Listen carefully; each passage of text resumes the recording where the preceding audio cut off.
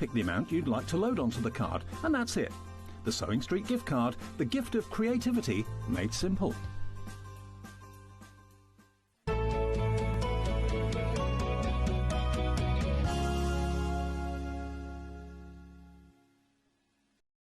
Welcome back, welcome back. Fabulous quilt to launch this hour. I'm so excited for this. Oh, before we do that though, Ben's just put onto the screen the Cutie Breeze, which is absolutely mega. In fact, Catherine is here today. Catherine, have you had a play on this yet? I've had a go on it. I would really like one. Isn't it great? Yeah, they're really cool. They're really cool. We were just talking about, you know, having space and home sewing. If you ever have a big quilt that you're thinking, right, I've got to send that off to be long arm quilted, or I've got to try and wrestle a quilt on my lap to do it. If you love free motion, have a serious think about this. Or maybe you have been thinking about it and you're now at the point that you're like, right, do you know what, I'm doing it. It's the last day today to get the £100 saving. It's on 5-way split pay. And what I really like about it is that it's so lightweight. So once you've taken your machine off, you don't need a specialist machine for it. You can use your sewing machine. Obviously, the bigger the throat space, the better, because then on your machine, because then you'll have more area to quilt. But it is brilliant. It really, really is. And it's lightweight. There's the dimensions for you.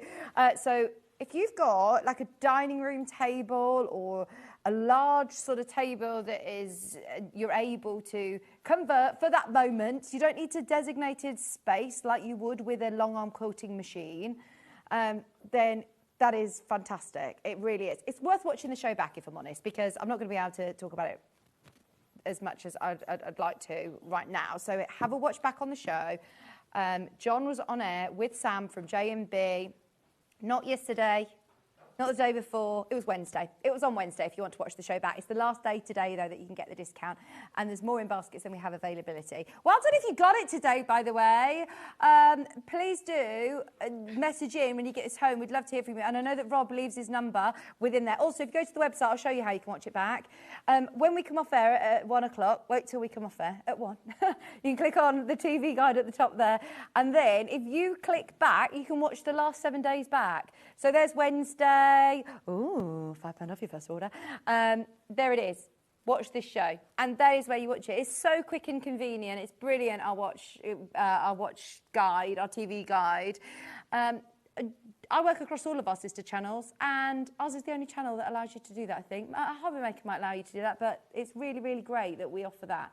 And there's Sam and John talking you through and how easy it is to glide your very weighty machines. I mean, it's really, really clever.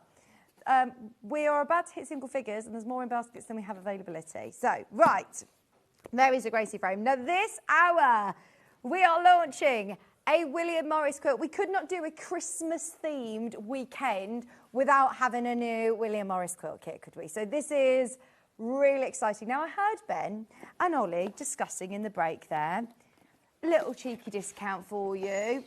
It is an amazing price for William Morris quilt, as it is at $189.99. Now, we had, how many of these did we start with?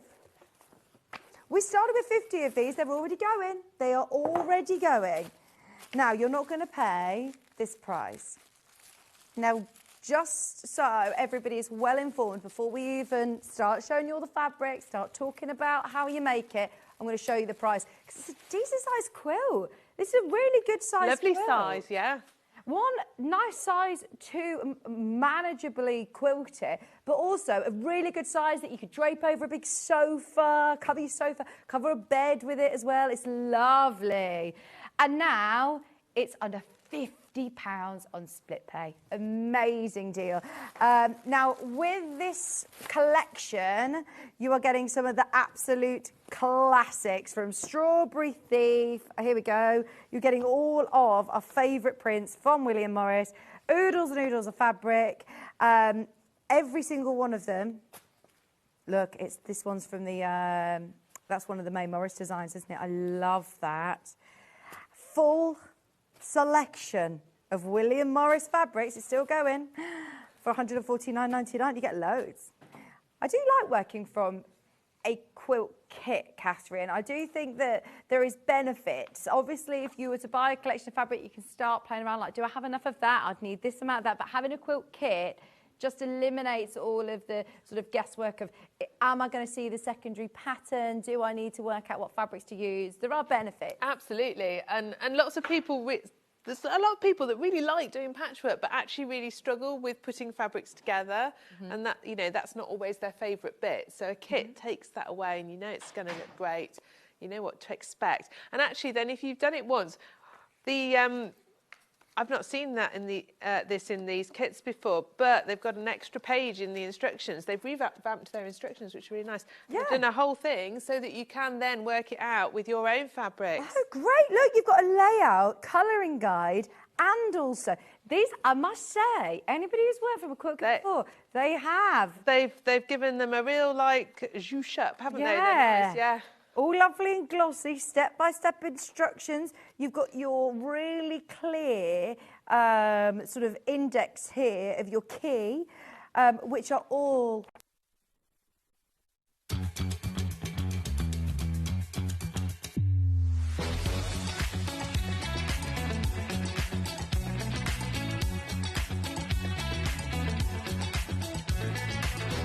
Good morning, welcome to Sage Street. Good morning. Good morning. Good morning, everybody. Good morning. 10, 9, 8, 7, 6, 5 seconds, 4, 3, 2, 1. And visualize live. Good morning. How are we today? It's Monday. I know I'm not meant to be on a Monday. I don't know why I'm here. Why am I on a Monday? I never do Mondays. Was threw me completely yesterday because I suddenly got that, you know, that Sunday night feeling, go back to school the next morning. I thought, oh, I've got to go to work tomorrow. Normally a Sunday night's relaxed and I watch, oh, did you watch Strictly? I won't give any spoilers. Steph, don't be saying who got it. I've watched it, right? But Steph has this habit of messaging going, isn't it sad that that person went or anything? Completely the wrong person. Anyway, shall we start? In my personal opinion, not the opinion of the show. Shall we do the early bird? Now, it's a little bit different today because I've got 4 early birds, right? I've got all 4 of these, right? So I'm going to show you the colours to start with. Is the Tula Pink extra wide spot and swallows in 4 different colours. Now, you see this one here? Stuart asked for that one specifically because we've got this quilt coming up later. Oh, Stuart straightened himself on it. You can see it. There you go. Well, no, it's more like one of those when you draw around a dead body on Crimes of New York, Streets of New York. Sorry. So basically, I'll try it again. Stuart in the 10 o'clock hour has got this quilt, right?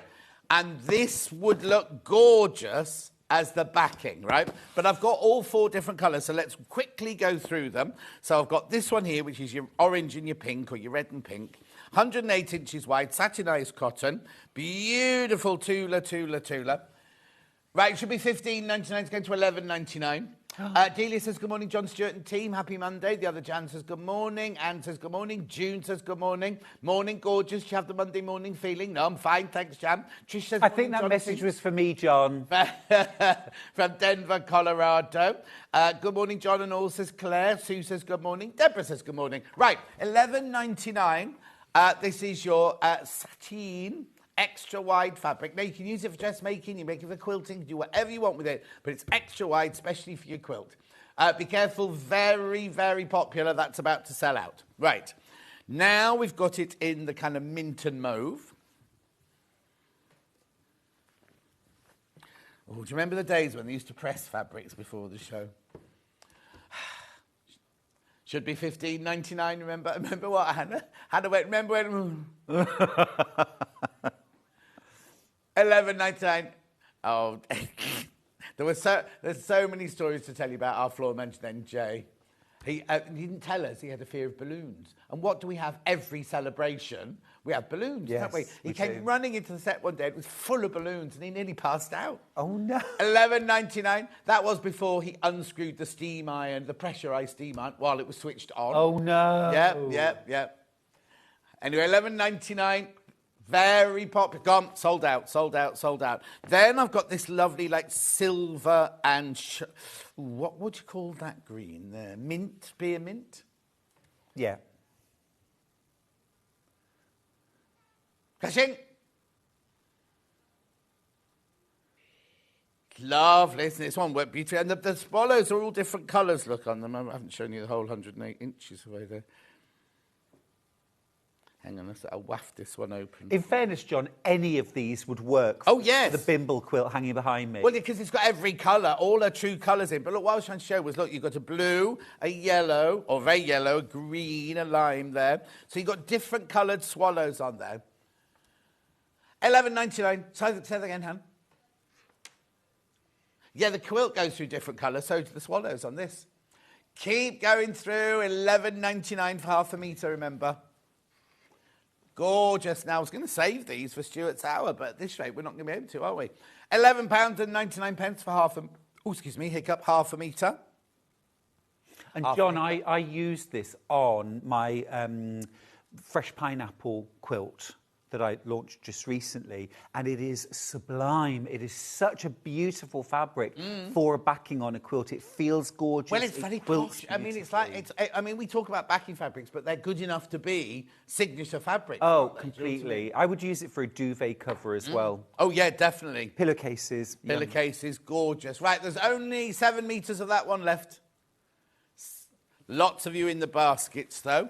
And then last but not least, now this is the one you specifically requested, wasn't it? Yes, I just think it's so zesty, and I particularly love on this quilt these kind of really vibrant yellows. And you've got this grey, this silver grey and white print in the background, which creates this fabulous, fabulous texture to the quilt.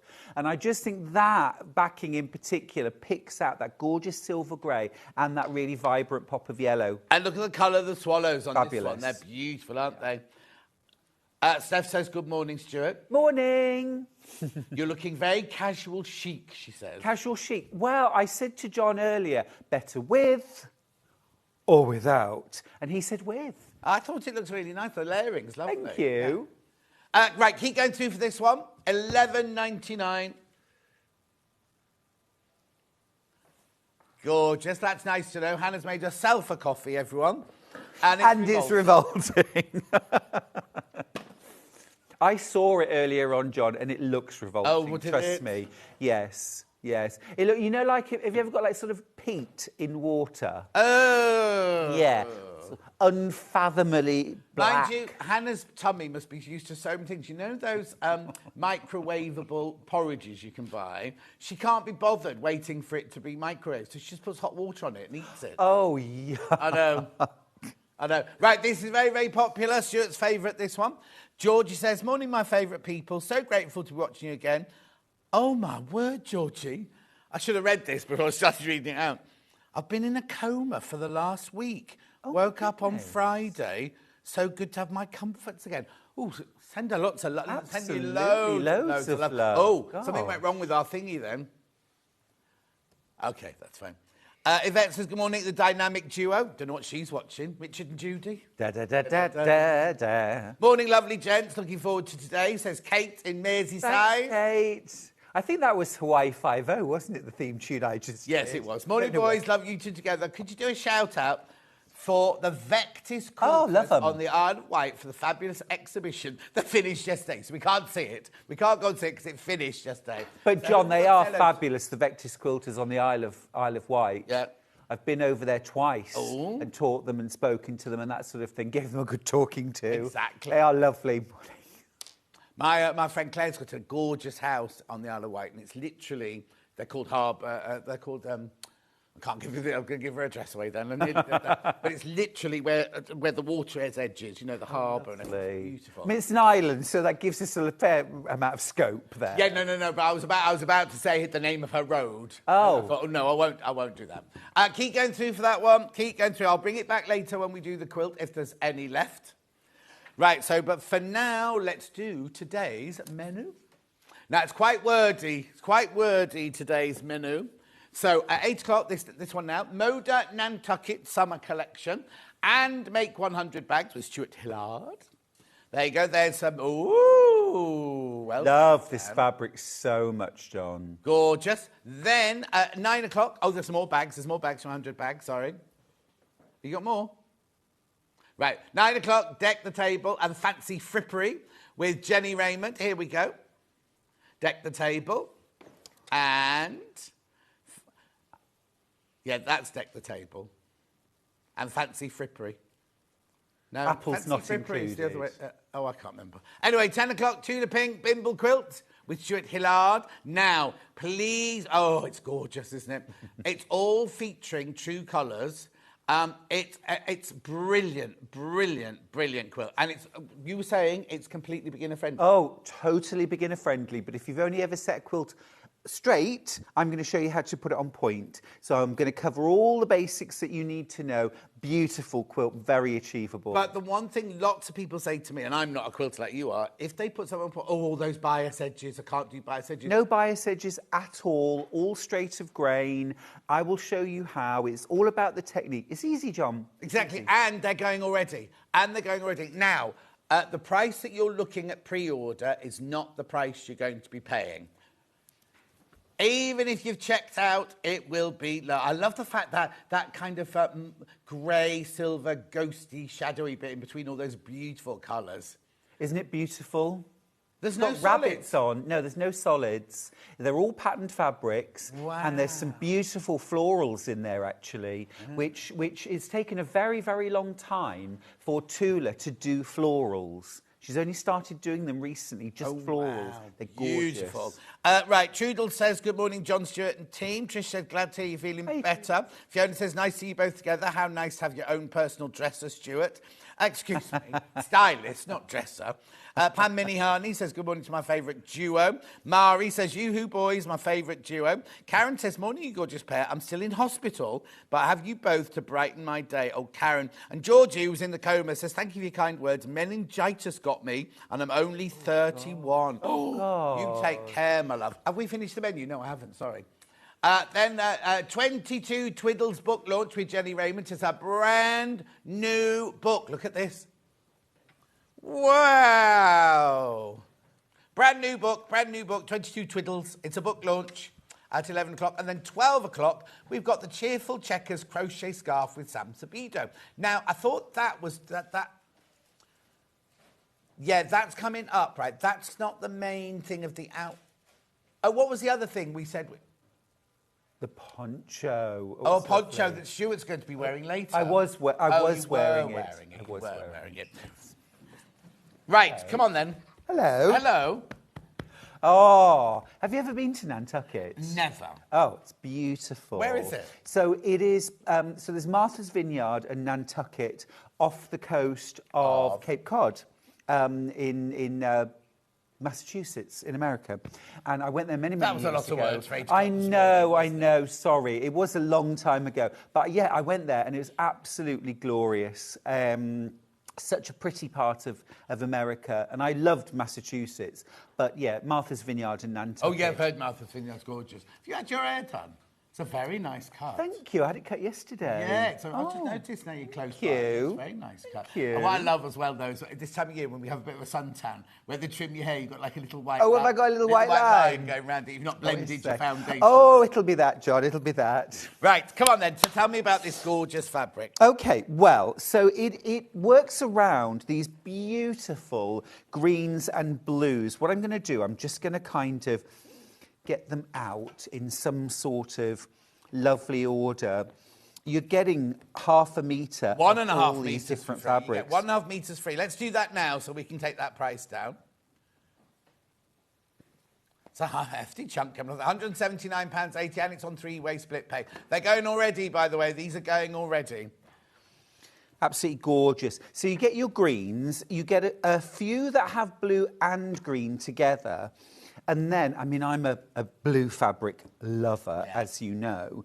And the blues that you get, I mean, that window pane check. That's gorgeous. They always sell well, those window pane checks, don't they? It's fabulous, isn't it? Absolutely fabulous. And also, look at that, the ticking stripe. Just delicious. But also that polka dot, not a solid polka dot, it's like a polka dot spot, isn't it? Exactly, exactly. And I always say, John, if you want the perfect combination for a quilt or for a bag, you want to go for a large scale, a medium scale, Yeah, oh, a that's nice. small scale, something with a dot element and something with a stripe element. Yeah. And if you have all of those 5 things, you've got the perfect combination for quilts, for bags, for home decor, and you've got everything there. But it's so soft and subtle, isn't it? I'm just going to grab this little purse that I made. Now, you know me, John, I don't do subtle normally. But I wanted to do just subtle and pretty and lovely. And I just fell in love with how these fabrics went together. This is my essential purse, and just gorgeous.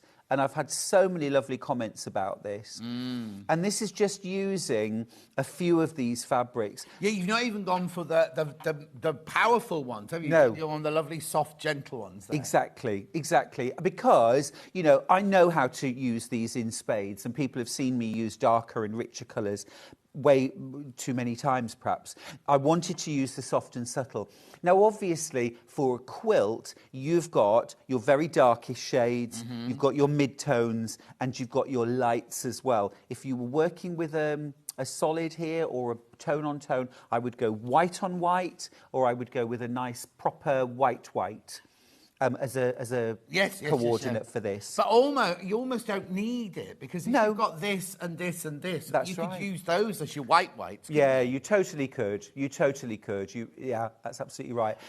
I love this shade of green that they've used. I Well- don't know what it's called, but it's the most apple, grass. It's just so fresh. Apple isn't green, it? yeah, totally, yeah. And I used it to make this Japanese rice bag with little tulip. I'm going to show you how to make these tulip cord ends today. But this is a Japanese rice bag. And what I did for this was I string pieced the fabric to make the sides of the bag, which again is a wonderful scrappy technique, but you don't have to use scraps. You can use your gorgeous fabric. Yeah. Or you can make one of your other bags where you use your bigger pieces and then use your leftovers to make Well, your rice exactly bag. right. Yeah. Large projects, small projects. You've certainly achieved what you set out to do. That's a lovely purse, Oh, says thank Karen. you, Karen. Thank you. I really enjoyed making it, and it's a lovely quick make. Is that in the book? Yeah, they're both from the book. They're both from Make 100 Bags. Morning to my favourite guy, Stuart. Thank you for my hug last week. It cheered me up. My husband messaged you, says Michelle. Oh, yes. Oh, Michelle. Oh, yes. Oh, no, Michelle was feeling poorly last week, and her husband was looking after her, and he messaged in, and I ran to the screen and gave the screen a hug. You didn't see her then. I thought you meant you'd been with her. No, but I hope you're feeling better now. Oh, that's nice. Yeah. That's lovely, isn't it? Oh, it's rotten being poorly, though, isn't it? Hate it. Yeah. Hate it. But yeah, you know, such easy projects to make, but it starts with gorgeous fabric, and this I just think is a total dreamboat. If you've bought my recent pattern, Radiant Circles from We Love Quilting, the Radiant Circles in this range would look amazing. If you've got quilts from the country, any of the springtime projects would look incredible. The Mariner's Compass quilt. Oh, yes, yeah. Where the Wind Blows You, something like that would be amazing. But adding in that little bit of fresh green, if you want to, you can. If I take out all of these fabrics, you are still left with this incredible palette here. Yep. If you're just into your blues. Now, of course, if you add a little bit with the green, again, you probably wouldn't even notice that there was a bit of green in there, but the green will add extra life. But then if you do that, if nothing else, add just a little pop. It might be something like a flange or something tucked into the binding or something like that. Just a little bit of extra pop of green, and it will just bring the whole thing to life. But if you wanted to, would you make a quilt with all of them in? Oh, yeah. Absolutely. 100%. Be careful. So many in baskets. 3-way split paid. Now, they are all available by half metres. Some more limited others. We're not going to be going through them today, but Hannah will be putting them on the show, on today's show. Are they on pre-order at the moment? They're all on pre-order at the moment, and Hannah, in the next break, will move them across to today on today's show. So you can get them by half metre, some very, very limited already. But this bundle, the most affordable way of buying it, because you're getting it for £179.80, split pay £59.93. Morning, boys. Wasn't spending, but had to have this from Sue in Derbyshire. Oh, it Sorry, is lovely. Sue. It is beautiful, and it's Moda, so it's gorgeous, gorgeous quality. And just it works out £7.81 a half metre for Moda fabric. Say it again. Yeah, normally £8.99. Normally £8.99. There are as well, if you want some quilt inspiration, there are some absolutely beautiful quilts made with this collection. And it is quite a traditional collection. So if you love traditional quilting like I do, you know, your kind of sawtooth and Ohio stars, your Irish chains, things like that are going to look amazing. You say it's traditional, though, but that green, I think... Yes, the patterns are traditional, but it's also got a contemporary feel. It's really fresh. Fresh contemporary feel. Morning all, love the sense of community Sewing Street offer, and of course all the hints and tips. Of course the great deals and help too from James in Kent. Oh, James, that's a lovely comment. Isn't Thank it you. lovely? Yeah. But I just think the colours, that you could do a traditional quilt, but with this, and it would have a contemporary feel to it. Yes, it would. And that really, I would say, is the green. Yes. It's the green. Because if you take that out, all the blues... Very, very calm, classy. I mean, you can just imagine that beautiful waterside house in Nantucket. Oh, no, Hannah said the grass in Nantucket, she's got a Nantucket open at the moment. Oh, it's lovely. She can't afford to live lovely. there. And Martha's Vineyard. We were sitting in a cafe eating crab cakes in Martha's Vineyard. You can imagine. I know. But Martha's Vineyard is Look, where all though, the rich people go. It is. Are we showing that? Yeah. Oh, no, it's not going to show that. It's where the Kennedys went on holiday, you know. Yeah.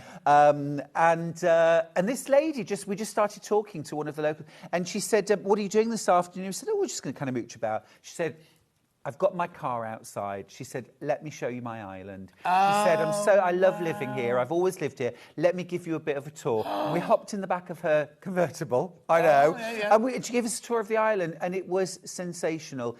Also, while I was there, tried cranberry wine. Oh. What a revelation that was. And have you had it since? Very good. No, I went to a cranberry winery in Hyannis, bought some wine, beautiful.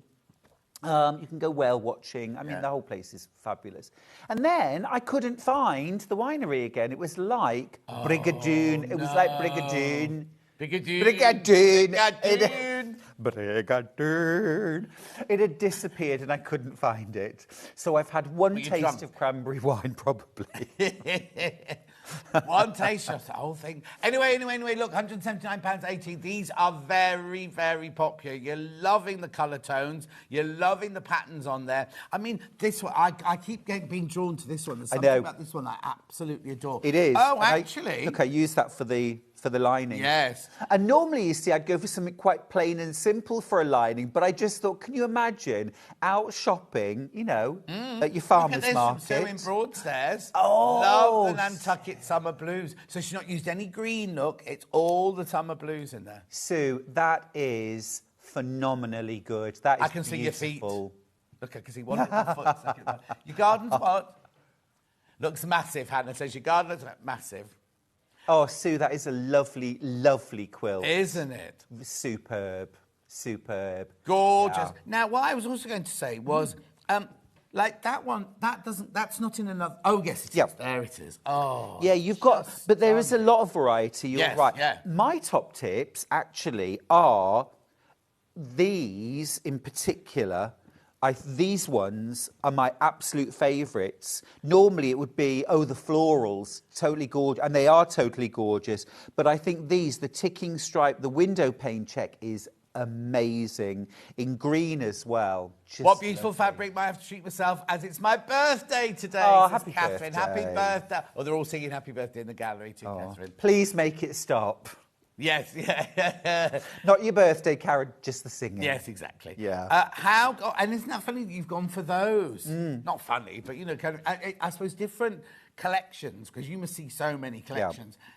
Different things within the collections draw you, don't it? Well, the thing is, with, like, this window pane plaid, for example, it's so clean, it's so fresh. That was why I couldn't resist picking this for the outside of my purse, because it is just so clean and fresh looking.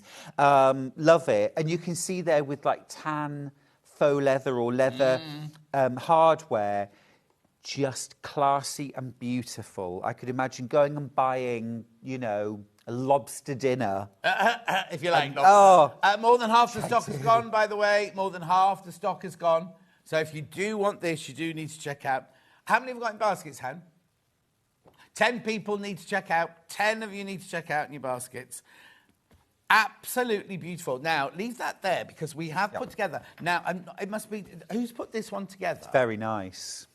Has it Jess done this? Because look at the gorgeous colours she showed. Now, this obviously isn't Moda. This is our own Rose and Hubble range here. How beautifully does that go? Really nice. I'm really impressed with that. It looks gorgeous. Let me take that one out so we can have a look at that one. Taking £3 off there. How stunning are they? Yeah, beautiful, aren't they? So, £20.94. There you go. So that's the main collection by Stuart's Hand there. And then we've got the... Yeah, but that was nearest the fabric there. Yeah. I'm holding it. £20.94. If you've got the bundle, you might as well get this one. If you haven't got the bundle, get this anyway, because it's such a gorgeous collection there. Slate, navy, ivory, chartreuse, chambray, and one other. Which we can't see. You can't see because it's covered over. They are lovely, aren't they? Yeah. I think if you've been inspired by the palette... Apple. It's apple, isn't it? It's that one there. If you've been inspired by the palette, this is it. Oh, yes, totally. Yeah, really beautiful. And, you know, sometimes we need a professional designer to kind of show us these combinations, because it's not something I would instantly think of putting this fresh apple green with blue. No. I've totally fallen in love with it. Blue and green should never be seen. I don't believe in that, but that old wives' blue and green should Unless never be there's seen. something in between. Exactly. Yeah. Exactly. Keep going through for your complimentary bundle there. £20.94. You've got £3 off. 100% cotton, 44-inch wide, machine washable quilting weight. Lots of those in baskets. Yes, I think it would be rude not to get this, actually, as it's been so... It'd be rude not to. Well, it's been so beautifully put together, and I do think that's a very, very inspiring palette. Yeah, it's gorgeous, isn't it? Beautiful on its own. And if you love the... if you're doing one of those, I'm not buying at the moment, I'm not buying... Don't buy the mega bundle, buy this, because you're still getting the fresh feel and everything, aren't you? Yeah. Trace says, morning, everyone, what a gorgeous collection. Stuart, I've made 3 dash wallets in various fabrics, and all were... greatly received. Thank you for your new book. So many fabulous ideas. Oh, thank Hillary, you. morning, my 2 lovelies. Morning. Princess says, morning, my 2 favourite boys. Judy says, morning, John Stewart and team. Over 15 people in the basket. I love the China Blues, says Alison. Yep. China Blues, gorgeous. It is gorgeous. And as I say, such a classy combination. I've just grabbed this. This is another wallet I made. You can see very, very different look, depending on how you make them. This one I've done with some improv piecing and a little snap, snap. But again, you could use the collection, your bits and bobs, anything that's left from making your quilts, piece them together, sort of random style, quilt them heavily. Also, I'm sorry to interrupt, but what you could do is, remember all of the Moda fabrics are by the half metre. Get this bundle and then maybe just pick your 2 favourite Modas from the half metre. Because I understand it's Christmas coming, we can't all afford bundles of fabric and everything. But if you love it, go onto the website, choose 2 of your favourite, then, sorry, Stuart, then you could make this, mix these, and then just mix every now and then your 2 favourites. Then you're going to get the feel of the Moda, but you've got the price of the kind of Rose and Hubble. Yeah. Loads of you there. Loads of you there. Right, let's go. Morning, boys. Stuart, are the patterns for the rice bag and purse in the book by the side of you from Sarah? We're going to lead you on to that. Before you go over there and prep yourself with your book. Yep. And I'm just going to, well, only because I just want you to have a last look at this before we go over to Stuart and his book. But look, so many have gone already. How many in basket did you say? Oh, yes. Right. Single figures soon. Single figures soon once you've all checked out. Beautiful, isn't it? I love those greens. You see that there? That'd be a gorgeous shirt, wouldn't it?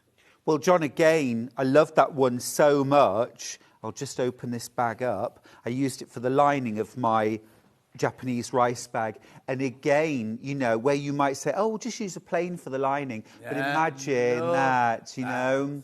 It's just lovely, isn't it?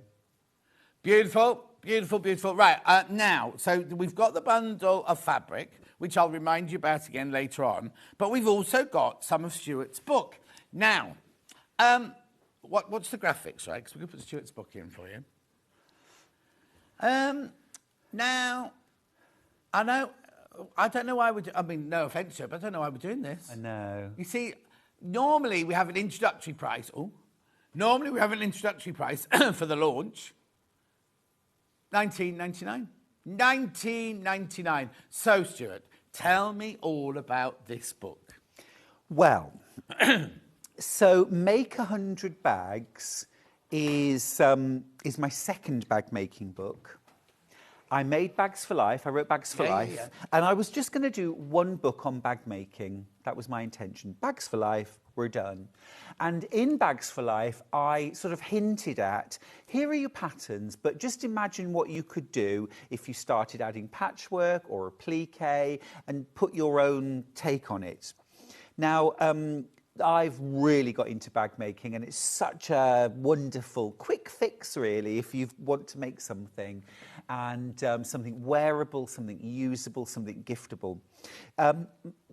Bags for Life has been a very, very popular book, so I wanted to write another, but what to do? And so I came up with the idea of Make 100 Bags. And this is really taking that idea and making it real.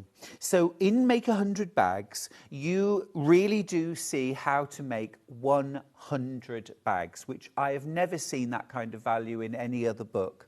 Now, the way I do it is that you have got 20 patterns. Okay, there are 20 different bag patterns. And then each of those bags, so for example, here's the Travel Buddy backpack. Yeah. Such a useful bag to own and to wear, really fun to make, really approachable as well. If you're quite new to bag making, you can totally make this. I don't do hard. I only do nice, easy, lovely, fun sewing. So I show you the bag made in what I call just fabric. Okay. Right. Just fabric. Just fabric. Just fabric. But this one's got a rather lovely, this is from us actually. Oh. It's faux leather. Yeah. And this is from Sewing Street. Wow. So I show you just fabric, the tapestry and the faux leather. But then I remade it using one of 5 techniques, or one of 4 more techniques. Yeah. So here you can see it done in improv piecing. Right. So that's your second way of making the bag. And then I worked with a fabulous high fashion illustrator. Oh, yeah. She normally does your sort of Vivienne Westwood, Chanel, I mean, high fashion illustrator. Yeah. And I did some preparatory sketches and I designed all of the alternative ways that you could use hexagons, English paper piecing. You could do Japanese borrow, or you could do string piecing. So you've got 4 techniques: improv, borrow, string, and English paper piecing, plus just fabric. So 20 different patterns, 5 different ways of making each bag makes 100 bags. So here, for example, is the yoga on the beach bag. Right, so you do that often, don't you? I do it a lot. Well, in Australia, I do quite a lot of yoga on the beach. So you've got this gorgeous, big, roomy bag. It would make a great travel bag, a great shopping bag, a great beach bag. You've got a sling on the front that you put your yoga mat through, or it could be your beach towel or whatever. Yeah. And then on the other side of the bag, you've got a massive external zip as well. You've got magnetic snaps in the side so you can close the bag down or have it open. So I show it done in just fabric. This is just a bit of Tim Holt, again, from Sewing Street.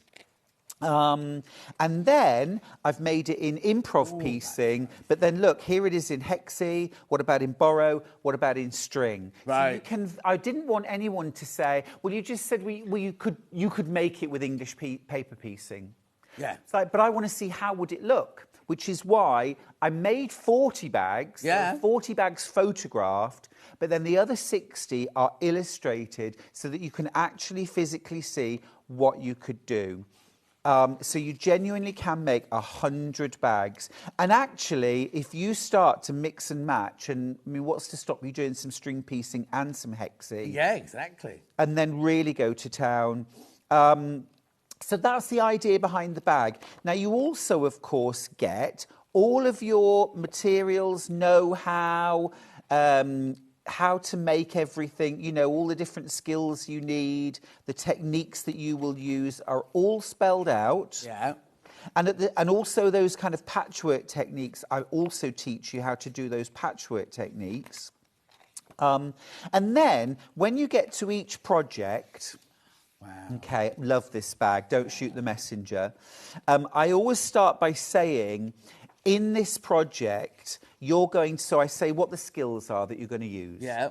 So if you read this through, if there's anything in there which is unfamiliar to you, that's either going to be explained in the body of the text or go to the techniques and you'll learn it there. Brilliant. So you really can learn on the go. This bag right here is this bag right here. Wow. Oh, there we go. Never mind. I'll just show you this bag. So this is done with English paper piecing. And Hilary, who messaged in actually, did the fabulous English paper piecing for me. Oh, wow. She pieced the fabric and sent it to me. And then I quilted it.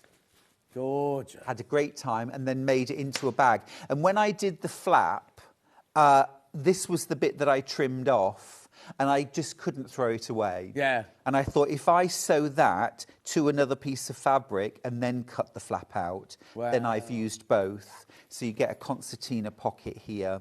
Yeah. So you can see, I mean, so many different ways to use the book, so many ways to mix and match the techniques. Tina says, morning, Stuart. I've got all of your books. Lots of from Tina and Stephen in Nantucket. Oh, thanks, Tina. It's 6 books now.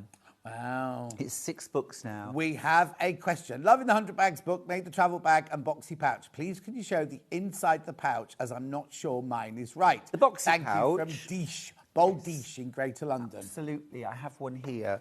So this is the Boxing Clever. This is the Boxing Clever. Really useful. This is done in English paper piecing. And what I'm going to do, you'll see what it's stuffed with now. Look. Oh. Blue roll. Oh, blue. Lovely. Lovely blue roll. And if I turn this through, you'll see it's fully lined. Okay. And it's got like little ears. So where you box the corners... That'd be cute that way out as well. If you were to do...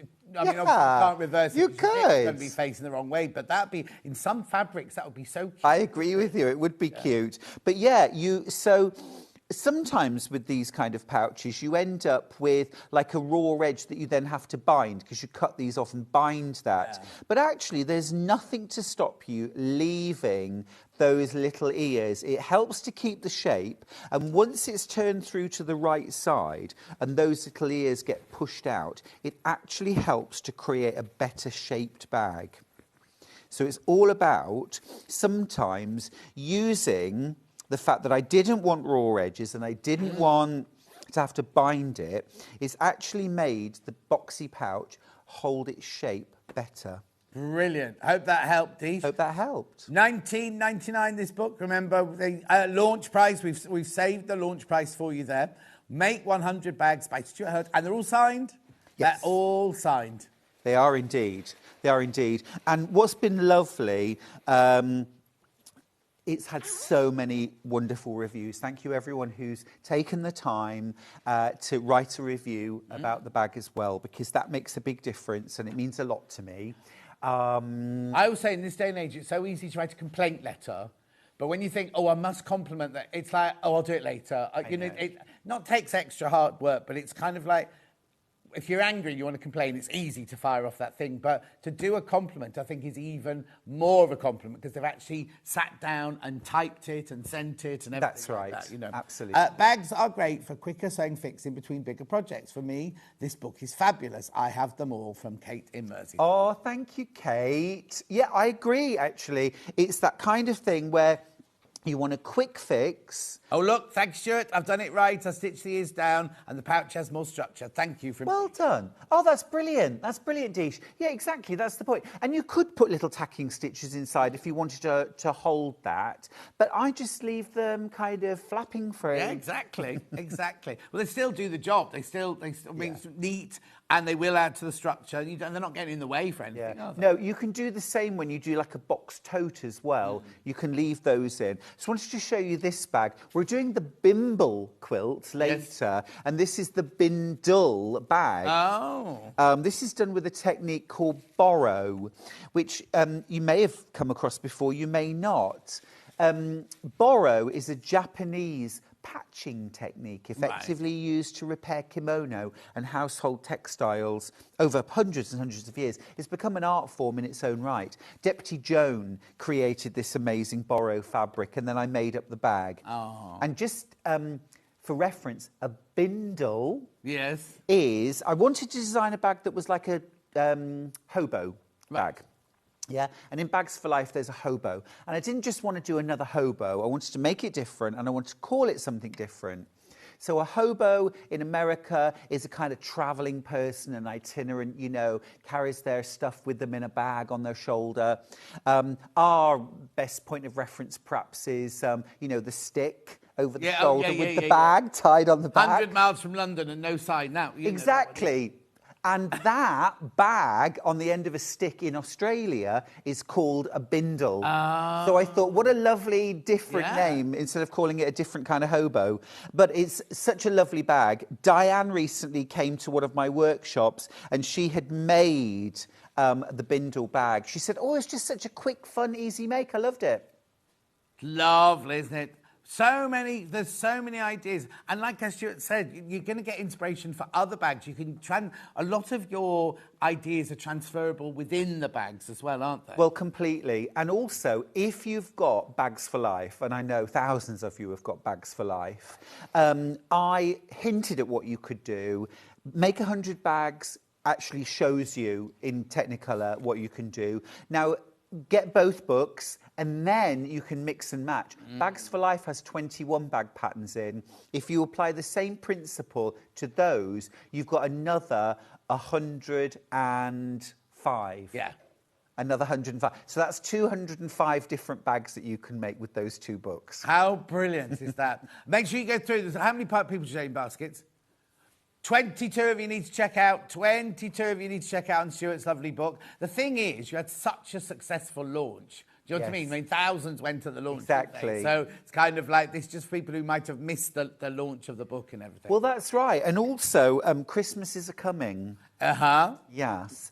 And I always think that a book, if you've got all the fabric in the world, and I know many of you have. And you just bought more this morning, yeah. And fabric is wonderful and gorgeous, but I know there are times when we say, I'm not buying fabric right now, but actually to get something that helps you to use what you have. And I mean, none of these bag patterns require more than a couple of half meters anyway. So if you're going for a couple of half meters or 3 half meters of Nantucket summer, great. But if you're not and you've just got loads of scraps, this is the book, because it's all about using up your scraps, using up your little bits and bobs to create fabric that you can then, as the title says, use scraps, sew fabric, make 100 bags. Exactly. And also, as Kate said earlier, sometimes you want a little project between the big project. Yeah. So say you've got the quilt and you've got a dress to make, and in the middle of it, you think, oh, I don't want to make out those things. I don't want to finish those. I just want to do a bit of sewing just to scratch that itch, as it were. So yes. How brilliant. Because you could just do one of the little pouches or something like that. Exactly. And because you've kept them all really, really easy. Yeah. Now, Morag's messaging. I'm not quite sure who Hi, Mo. each thing's for. I do. So, oh, do you? She says, morning handsome, morning lovely, morning crew. So obviously they're the crew. Oh, you're the handsome. Okay. Fine. That is right, isn't it, Mo? I mean, feel free to message in and we'll put it on the bottom of the screen. Hannah's saying Dan is very handsome in the gallery. And she's lovely. There they are. Yeah, Dan, the back of your head's not that handsome. Turn round. Oh. Anyway, before we do anything else, let's just recap on the fabric. We'll go back to the book in a secondo. How beautiful is this? Look. Gorgeous. Brand new today. Oh, right. Okay. So now I've just been told that some of the half meters have gone, so we can never make this again. So when today's stock has gone, we cannot recreate this mega bundle. There are only 8 left once you've checked out. Only 8 of these left once you've all checked out. They're just exquisite, aren't they? The Moda. So the cotton, you know the cotton is absolutely top-notch. The patterns are beautiful. And that green is the most glorious green. So you've got your navies, your mid-blues there, your whites, and then that gorgeous, gorgeous splash of green in the middle there. Go to the mid-blues. Down. After all that one's sold out by the half meter. Is that the only one? That was a very long way round, yeah. Yeah, I was on a grabby machine like that. Up, down, right, left. Anyway, what we're saying is some of them are so limited. That one sold out. We cannot remake this once all of these bundles have gone. £179.80 on split pay, 3-way split pay. You are getting a metre off for free, so this is the most affordable way to buy the fabric. But you do need to check out if you want it. Right, have you got a little demo for us? Yeah, I've got 2 really quick demos. Yep. What I'm just going to show you very quickly is like a sort of top tip. And that is when you're working with bows in our form. Oh, I should mention 3 essentials for bag making that I want you to get hold of and grab them today while we've got them in stock. Right. Okay. A bows in our form, any, non-fusible, double-sided, single-sided, any of them. In our form, amazing structure for rice bags and boxy pouches and weekend bags and shoulder bags and totes, you name it. It makes every bag look classier.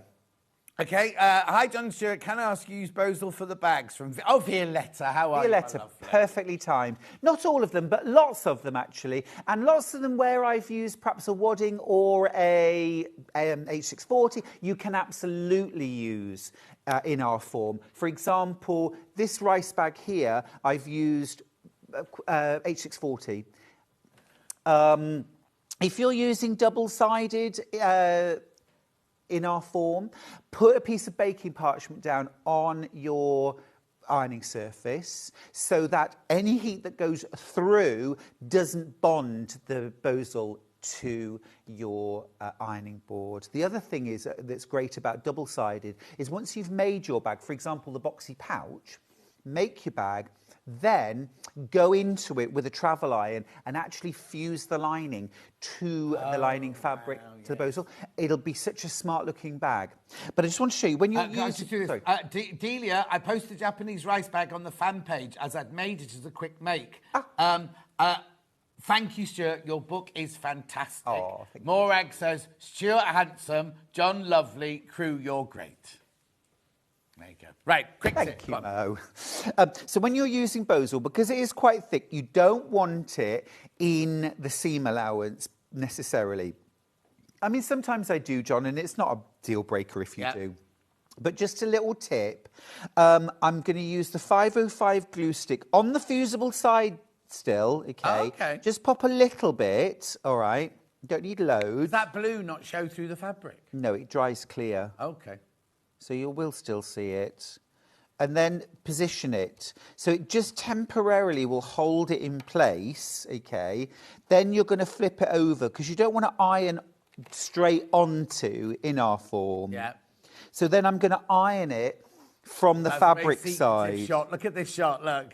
Oh. Like a covert shot, isn't it, that one? Bum, bum, ba-da, that's like when you watch Caught in the Act Unfaithful, and they put their glasses on and go in and catch people, and the glasses have got like cameras in them. That's my glasses cam. Do you watch such scandalous? And there's a new one, Caught in the Act Double Life now. It's even better. Is there? And you see, just putting that bit of glue on stops the in-R form moving, so you end up with that perfect seam allowance all the way around. Okay, so that's just a little tip. Right, what I thought I would show you real quick is how to do these gorgeous tulip cord ends. Oh, lovely. They're so pretty and they're really, really easy to do. So here we go. You need a 3.5-inch square of fabric, okay? And I'm going to fold it in half, right sides together. I've got my sewing machine set up and I'm just going to set it to let me move that. Dan's having trouble working the cameras this morning. I'm going to sew a 1/4 inch seam allowance down one side. Okay. Right, so I've done that 1/4 inch seam allowance, all right? Yeah. What I'm going to do now is I'm going to turn this through to the right side, but only halfway. So basically, I want to match my 2 raw ends, okay? Which, for somebody who's as clumsy as I am, it's actually not that hard to do. But there's no elegant way of doing it, I think is what I'm trying to say. Mm. So there we go. So I've turned that through to the right side, and I'm just carefully matching up the raw ends all the way around, okay? Happy with that? Yeah. So I've made like a little tube. Okay. Right, next up, I'm afraid you're going to have to watch me hand sewing, which is hideous, John. Yes. It's hideous. I'm not a natural hand sewer. But what I'm going to do, so I've put a little knot in the end. Sorry, and I'm going to do a running stitch. Morning, John Stewart. Love you both on together. I'm going to record this as I'm off for another blood test. Hopefully I won't faint. Oh, Jane, you take care. Sandra's made it balanced up. Morning, lovely Stuart and gorgeous John from Sandra in soggy Glasgow. Okay, thank you. Yeah, that's a miniature bag. I know, it's cute, isn't it?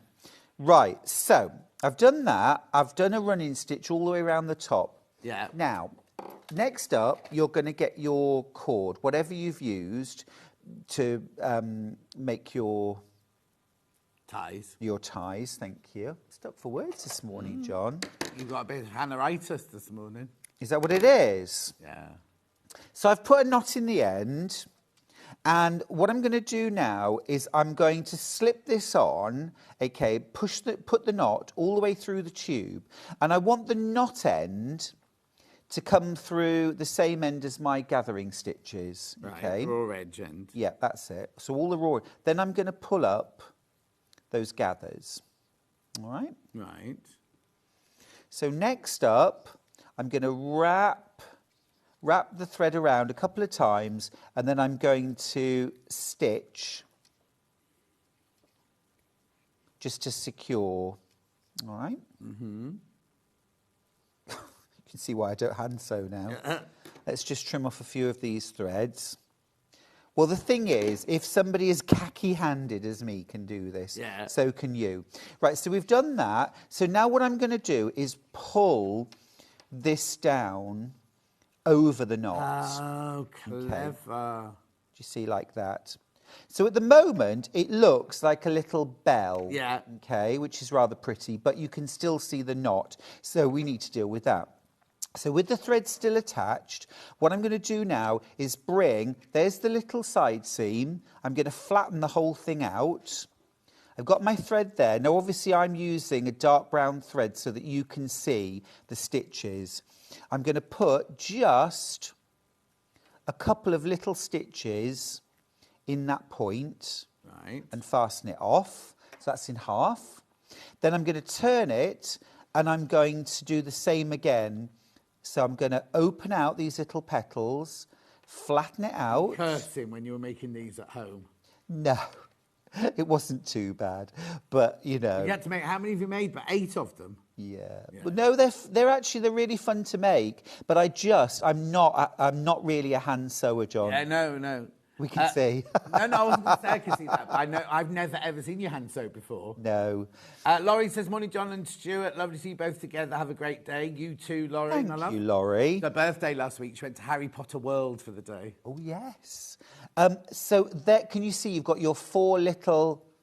And then all you do is just pass that needle then through, like so, and snip off the end. And there is your little... Now, that looks like a little bit of Delft pottery, doesn't it? Doesn't it? So I mean, hanging gorgeous. upside down like a snake's head, isn't it? Like a snake's head fritillary. Yes. Oh, what? Oh, I thought you meant like the orchid, a snake's head fritillary. Oh, it's always called... I just know William Morris Fabrics just got snake head on it, and they're the ones that hang down like yes. that. Yes. Yes, but that's it. So easy to do, and it looks really effective, and it covers up what could be an unsightly knot. Hannah's got a question. Yeah. Oh. Right, H250. H250. What's this then? Okay, so I absolutely fell. This was one of those things where I needed some interfacing, and Do you want me to pass it over to you? yeah, sure. I'll tell the story because it's a good one. I popped into like a local haberdashery because I was desperate for a bit of interfacing, and they had this stuff called Fleeceline H250. And once I tried it, I thought, this is amazing. And I emailed Jess straight away, and I said, Jess, we've got to get H250 in stock at Sewing Street. It is my favourite interfacing ever. She said, we sell it. Yeah. And I said, do we? I've only ever seen the stuff in pre-cut packs. She Yeah. said, no, we have it. I said, amazing. So then I ordered a load of it. So it's a medium, light medium, fusible interfacing. I have used this on every bag from Make 100 Bags. If nothing else, for the lining. Right. On many, many bags, I've used it for the outer as well. But even a bag like this, or a purse like this, where it's got Boselin R-form to create the structure, I have still used H250 for the interfacing. And it fuses incredibly well. You get this beautiful sort of crisp feeling to the fabric, which makes your bags so smart. This rice bag here, I've used a really light, just H640 wadding, which would not give the bag this structure. No. It would give it the lovely softness and the quiltiness, but it would not give it the structure. The thing that's giving this bag structure is H250 on the lining. And literally, when you put the bag together and push the lining in, it's like, wow, where did that structure come from? Yep. It's brilliant stuff. So It gives you structure, but it's not hard or cardboardy or anything like that. No, not at all. But I highly, highly recommend that anybody who's at all interested in making a bag, you get at least 3 units, 1.5 meters. If you can run to it, get yourself 3 or 4 meters. Roll it. People are buying it Yeah. by the meter. Yeah. Everybody's multi-bought so far. Yeah, it's absolutely brilliant. But if you're making something like, I mean, you could do something like a messenger bag where you only use H250, you know, and especially if you were using, say, something like a tapestry or a cotton canvas, you'd still want more structure than that fabric would give, but you don't want the bulk. What more can I say? It's £1.99 for half a metre. It's cut order. Good morning, boat. Don't usually do bag making, but feeling really inspired from Gaynor in Halifax. Oh, Gaynor, give it a go. Honestly, I didn't start bag making until probably about 10 years ago, and I wanted to make a bag for my goddaughter, and I made a total hash of it because I thought I knew what to do. Yeah, exactly. But once I'd worked it out, totally hooked. We're going to sell out of the H250. There's only 3 meters. Oh, no, gone. All sold out with 100 people in baskets. There was loads to start with. There was absolutely loads. I thought, oh, that'll last us for ages, right?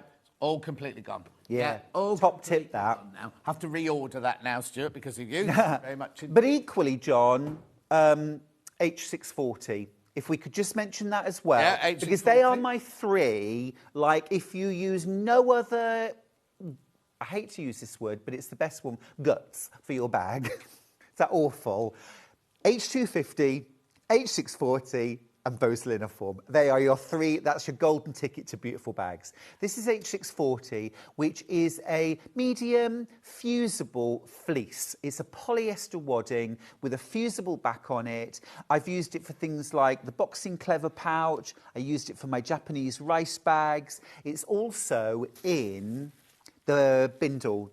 Bindle? Yeah, and the way it's done on something like this is you use your H640 as a foundation. You lay your patches of fabric on top of the H640 and then hand sew running stitch through the H640. Yeah. And it makes this gorgeous, softly padded, beautiful quilted bag. Gorgeous. IGP's messaging saying, morning, love to see Hinge and Bracket back presenting together. We especially love the bag with the concertina pouch and the 2 fasteners. There you go. Oh. Right, we've got to go because Jenny Raymond's waiting to come up. Stuart is back in an hour and he has got the Bindle Tula Pink quilt. The price that you see on pre-order is not the price you will pay. Thank you ever so much for that, Stuart. It's been a joy, John, as always. And also, during the break, Hannah will play all the fabrics that are left by the half metre through, so they'll be on today's show. Don't go anywhere. Jenny Raymond is up straight after this 4-minute break.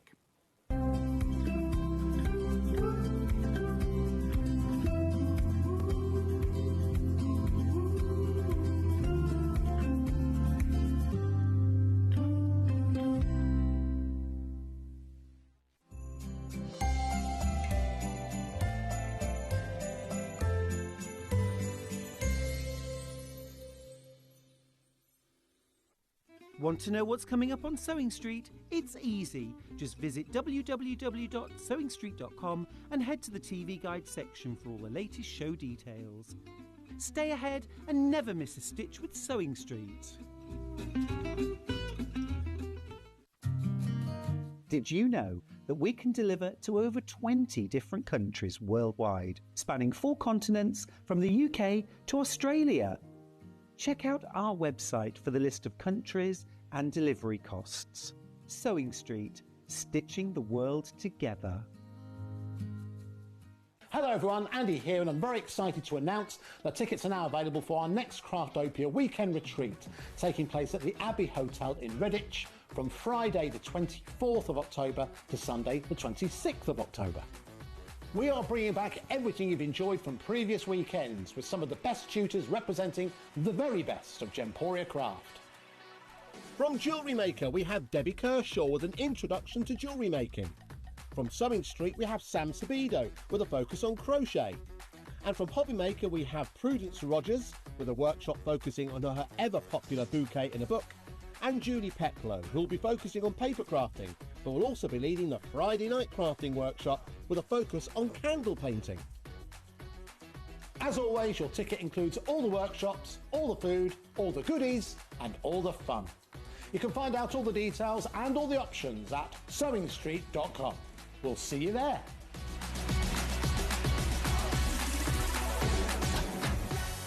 Head over to your App Store now and search Sewing Street and simply download to your smartphone or tablet. You can watch the shows live and see your favourite presenters and guests. Click on the Today button to shop all of the products that are featured in today's show.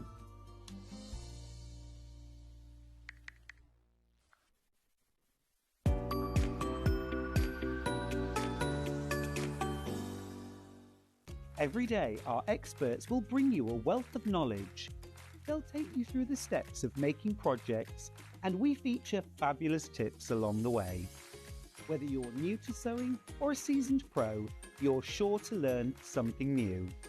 We're live every day from 8 AM till 1 PM, and you can also watch back all of the demonstrations featured on the show on our YouTube channel.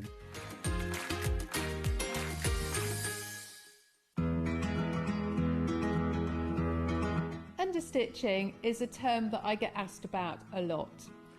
You understitch a facing or a pocket edge to help it lie really crisply when you turn it to the wrong side. I've stitched my pocket piece onto the garment. To understitch it, I'm going to open my pocket piece away from the garment with the seam towards the pocket piece. To understitch, I'm going to stitch down very close to the edge of the pocket piece, catching the seam in with my stitching. So now you need to sew it. So make sure you find a spot on your sewing machine foot so that you can line it up close to the edge of the seam.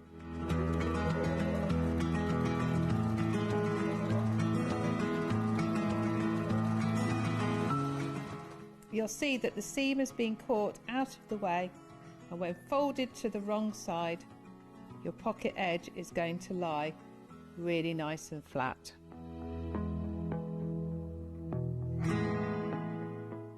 Shopping with Sewing Street couldn't be easier. You can shop via our website at www.sewingstreet.com, where you can watch our live shows and see all the products from that day. We also have a huge amount of products on our website, from your sewing room essentials to fabrics, sewing machines and much more. You can download and shop on the go with our Sewing Street app. Simply head over to your app store and search Sewing Street. Alternatively, you can contact our UK-based call centre 24 hours a day on 0800 001 4433. Shopping made easy at Sewing Street. Keep up to date with what's on Sewing Street, as well as all the latest news and special offers, by signing up to our email newsletter. Go to sewingstreet.com and scroll down to the bottom of the homepage. Type in your email address and click the envelope. That's it. You'll never miss out on the latest news and special offers ever again. Not only is Sewing Street live from 8 AM till 1 PM on Sky 670, Freeview Channel 73, YouTube and the Sewing Street app, now Virgin subscribers can watch on Channel 754, which means there are more ways to watch your way with Sewing Street. Did you know at Sewing Street that on various products we offer split pay? That means on certain items you can spread the cost over 2, 3, 4 or sometimes even 5 interest-free monthly payments. Just pay the first instalment when you purchase and you're away. So shop your way with split pay.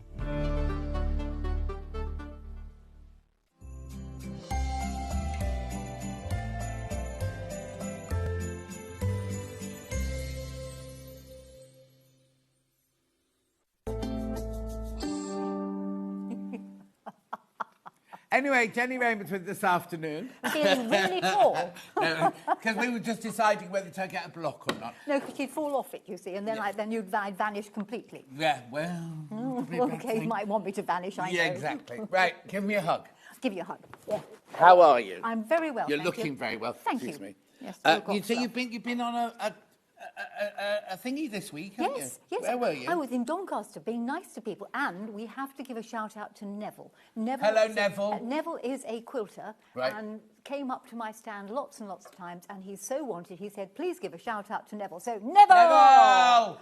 And of course, all the others, including Welsh Mary and everybody else. Oh, was Welsh Mary there? Yes, Welsh Mary was there. So there we are. Right, See? this isn't this hour, but I No, need to no, talk no. about this because this Yes. is stunning. Thank you. Right? Yes. This is your new book, 22 Textured Twiddles, right?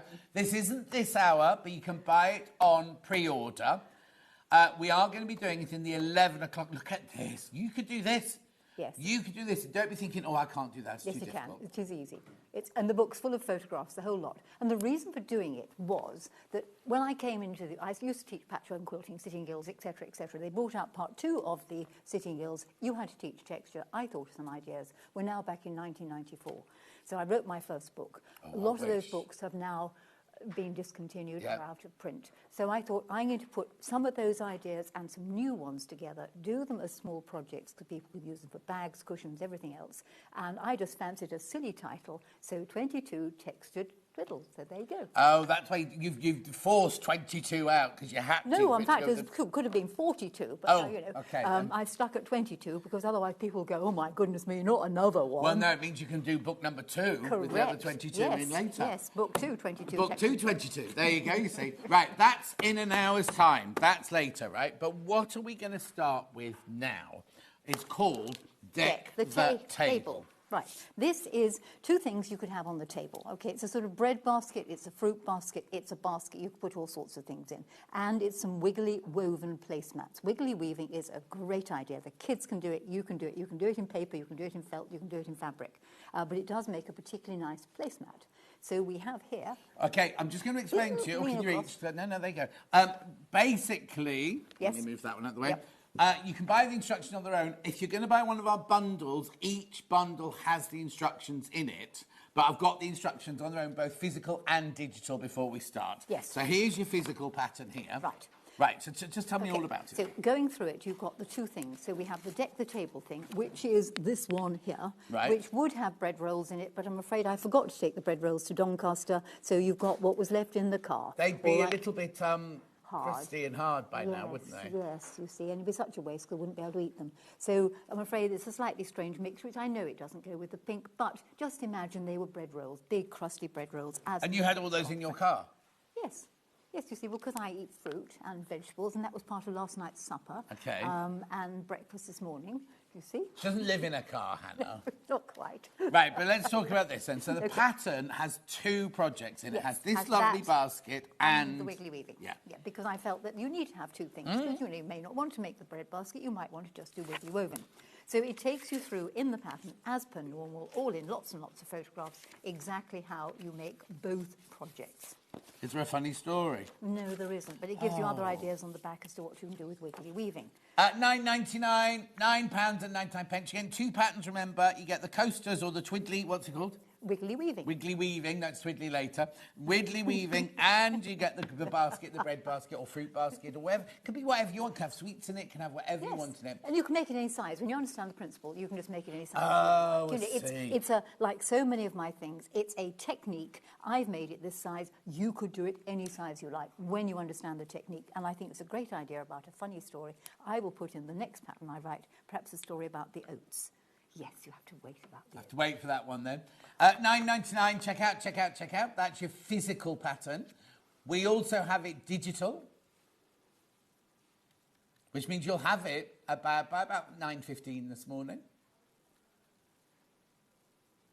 Beautiful. Now, I've got bundles galore here. So let's just do this. This is brand new. It's not that pile, is it? This is brand new fabric.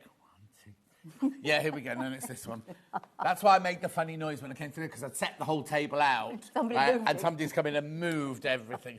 Right, so the first bundle is this. Yes, these are fabulous fabrics. They're Lewis and Irene fabrics, and they are so, so, so pretty.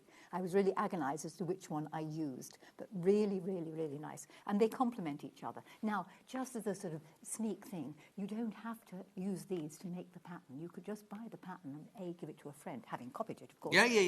And then use the fabrics for something else. Because what is not to like those things? I mean, you can make one of Stuart's bags out of it. Exactly, you just said 2.5 metres, didn't you?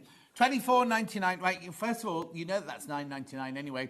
£24.99, you get half a metre of the ivory, half a metre of the soft blue. It is Cassandra Connolly, the pressed flowers, brand new to us today. £24.99. It's really, really pretty. Yes, I know it's spring-like, but come on, we need some cheering up on these. Oh, totally. Dreary, and the weather was pretty awful at the weekend. Well, you had Storm Amy up there, I didn't know you? we did, yes, and she wasn't behaving herself at all. No way. Oh, dear, dear, dear. So that's that bundle. That's that bundle. Then we've got this bundle. Gorgeous another colours. lovely lot. These are very colourful for Cassandra Connolly, aren't they? Yes, but they go with so many things. You know, you've got the pinks, you've got the blues, you've got the grey colours in there, you've got the tealy colours. And again, it's just pretty. It's pretty and it's floral and it's rather nice. Beautiful. So that's that one there. £24.99, half metre, and your instructions. Gorgeous. Then we've got this colourway. Yep. Oh, that's pretty. Isn't it just? And I actually use those colourways to make up one of the wiggly woven mats. Well, you've got the darker one in there. Oh, yes, I've got the darker one in there. Yes, sorry. That's right. Oh, dear. Very similar, though. There you go, £24.99. Beautiful. Obviously, I'm not giving them names, these. Yeah, look at the colours, so it's fine. Yeah. Then we've got this one here, which is the one you... oh, no, you've mixed and matched yours. Well, I sent her a picture of the ones I'd used. And Don't worry. You'll just have to buy them all, folks, and buy Yes, two lots of exactly. patterns. But we do have the fabrics in a bundle. We've got the fabric in the bundle. You can just buy the bundle. Shh, wait. Beautiful. And then last bundle is this one here. And that was nice too. I mean, They're all gorgeous. They're But then all you're gorgeous. right, buy the pattern on its own, buy the bundle. Yes. Then you don't have to make the decision, do you? Absolutely. And then you can make a quilt out of it, you can make bags out of it. Exactly. You can do anything you like with it. Or, now, what's your angel policy? Well, my angel policy is basically these patterns you may teach, happily. So if I've got a craft stall at Christmas to Yes. make a bit of money Yes. for either a charity Yes. or myself Yes. or anything, you Absolutely don't mind me fine. making them Not for a in the craft stall? slightest. As long as you say, whoever made it, the design idea, it's me. Yes. All right? Don't pretend you thought of it if you're using my pattern. Exactly. And then tell them to buy my book. Yes. Right, so that's all of the bundles there, but we've also got it by the mega bundle here. Yes. And that would be much more sensible. Buy the mega bundle. You've then got all those lovely fabrics to do what you like with. Get the pattern separately, either as a digital or a printed one. In fact, you might as well have it printed because you're going to have it sent to you, so have a printed pattern sent with it. There you go. Look, there you Those go. are lovely. So that's the bundle of fabric there, the mega bundle of fabric. Price already been taken off, £75 and £75.99. Quarter of that stock is in baskets. It's beautiful, isn't it? Really lovely. So you've got two jolly nice blenders that will go with them all. And you've got the small ditzy prints, you've got the bigger ones. I mean, you can use those in aperture cards and things like that. We tend to forget that we can use fabric anywhere. It doesn't have to be quilts. It could be, cushions, baskets, Loads cards. are coming in. I think that's the best idea. This is me personally. You do what you want to do, but I think if you can't decide out of all those bundles, because they're all quite similar, weren't they? If you buy this and you've got the pattern, you can make as many of these you want, and as you say, use the rest to make the quilts and everything like that. Yes. And you've got money off here as well. And it is lovely, really, really nice fabric. It's got a lovely, smooth, mercerized surface. That means polished, by the way. It's just nice. It's one of those fabrics that you just have to stroke. No, it is. Right, so make sure you check out on that. So shall we get on with what's going on in this pattern then? Right, OK, what's going on in this pattern? Right, I'm going to deal with wiggly weaving first, and we have a quick look at the bread basket. So, wiggly weaving will require you to have a piece of some form of stiffening. Okay? Right, so what stiffening have we got Right, there? I'm using the Decaville here. Right. You could use the Decaville Light, you could use any other stiffening you like. Is that this one I've got here? Yes, that's that one. Yeah. Right, it'd be a good idea to have a stiffening that has a fusible surface. If you've got a fusible surface on both sides, that's a double whammy, but certainly you need a fusible surface on one side. You're then going to want two pieces of fabric that are the same size as the piece of interfacing, but about an inch longer. I just need to ask a quick question, right? Yes, go so on. this is heavier than this one. Yes. But is this one called the light one? Is that the light No, one? the light one is the thin one. All right, so this is not the light one I've got This here. is Decaville itself, and This then is there's Decaville itself. Light. Right. So this is ideal for using as a stiffening for bags, mats. It can go in the peak of a hat. Yeah, oh, yes. Very stitchable through. It has a fusible surface. Now, if you're not sure which is the fusible surface, what I often do is do a wiggly line on the unfusible surface, because then you know that's not the sticky side. Yes. This one is very, very obvious, though, because it's Yes. very, very shiny. You can see it shiny on that. Sometimes they're not. That's a pre-cut piece you're getting there. This is what you get for your $8.99. That's what you get. Lovely. So, Right. You are then going to need, in addition to your two bits of fabric and your bit of stuff, some form of a padded surface. You could use the... I've got to move in the middle here. Yes, I nearly forgot. Oh, this is nice. Oh, yeah, lovely. Right. Thank you, John. that's okay. No. I'll look after you. I've got your back. Excellent. So I'm going to put my two pieces of fabric right sides up. That is highly Hang on, they're important. both right sides up. They're both right sides Right. up, all right? Do not have them wrong sides up. Right. Initially, we're going to start on the cutting mat. Right. So on the cutting mat, it's in the middle here, right sides up. Now, notice this is the length, that is the width. Right, I'm going to take my rotary cutter. You can use... Wait. Are they different? Yes, Right, because one so is longer make than sure- the other. okay, I think. All right, yes, that is an inch longer. Look. No, you don't have to show me. You don't have to show me. But read the instructions so you know which way round you've got it. You'll 'cause it's only get it important. wrong once. Exactly. Right, it's wiggly weaving. Right. So starting on the edge of your fabric, working along the longest side, you are going to cut a wiggle.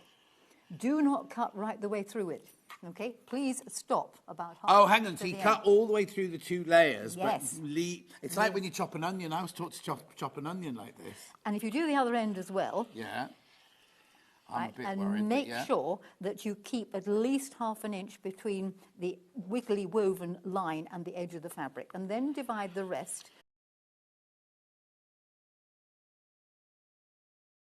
Oh, yeah, look.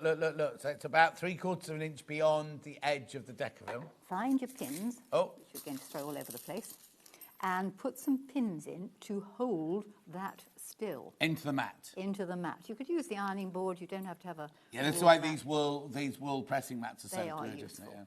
Right, having anchored it firmly, take the other piece and put it on the other side.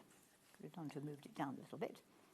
And just hold that in place with a few pins, because all you're going to do then is weave them. Oh. All right. So when you've done that, if you flip that lot out the way, and weaving is under, over, under, over.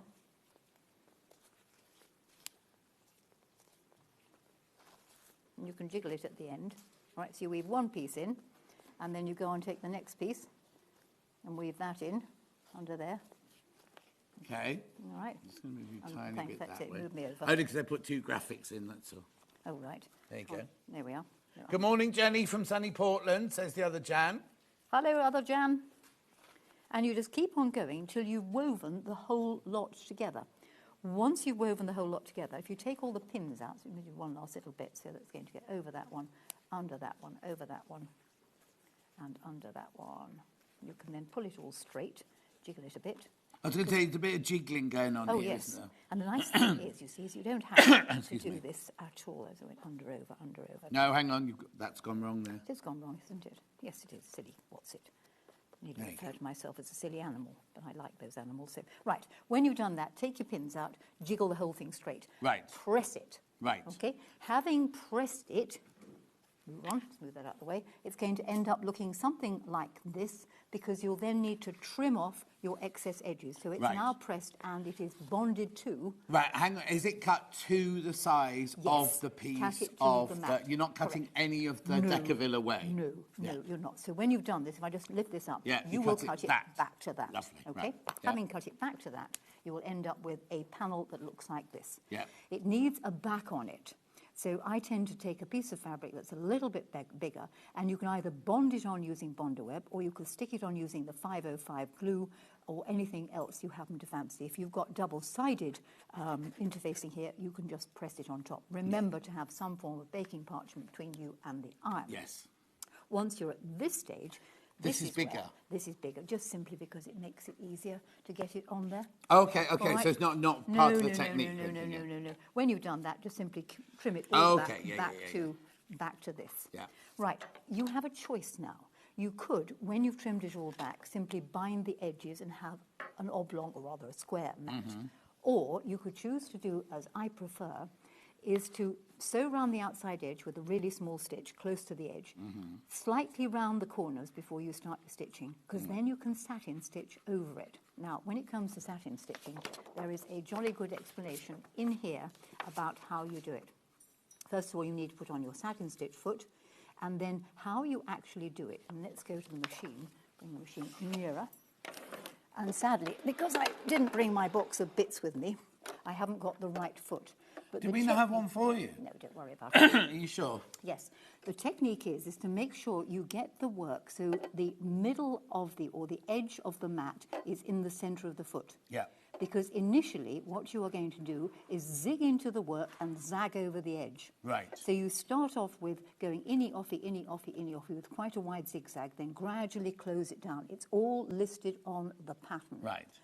As you go round, you gradually build up the satin stitch. And it will Oh, you end go up- round more than once? Oh, you go round 3 times. Oh. And the reason for going round 3 times is that if you only go round the once, Hang on, we'll just you're look at not this. going to cover it at all. That's it. There you go. Nice and close. But going round 3 times, you gradually build up the stitching. So how wide? So you don't set the machine to a full-on satin stitch at the beginning? Oh, it's all in here. It's all absolutely in here. So the stitching needs to be built off. Setting off with a solid line satin stitch does Yep. cause a nasty jam. So what it does here, it tells you stitch width at approximately 3, so you're not going to have it too wide. So you go not too wide and not too close, a little wider, a Right, little because closer, that's where a lots of little people wider. go wrong with satin stitches. They set the machine to satin Correct. stitch, and it starts getting really heavy Yes, too quickly, yes, that's and why then it you says, end up yeah, with a clumpy. yeah. Does it say that there? Yes, it says setting off with a solid line of stitch can cause a nasty jam. There you go. See? There you go. We're working Right, together we're on this working one. together, absolutely. Yeah. So you can go round the edge and do that. Or, of course, you could bind it. Now, let's look at what else you could do with it. So over here, because once you've got the pattern and you understand wiggly weaving, so we can do wiggly weaving placemats. Now, one of the nice things about it is, and you can't see it clearly on here because I used a matching thread, is just play with the patterns on your machine because you need to just sew across the junction. So you're going to sew over here, side to side. So you want either, any form of fancy stitch. If you choose too decorative a fancy stitch, you're going to be sitting there forever. Yep. So I go that one, that one, that one, that one, and then wiggly, wiggly, wiggly Yep. all over it. So you could do any pattern on your machine. You could play. Right. You see? Various different patterns. You can make a series of mats. As I Oh, said, wow. you could have it square. What about couching a thread down as you do that stitching? You could Nice. have a Oh. Okay. Who says you've got to have a square mat? You could always cut a circle out of it. Oh, yes. You could go around the edge with your overlocker. Why not do it onto some form of, you could actually use that Hannah's H. saying that'd be a lovely candle mat, actually. Yes, yeah. wouldn't it? Yeah. I know we sold out of the H250, but that would be a great idea to bond this onto for the centre of a bag. Yeah, totally. Okay? You could do it for the centre of a cushion. You could do the Also, same it thing. looks different, the different fabrics you use, Yes, well, because yes, that stripy fabric Yes, makes it look yes. very fluid, doesn't it? You could do it for a Christmas card. You don't have to stitch. They put in a window aperture. What about doing it in paper? You see? Quite. Felt. Kids could do it. So, it's a way of taking two pieces of fabric. One's got to go one way, one's got to go the other way once you've cut them, and you just weave them. So that's wiggly How weaving. clever is that? All right. There's the pattern there. Moving on to the Oh, other one. she's moving on. Let's Moving go on. your Let's pins. get rid of this little lot. Well, no, it's only the project within this one. Yes, because there's another project. Yeah, we've See, still got this one Yes, to do yet. yes, we've got that one to do in a minute. Hang on, let's find the right bits. No, we're not swapping yet. No. Hannah wasn't ready to swap, you see. No, I know. Right, so what's this one? It's then? not half time. Right, this is the bread basket. Yeah, she's got a clock here. She knows what she's doing. She's been doing it longer than you've been alive, Hannah, so don't get Yes, stressed. probably. And I've been told I talk too fast. The reason I talk too fast is to get it all in before he interrupts me. Excuse me, you talk fast before you'd even met me. Yes, I know. Right, what's this then? Right. What do you call this? This is, well, it's a bread basket, or it's a basket, or it's a whatever you happen to want it to Okay. do. You need a large square of fabric. Fold the Square? large square. Yes, it has to be a square. Can I not stress strongly enough? This must be square. Right. Fold your square in half and sew down the two short sides, making a bag. Okay? So that's a fold there. You fold There's it a fold over there, and then you yes, stitch down correct, there. Right, lovely. As it's a square, it wouldn't matter how you fold it. You still get a fold there if you folded it in half. All right. So now, hang on. If I buy a bundle with half metre and half metre, Yes. would I be able to make that and this? Yes, because I only had 2 half meters. Oh, did they only So, seem- that's a bit mean. yes. So I had, not only did I get my 2 mats out of it, my basket out of it, I got some lesson prep as well out of it, so it Right. works. Okay, having sewn down the 2 short sides, you're going to open it out. And this is the bit, watch carefully. It is on the pattern. Line up the seams in the middle. And I don't mind whether they're open and flat or whether they are nested or latched. I don't mind in the slightest, but you're going to open it out. We're going to sew from one end past the middle and stop 2 or 3 inches the other side. Your seam allowance has to be the same as the side seams. I mean, ideally a quarter, but it doesn't matter. You must sew with a consistent seam allowance. Right. So underneath the sewing machine, I'm going to set this machine to do a 1/4 inch by moving the needle over to, say, 5.5. Stand on one foot, find the foot control. Okay, so we're starting on the outside edge there. I'm going to sew, making sure my seams are together and whether they're latched, i.e. one goes one way, one goes the other way. Nested, that's the same thing. Opened and flat, doesn't really matter. They do need to be together. That's it. I'm just doing this very roughly. You will do it better, won't you? Yep. Yes, miss. Yes, miss. Yes, well done. Right, so 3 inches or so past, stop, raise the presser foot, jump, leave a hole. Because if you don't leave a hole, you can't turn it through. And continue, come on, machine. And just sew off the end. Right. Having done that, before you turn it through, it will pay you to cut the jumped threads here, and of course, obviously, you wouldn't use black, you'd use thread that matched your fabric. Cut the 4 corners off the seams, because it reduces the bulk. So 4 corners come off the seams, and there's another one somewhere. One more, yeah. There we are, thank you. And the other place I would cut is to snip it up the middle here. So you're going to snip it up there, simply because... Right, where are we then? We're right into the seams going up to the stitching. Right, lovely. To release this, Yeah. because sometimes it's dragged over. It's particularly important when you're doing it smaller, because this same sort of technique also appears in the 22 textured twiddles. Twiddles, yeah. You have to say it carefully. Yes, you do. Don't think one would have a pint beforehand. Well, you can if you want to. No, 22 textured twiddles. And then you're going to turn it through the hole. Yep, to do. Through the hole. Having turned it through the hole, you can poke the corners out. And basically, this is the beginning of cathedral window patchwork. Because that's really... What? Yes, it is. It's the beginning of cathedral window patchwork. I'll show you in a minute when I finish poking the corners out. Right, so when you've done that, if you press it, it should form a square. Yes, look. Okay, yes. So if you're going to do cathedral window patchwork, which is a really easy way of getting to this stage, you then bring Of course. the 4 corners... It's like making one of those things when you went to school, yeah. to touch in the centre, like that, like that. And that is 1 cathedral window block. To get the window, you need to make 2 of these, because the window goes in there.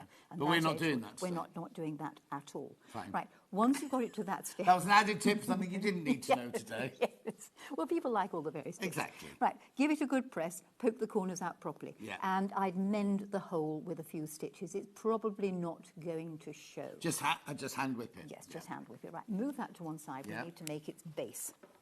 So the base is a square. Right, which Decaville's this one then? This is the heavy Same one. But you can use the light one, doesn't really matter. Oh, hang on. So there's the one we just had, the heavier one. Yes, which I'm using again. Yep. Yep. $8.99 for that piece there. Yep. Now there's only 12 of those left, just to warn you. There's only 12 of those left. Or you could use this one, which is a much lighter weight one. Yes. All you need is some form of stiffening to make the shape, basically. This one's cut to order, this one, £6.49. Yep. That one feels more like a suede Yes. sort of weight. Again, it's great for your bags, great for handles and things like that, Yep. because it'll just add a bit of stiffening. And if you wanted it stiffer, just bond 2 of them together. Of So you course, put yeah. a piece of baking Oh, powder yes, in if there. this one sold out and you want it stiffer. You exactly. just bond 2 of them together. Now, this needs to be turned into an octagon. So it tells you to cut a 3-inch square of paper. What? It's just a square. A square. Don't give away your No, measurements. No. Oh, sorry, I was going to give them. All right, a square. Any size you like, a square. No, Yeah. go on. But in the instructions, it tells you it's a Yes, 3-inch. 3-inch one, thank you. Right, cut it in half, making a triangle. Half-square triangle, yeah. If you then put this triangle on each of the 4 corners and cut the triangle off, you will end up with an octagon. Right. With an easy way of rather having it. Oh, okay, that was just another little tip there. Yes, Okay. yes. But having got the octagon, we need to cover the octagon. So I used some wadding because I wanted it slightly. We've got wadding on the show too. We have? Yes, wadding. 80-20 wadding. Yep, really nice. One of my favourites. I like the 80-20. Lovely. That you get a lot of that one. For your half metre. You do, don't you? Because And it's the gas just coming in there. $6.99, there you go. 3 metres wide, that piece, yeah. okay. Right. Right, so I've got wadding, I've got my stiffening, I've got 2 bits of fabric. I've bonded 1 piece of fabric to the fusible side of the stiffening. This is all in the instructions. It's all in isn't the it? instructions. Yeah. Yes, I'm a great believer in having everything in the instructions. You're going to sew round the outside of it. We do Right. not sew through it because you don't want to have this stiffening stuff in your seam. So sew round the outside of it, leaving one side open. If you've got fingers that are perhaps not quite so fiddly as they might like to be, you can always leave 2 sides open because you're then going to turn it through the hole and finish the hole off. And it should end up looking something like this. Top tip. Right. You tidy. Tidy up as we go, that's all. Right, keep going, keep going. Top tip, when you do trim the excess fabric off, always leave a bit more on the side you're going to turn. Right. Because it gives you something to turn under. If you've only left a quarter of an Oh, inch, yeah, and it it's starts a fraying away, right yeah, fiddle. exactly. So turn that edge under. Right. Back to my cathedral window thing, which you Oh, here. No, it's there. Dear. We're going to lay this inside there. Okay? And what is going to happen then... So we made this and this? Yes, you've got to make it, because it needs a stiffening in the bottom. Yeah, of course, yeah. Right, what I forgot to tell you is you need to add the tabs to this. Okay, and the tabs are made by, what have you done with my tabs? I haven't got your tabs. You have there somewhere. No, not me. Yes, I had 4 little tabs which I'd carefully made. Oh, here they are. I'm leaning on them. My Yeah, chest is in the thanks, way. blame me. Right, the tabs, I took a 1.5 inch bit of fabric, or 1 1/4, and did sides to middle in half. Yeah. So down the edge. Yeah, there. no pulling through. You could turn it through if you wanted Oof. to. Yeah. Have you got the time or the patience? No, I haven't got the time or the patience, not for a bread basket. Right, I would attach 1 tab to each of, got caught on there. Not now, not beforehand. But no, you can't. You can do it beforehand, but if you try to do it at the initial sewing stage of this, it's a right pain because they get caught in the seams. Oh, okay, fine. So I would attach these Attach it tabs now, to that, one there and one there. So you put a tab on each of the 4 corners. Yeah. Because that's going to give you the bit that ties together. If we then fold it back to the middle here, because of our stiffening inside, we can get rid of that excess fabric by pulling. So we're doing a bit of manipulating. And we're doing again. a bit of manipulating again. And there is in the measurement that you She's need got to these on the stitch back it of her to. waistcoat. That's right, yes. No, not quite these. If you then anchor those together, that gives you the little bits that we've got here, which gives the basket Which the it shape. stops it just falling open Stops and it everything just falling open. out. And that's how you create it. How All right. brilliant is that? Right. Right, Next. okay. The next is, I just need to recap. So I've got pattern on its own first. Deck the table. You get 2 patterns. You get 2 All patterns the stuff in there. is in there. Okay, the whole blooming lot. And there's how you put it together. Yeah, lovely. Okay. Don't move it. There you go, £9.99. That's your pattern. I've got the lightweight Decaville there, which you can double up to, because the other one gone now. The thicker one's gone now, yeah?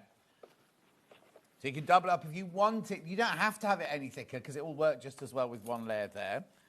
We also have the fabric bundle, which there are smaller bundles, but this is, I think, personally, this is the best way to get it, right? It's lovely, lovely fabric.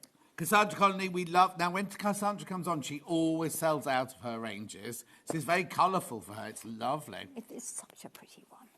Over half the stock's gone. Once you've all checked out, over half the stock's gone. You've saved £4. The £4 has already been taken off. £75.99. How many baskets, Ham? Oh, there's only 7 left. There's only 7 left once you've checked out. Quick 6. Yep. Beautiful. And there was one other thing, wasn't there? Hannah? No, that was it. Right, let's get all this. Get rid of all that. Tidy up, woman. Tidy up. Yep. Right. Because we're now moving on to fancy frippery. Yes. Yeah, well, I think so, aren't we? Yes. We've only got Fancy, not fancy. Fancy frippery. Pattern on its own, a design for all creative stitches, delightful padded basket and splendid useful box. Right, so move the fruit basket out the way. Bring those in. Yes. So that's what, oh, you got a picture of it there. Yes. That's what you're making. 2 patterns again. 2 patterns within the 1 pattern there. Beautiful. Mary says, 2 of my favourite people. Lovely to see you yesterday, Jenny at Doncaster. Oh, I've lost the messages. Where have they gone? Oh, no. Oh, what's No, it? lost the messages. Oh, dear. Here you go. 2 of my love to see you, Jenny at Doncaster. Love the books and great workshop. That Mary, is that Welsh Mary? It That's is Welsh Welsh Mary, Mary, yes, yeah? yes. It is. Love watching Settle up with Jenny. you later. Keeps John. No, Sandra, I only let her think she's keeping me in check. She's not really keeping me in check. Just let her think that. What a clever little sausage Jenny is. Fascinating, says Fiona. Right, okay, so that's the pattern there for both projects, $9.99. We also have it digital.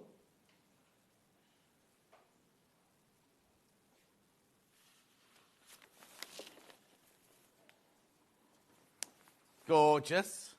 Oh, now, this one's going to be a bit more complicated fabric-wise, I think. Well, only because I was just going to show you the mega bundle, but with some of our bundles aren't included in the mega bundle, that's all. This is a lovely range of red and white fabric. Right.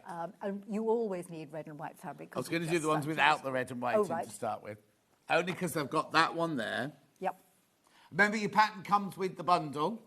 Half metre pattern, $25.99. Yeah, there are some that's Three Sisters mixed in with the Lynette Anderson. Then we've also got this one. That's nice too. Nice little. Because the Ditsy prints are great for beginners because they hide mistakes. Exactly. $23.99, that one. And then I've got this one. Oh, that's nice. That would make a lovely little basket and a box. $25.99. Beautiful. And then I've got one other with a black in it. Yeah, there you go. Red and black. Yep. Good and dramatic. Very nice. And then we've also, the rest are all Lynette Anderson ones. So you've got that one. So this is hearts and flowers. Yep, that's the two I used. Oh, there you go. Yeah, there's your hearts on the outside. And it doesn't matter that they go any which way you like. And I've used the other one on the inside. And again, I had 2.5 meters. So I've made the basket and the box. And I have fabric left. Lovely. Then we've got like the flowers, the kind of lazy daisy flowers, and kind of boxed leaves. Yes. They go together rather nicely. Don't they? Yeah. Red velvet floating florals and leaves. Oof, blimey. Rolls off the tongue. Then we've got the alphabet spaghetti. Yes. Oh, that's nice. Isn't that? It's really lovely, that. And the alphabet goes with that. Just be a little bit careful because it's directional, but, you know, great if you've got a directional design. Yeah. Oh, yes. And then last but not least of the bundles, we've got this one, which is like the hashtags. Yep. Or is it meant to be Sashiko or I don't know. Borrow? I used that again on my samples to make that Yeah. made. $25.99. We also have the Lynette Anderson bundle, if you want the bundle on its own. Are you paying That's attention? not Christmas. It looks it's red and white, but it's not Christmas. Let's move this out the way. We can have it in 1, there. 2, 3, 4, 5, 6, 7, 8, 9, 10, 11, 12 fabrics, 6 metres. £95.99. Oh, my word, there's only 7 of those left. Only 7 they left. are super. They're really, really nice. And the fabrics are lovely. Aren't they gorgeous? And it's just one of those things, you know, red. If you're doing any red work and you want to have red work or, you know, done somebody's red work patterns and things, you want quilts like that.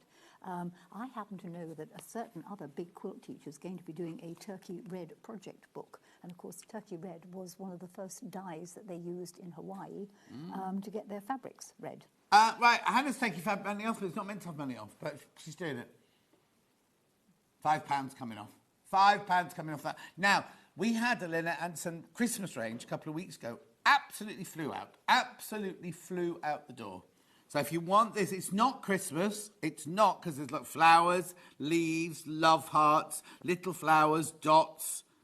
Valentine's Day. Yeah. Yeah, up front for it. Oh, yeah. She's up front for Valentine's Day, everyone. At £90.99. There's only single figures left of that bundle.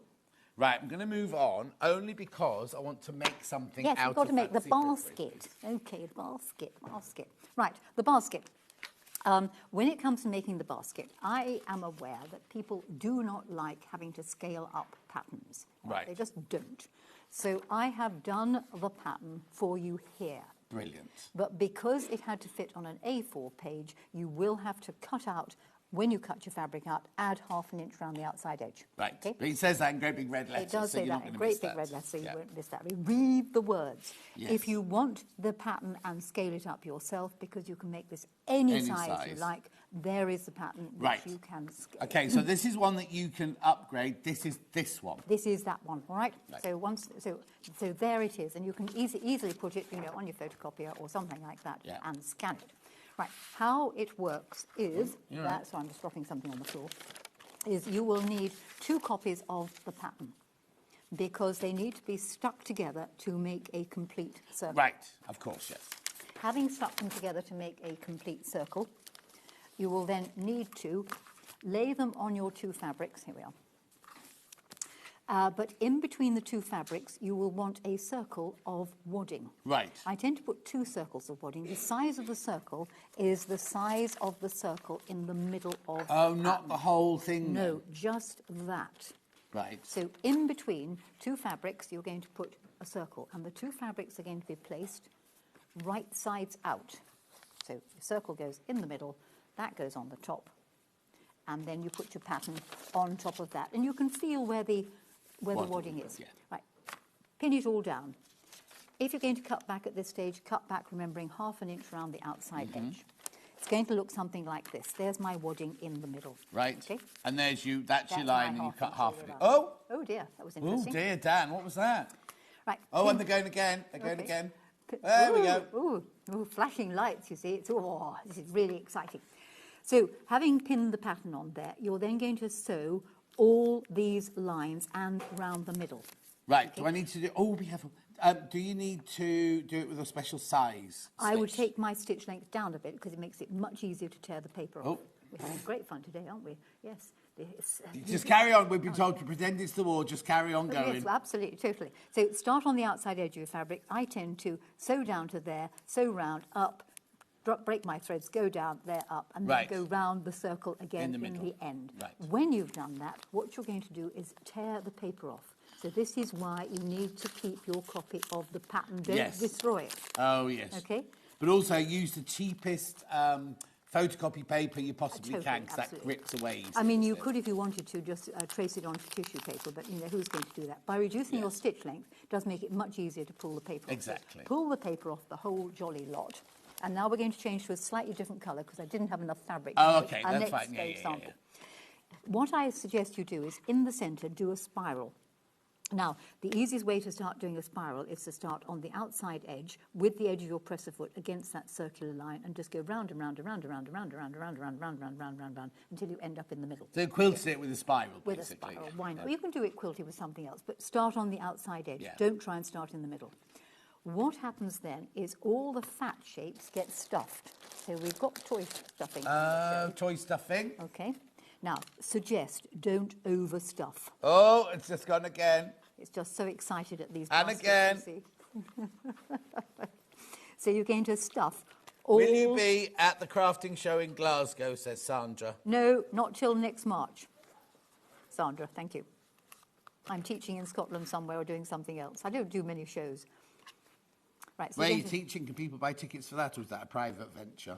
It's probably a private venture. I've Yeah. got a retreat in Scotland. Oh, okay, yeah. And various other... I mean, I will work for anybody. As long as we know. Yeah, quite. Yes, Offer a easy. bit of money, she'll be there. Thank you, John. Yes. OK, so just back to being serious again. You're going to stuff every other section, the fat Right. ones. Do not overstuff. Yeah. OK? Once you have stuffed it, what is going to happen is you're going to make basically a box pleat. So I bring opposite sides of the unstuffed section together, Right. flatten it out. So bring them together, stick a pin in it, and then you're going to squish it and flatten it out. Right. OK? So you are making a box pleat, basically. Yes, you're making a box pleat. What I would suggest you do then is you're going to sew round the entire thing with small stitches right round the very edge. And what will happen is you will end up with this shape. Wow. Don't worry that we're going fast. It's all in the It's instructions. all in the pattern. You just get the pattern and it's all in the pattern. Yeah. Let's just prove it to them. All right, here it all is, all in the pattern. I even did a drawing because if people can't see, because you know, it's red, red on camera is not terribly easy Yeah. to photograph red. And there's your spiral there showing you how to do it. So once you've got your basket like that, I made the handle by weaving it because I thought it looked rather good. Okay, so you make your strips by strip of fabric, lay some fluff inside. You can use up all the bits Wadding, of fluff. she means. Wadding, sorry, wadding. Bit like my brain. Having done that, Didn't like to say. thank you. I like to stitch down the edge with this uppermost. Right. Because I can then see where the fold is and make certain I get all the layers together. If you do it that way up, sometimes everything parts Oh, come. yeah, no. Right. So you need to make 3 of them. Let me just cut the threads here. This is so... Because they've always had to be done before I went to Doncaster, you see. Of course, yeah. And now, of course, I've almost forgotten what I did. But... you slept since then. I've slept since then, yes. Right, if you take the 3 and you put them together... now, really, really, really top tip this. Now, everybody pin their ears back. A thing, and it's not in the pattern, but you will remember this because you've watched the show. When you lay the wadding in, don't put wadding in the very ends, either end.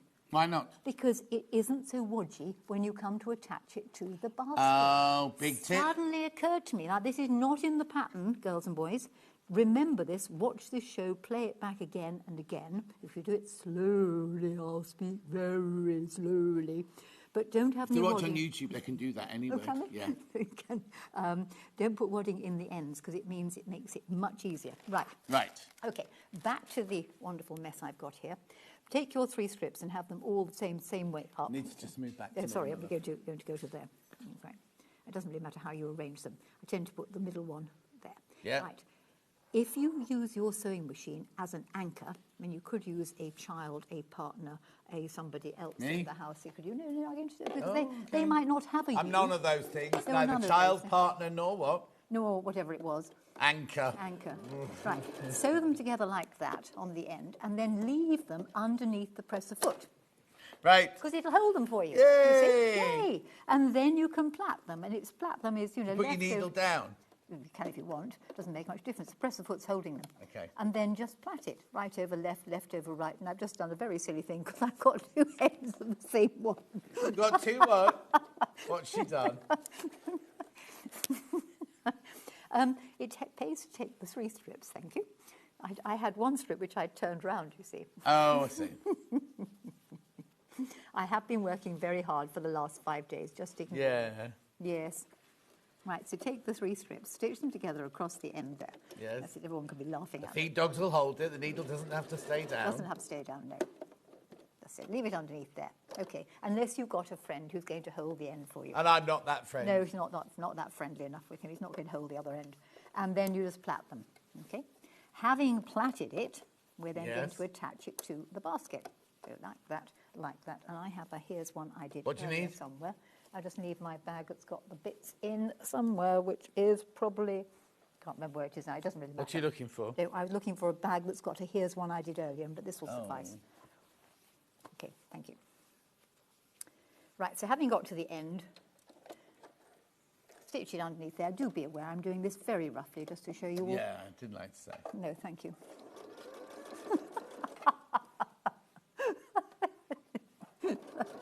She's off.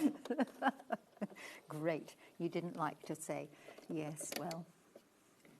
Do you know I like coming on the show? I like the compliments I get when I come on the show. I like the reassurance of someone's going to be by my side, look after me, etc. I'm here, aren't I? Yes, you're here, aren't you? Right, when it comes to adding the handle, Yeah. you, of course, viewers, will do it much more easier than that. Put it on one of the box pleat places. Right. Round the other side, attach it to the other side, and then you can bind it, all right? Mm-hmm. Binding and all that sort of thing is in there. Now, that's not what you get in the pattern. You also get the box. So, the box, right. The box I've done as a square, but I've made it not terribly deep on the sides. Thank you. You have to keep moving me, sorry. Right, what you choose to put in the box is really entirely up to you. You could use a Decaville, you could use a Decaville Light and fuse 2 things together. You could use another stiffening product, because there are lots of stiffening products out there. The principle is the same. What I do suggest you do is whatever stiffening stuff you use, unless it is double-sided, you want to put Bondaweb on the other side of it, all right? Because you do need to have it fused on both sides. So if you've got double-sided fusible, great. Then if you haven't, then make sure you put Bondaweb on the other side. You have to have both sides fusible. Right. How the thing initially works is you will have a square for the base, and you have the sides, Right. which all get stuck together with a small piece of masking tape. And when you put the masking tape together, you want to allow a small gap. Right. Because if you don't, the things won't. Does the masking tape go on this side here? Yes, it goes on that side. What you're going to do then is, having put masking tape on it, is turn that over and put a piece of fabric on the other side, which you can fuse on. Having put the fabric on the other side, we trim the other fabric back to the edges of the sides of the box, leaving a little bit extra on the corners. And the reason for that is you've got to be able to tuck something there, because the corners are little pockets. So we then take another piece of material, stick it on the top, fuse that in place. The other Jan said, I made a similar box with Jenny at a workshop in Emsworth more years ago than I can remember. I care to remember. On the corners here, you tuck in the excess bits of fabric in under there, pin it in place, and sew round the entire thing with a small straight stitch. Right. When you sew round the entire thing with a small straight stitch, what we do then is the same zigzagging over the edge that I did before. Okay, like the satin stitch finish, yeah. Yes, so fold all those various bits in, because how the box then works is you fold up the sides like that, and it's up to you whether these little bits go inny or outy. Which You'll you have prefer? satin stitch round the edge. I like them on the outside, because you can actually squash them into a little trumpety shape. Oh, yeah, decorative, yes, of and course, stitch yeah. them down, depending on what you've used to make the box. Yeah. It'll be easy to stitch through, or you can glue it.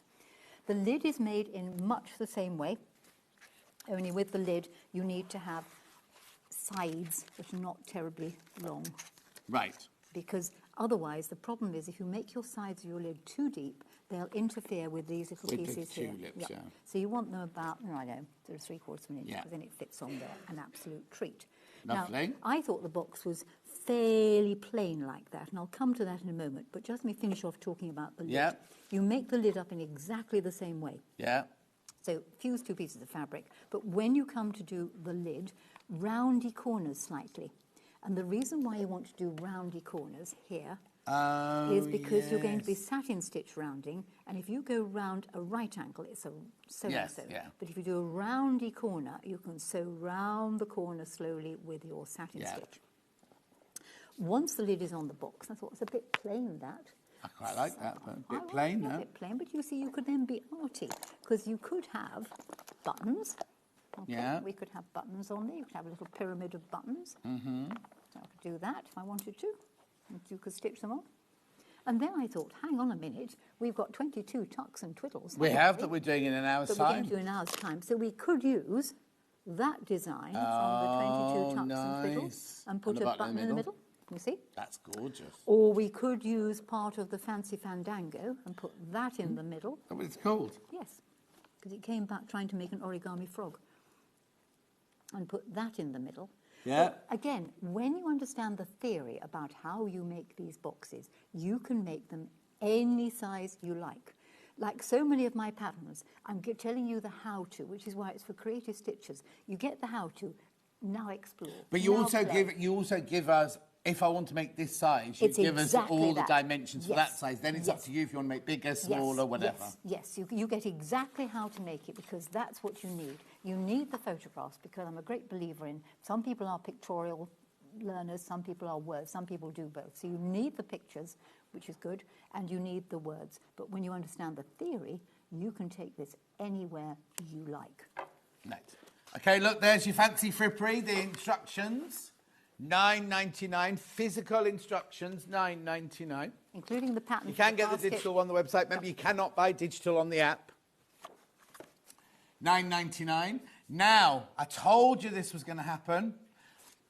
The bundle of fabric, we shouldn't have taken £5 off. There's one left. No, there's not. Sold out. Sold out. Sold out. Sold out. Well, won't you be glad you got £5 off it? Yeah, right. Okay, so now I've got bundles here, which were just Lynette. So I've got the one with the hashtag and the dot. This one's the most popular out of all of them. And that comes with the pattern. You get the instructions as well. You get the Yes. pattern as well. Yep. Well spotted. Then we've got the alphabet and the little birds.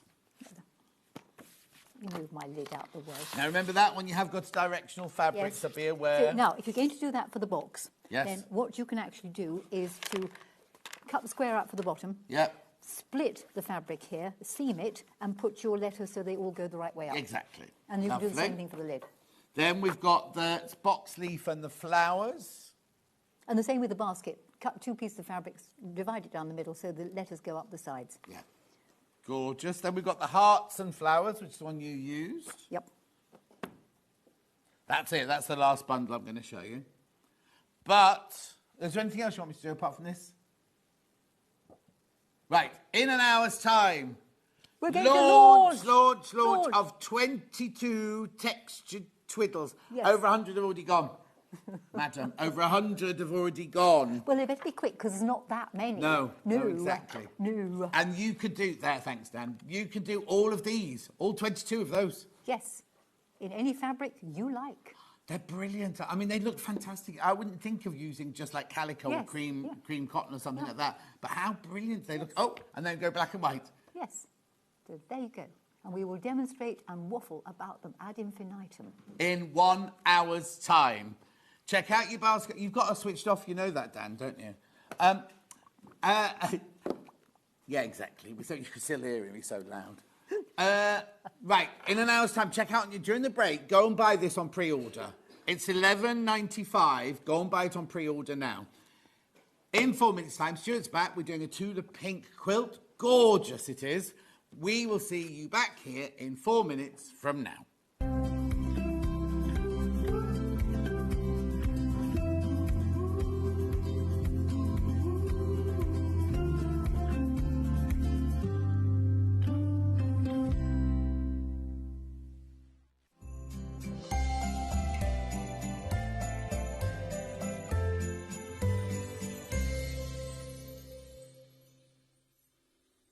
Shopping with Sewing Street couldn't be easier.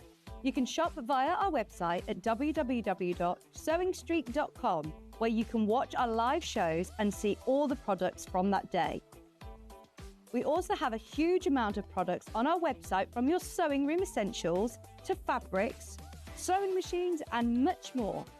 You can download and shop on the go with our Sewing Street app. Simply head over to your app store and search Sewing Street. Alternatively, you can contact our UK-based call centre 24 hours a day on 0800 001 4433. Shopping made easy at Sewing Street. So have you heard of the sewing term fat quarter? A fat quarter is a rectangular piece of fabric, usually measuring 18 inches by 22 inches. Here at Sewing Street, a fat quarter is 1/4 metre length of fabric taken from a roll or bolt, and it is then cut into quarter pieces. A fat quarter is one of those quarters, and because they're pre-cut, no need to measure or trim. You can find fat quarters in different styles, plain, patterned, or even bundled together in matching.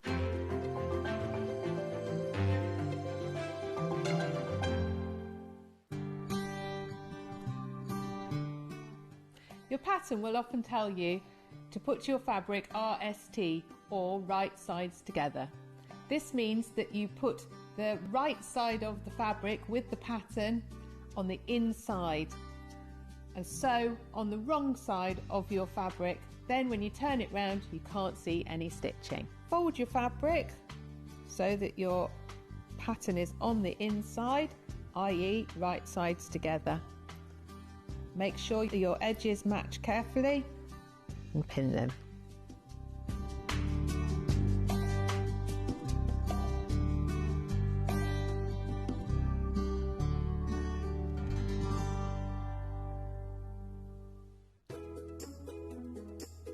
When you hear the term half square triangle, or HST, it refers to a simple way to create two identical triangle shapes from a fabric square. Start with 2 squares of fabric, any size, and place one on top of the other, aligning the raw edges. Using a ruler and a fabric pen, mark a diagonal line from corner to corner. Then mark a second line 1/4 inch on either side of the diagonal. Pin the fabric together to keep it secure, then sew along the 2 outer lines that you marked. Now carefully cut along the first diagonal line you drew. Press the seams flat using the heat from an iron. Use washi tape to align your ruler and trim away any excess fabric. And there you have it. Your half square triangle is ready to use.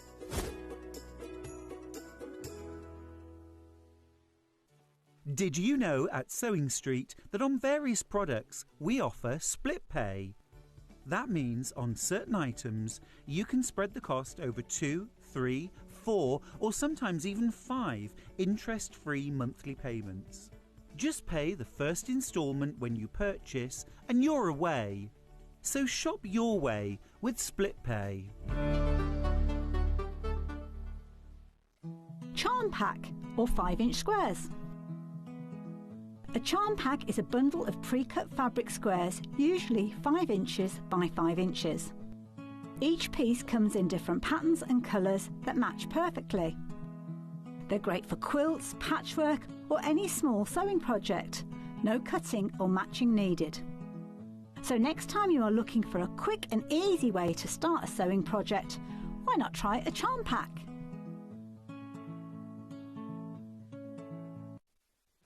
Looking for some creative inspiration? Head over to the Sewing Street website and click on the SS Hub. It's packed with ideas, tips and projects to spark your creativity. Plus you'll find the latest news and information on sewing machines and overlockers. Get inspired with Sewing Street. Let's talk about quilt blocks.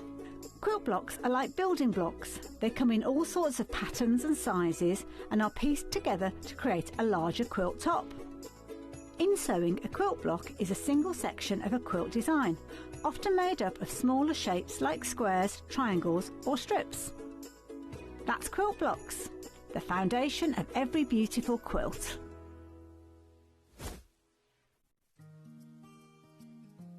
Ever heard of a design roll?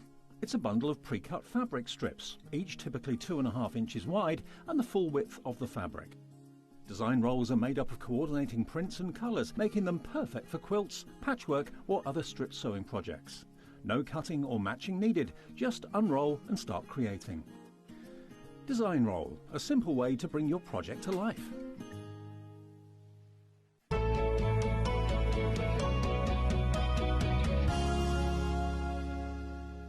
I love this quilt. I know exactly where in my house it would be going, should I be making one? Which I won't, because they're all going to sell out before I even get a chance to buy one.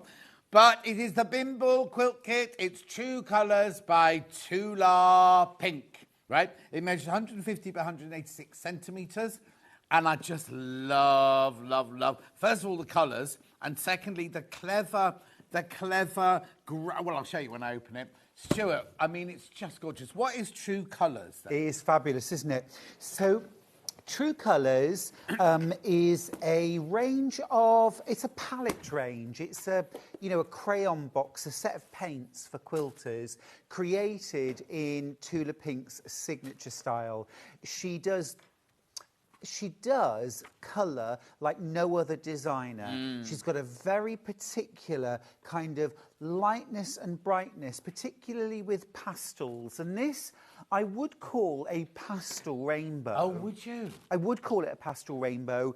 If you compare it with, if you think kind of your traditional rainbow colours, like your crown colour, it would be a lot brighter, a lot more saturated, but it's still gorgeously saturated with colour. But it just has a lightness and a brightness to everything.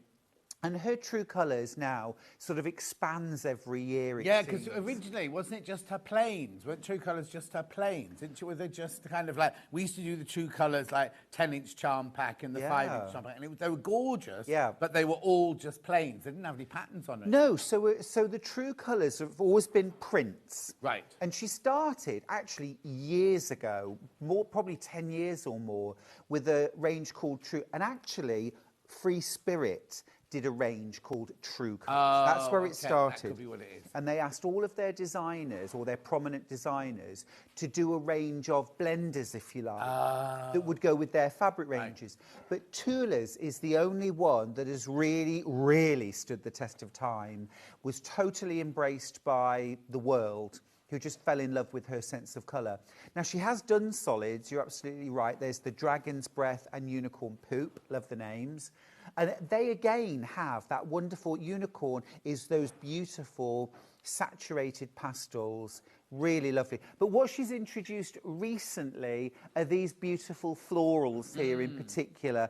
And Tula's never done florals. She's done florals, but when you look, they're, slugs and frogs. Yeah, they're good. Yes. But she's recently finally satisfied her fans and done some florals. So you've got some florals in there, but you've also got a little bit from Tabby Road. You've got some... Now, this one with the fish on, I'm not sure.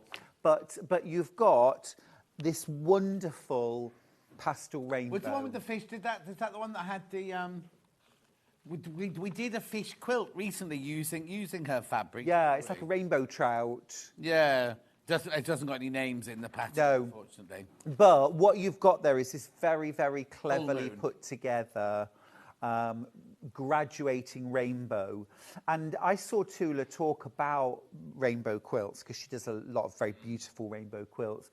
And I really like what she said, you know, about where you start your rainbow to create the look that you want.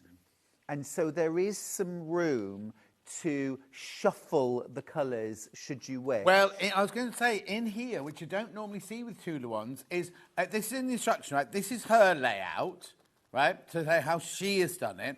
But she's given you the option to colour it in, so you know that how many of each colour you're going to make. You could then recolour in all of these. Obviously, your greys are all going to go in there, your grey kind of background one. That's right. But the rest, you can just really recreate it yourself. Now, if you think about it, if you start your rainbow with, we're going to call this red, even though it's not really. But if you start with red, then there is an inevitable kind of green-yellow or yellow-green in the centre of your quilt, whether you start from the outside working in out or diagonally. Whereas if you start with yellow, green, blue, purple through the centre. So this really is a really nice opportunity, and it's an unusual opportunity because you don't normally get this with a kit, to actually create a very different looking quilt with the same fabric.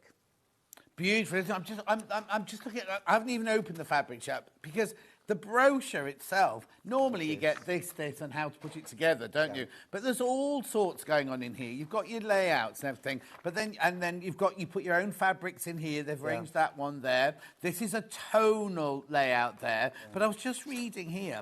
It says here to use alternate fabrics to make this quilt pattern and follow the guide. Alternate fabrics. Choose fabrics that will give you a similar outcome. In this pattern, you'll find a colouring sheet. This way, you can create your own layouts. So they really have given you lots and lots of different options within there. John, I actually think this is more like one of our patterns. Yes. It's not, obviously it's covered there, but I think this looks more like one of the quilt patterns that we do here at Sewing Street.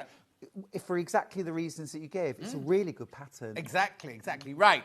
Shall we do the price, first of all, then? Three-way split. I told you at 8 o'clock this morning you weren't going to pay that much. Well done if you want your check, tax, and remember, everybody pays the final low price. We don't take any money till midnight.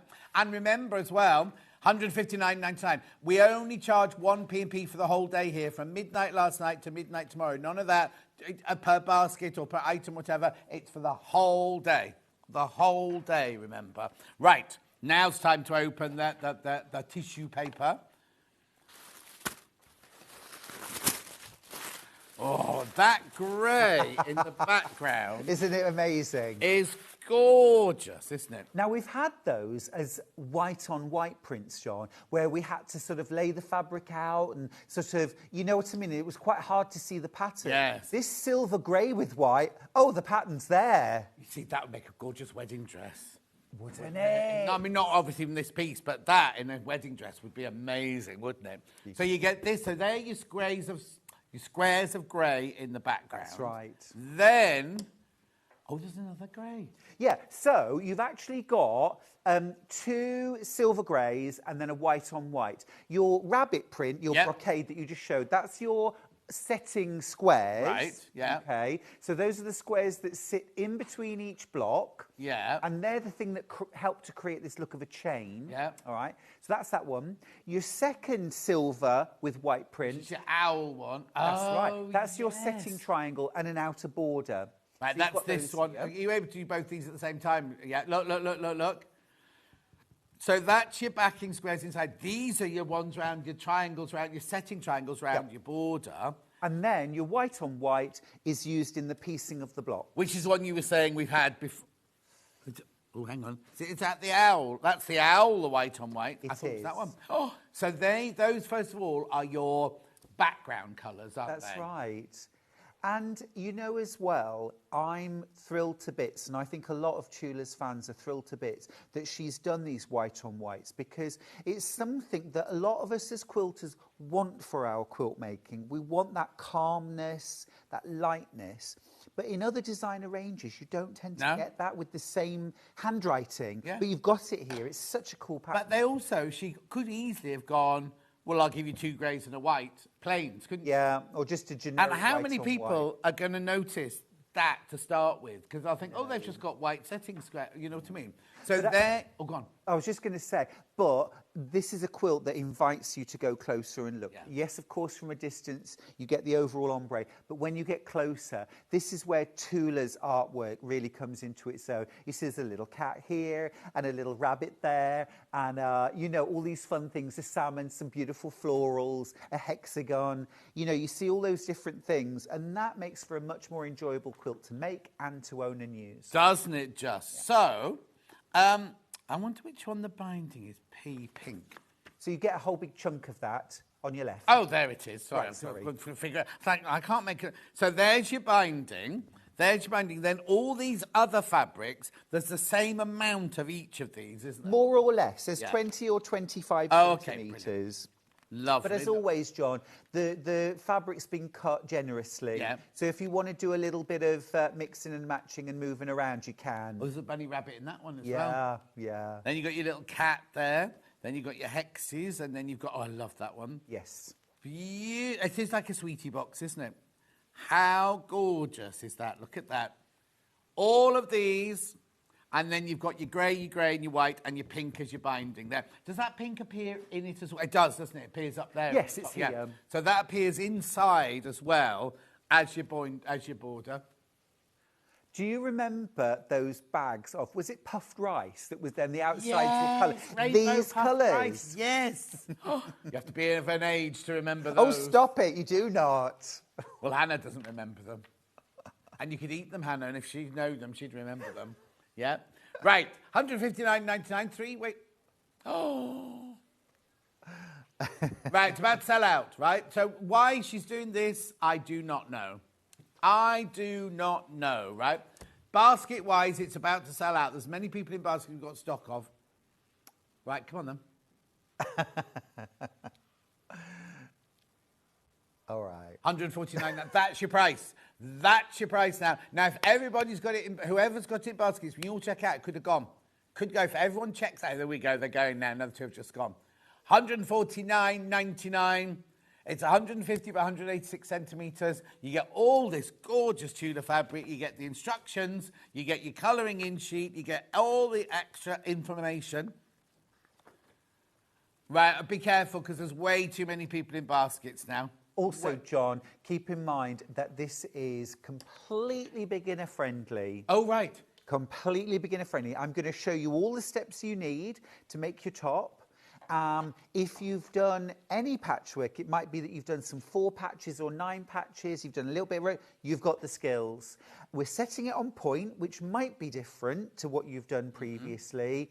It is like doing this to a regular. It's just like tilting your head. no bias, nothing like that. You're still making square blocks, but just putting them It's the same rows. You've just cocked your head on one side. They're going to go. They're going to go. Stuart, would you like to start your demo, Stuart, Absolutely. while they all check out? Yes.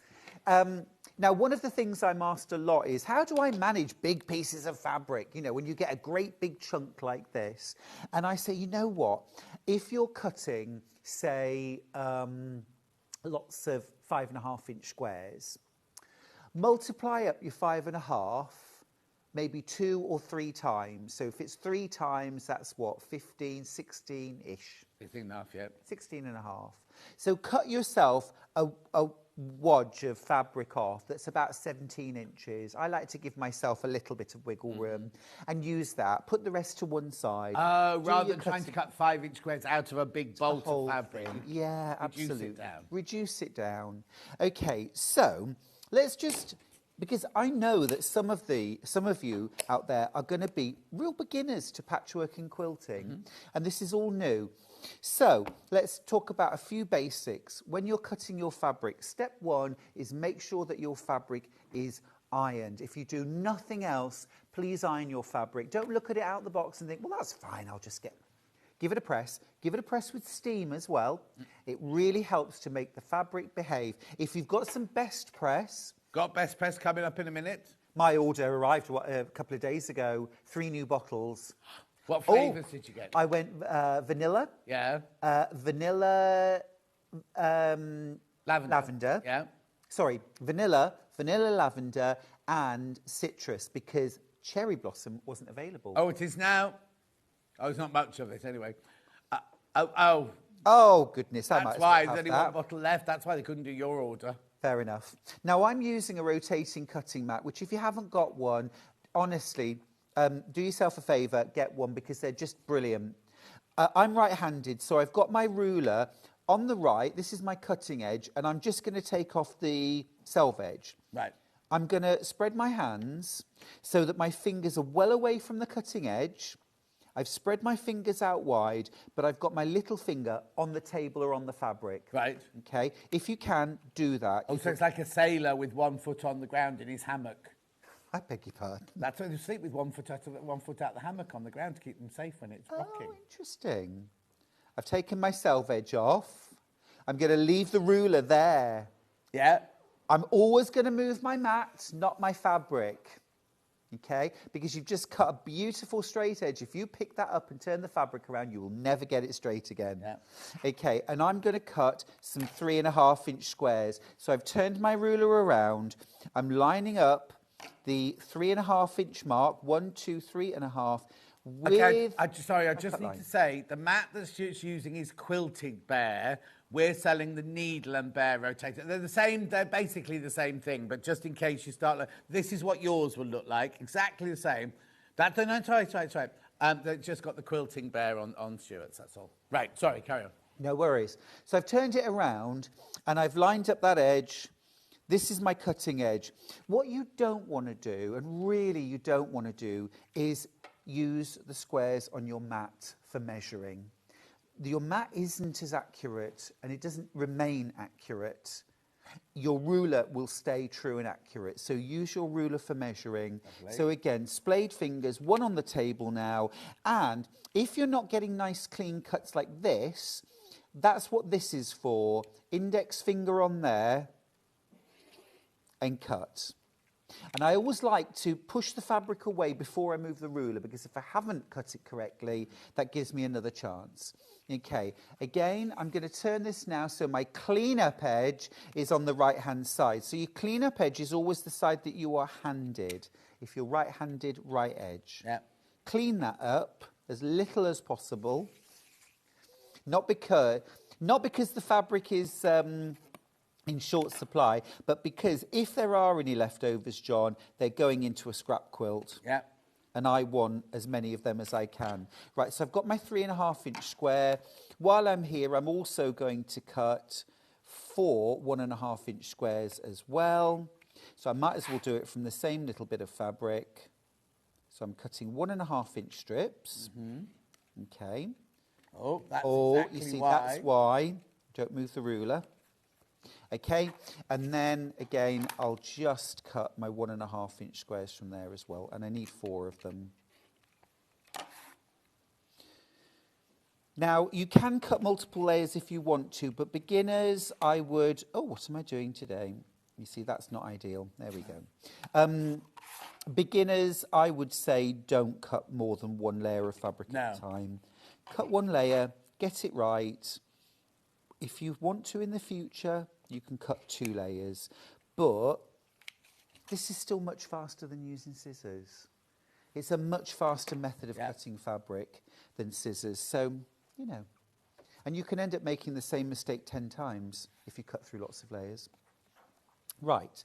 So the block that we're making is a modified 9 patch, because we've got 1, 2, 3, 4, 5, 6, 7, 8, 9. Right. Or a Puss in the corner. That's its proper name, Puss in the corner. So I've got my coloured blocks. Now I need a bit of white. Okay. So I've got my little piece of white here. I love the names of quilt blocks, John. Yeah. Where they come from, though? Where's that come from? Puss in the Corner. Well, a lot of quilt blocks were named after sort of domestic situations. Well, I can imagine. Shall we say? So, and often they have farming references. Right. So things like hen and chickens. Churn dash.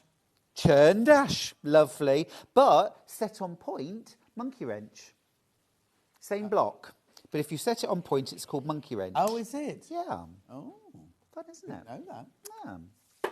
So again, I'm always turning the mat, not the fabric. And I'm going to straighten up both edges while I'm there. They're not in line, so I can't cut them at the same time, but I might as well do a little 2 for 1. And here I want some 3.5-inch wide strips. Again, use your ruler, not your mat. 1, 2, 3.5.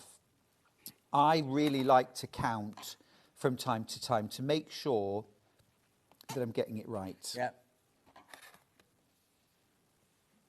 The very first time I made a proper full quilt, I just wildly cut everything all in one go, because that's what the books and the magazines tended to advise. Yeah. And then I discovered that I'd cut all of my fabric for one of the, patches. Wrong. Too small. All of them, So I always say, everybody, whatever your level of experience, make one block before you cut everything. Yeah. Also, on some rulers, it's so easy sometimes to get it the wrong way up, and some you've got like a 1/2 inch on the end, some you've got like a 1/4 inch on the end. Yes. So if you're in a rush, sometimes you get it the wrong way up, and you're going to not cut them properly that way. Well, that's right. And the thing is, my favourite rulers are the creative grids. And I love the fact that you've got sort of inches in, is it white, and under 1/2 inch in black. Yeah. But sometimes even I get confused. I say even I. Yeah. Any of us can get confused. But I get confused and I end up cutting things that are a 1/4 inch too small or whatever. And we don't want to do that because it's wasteful of fabric. Yeah. Right, so now I've laid out on my cutting mat my Puss in the Corner block. Okay, and this is another time that your cutting mat really comes into its own. Yeah. Because I can now take this to my sewing machine and I'm going to keep it there and I'm going to sew and I'm going to place back on the mat. Right, so next up, let's talk about seam allowance. So we're going to use a 1/4 inch seam allowance throughout for this quilt. Now, if you're lucky enough to have an FS250, stitch number 46 is your 1/4 inch. However, I'm just going to remind you that it's only a 1/4 inch seam allowance if you've got the J foot on. Right. I was working with somebody a few weeks ago who had, in a workshop, who had the N foot on and was using stitch 46 for 1/4 inch, and it's bigger. Why? Because the foot is wider, the end foot is wider, so the distance from the edge of the foot to the needle is more. Oh, even though you think, oh, put the 1/4 inch on, I'm fine. Yeah, it's not the stitch, it's the stitch and the foot combined. So keep these things in mind. If you haven't, and you're using a 1/4 inch foot, just make sure, sew a block or sew a couple of patches together, even 3 2.5 inch wide strips. It's a good thing. Get some scrap fabric, sew 2, 3 2.5 inch wide strips together, press them and then measure the centre strip.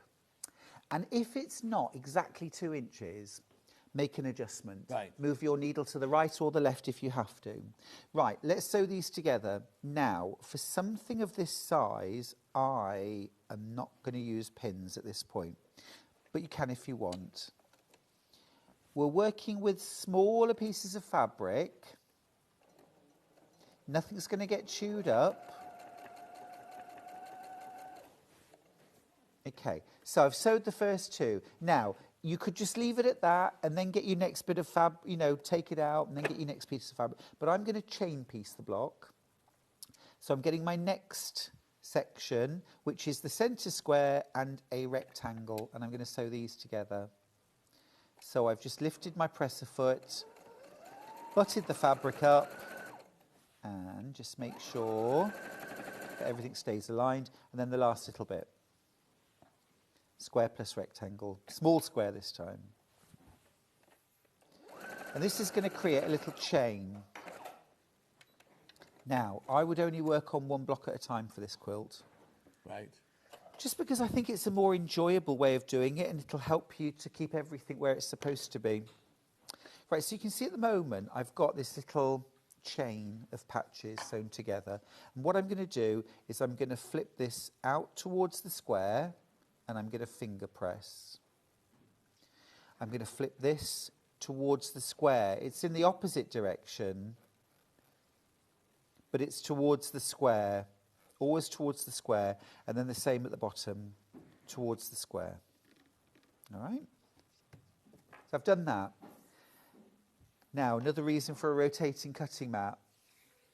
Turn the cutting mat around. Yeah. And now we're going to repeat the process with the other side. So just having that rotating cutting mat, I just think is game-changing. I've got to warn you, there's only 5 of these left. 5 of the cutting mats left. We will get more in, but today I've only got 5 left. Deputy Joan I thought actually that Deputy Joan had got every tool that she would ever acquire in her life. And then one day I was demonstrating on air the rotating cutting mats. And She got one? No. Oh. No, but she ordered it there and then. Oh, of course. And of course, it's a game changer for her, as it is for everybody. They're wonderful. So I'm sewing the other side on now. And again, I'll just trim my threads off to make sure everything's neat and tidy. And then I'm going to do the same again. Press towards the square. Press towards the square. Always from the centre out. And then there. Right, and so now I've got my whole block in rows and they're held together where they need to be with those little bits of thread. So now, look how beautifully that nests. Cutting mat sold out. Cutting mat is sold out now for today. Quilt now. What are you doing? There's way too many people. Right, way too many people got it in your basket. I know you're watching Stuart's demonstration, but please be aware that it could all suddenly just go whoosh and then they're all gone and you come to check yours out and they've all gone because there's way too many people got it in their baskets.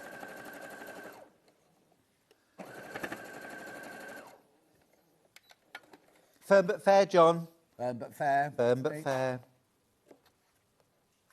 So again, nipping off the threads and then last side, again, just see how nicely that nests automatically, and it's held there with thread because I chain pieced. Obviously, that is just taking it slightly beyond the utter basics. If you want to keep it really simple, just sew a seam, put it down on the mat, sew the next seam, and then pin them together. Yeah. But, you know, this is a nice little technique. Always making sure that you're keeping everything nicely lined up. And the thing is, John, however you're planning or think you're planning to set out these blocks in your quilt, you don't have to make that decision until you've made all the blocks. It doesn't change how you make the blocks. So play to your heart's content. Make the blocks and then play with them and see how they look. Right, I am just going to set those seams now. Just give a little press from behind and then I always like to finger press. You don't have to. But what a lot of people will do is they will press from the back. Right. Like this. And this is how you get little tucks. So I always recommend that you press from the front. And if you finger press first, then your fabric knows where it's supposed to go. Yeah. Okay. And again, a nice press rather than wiggling the iron back and forth. Same on the other side.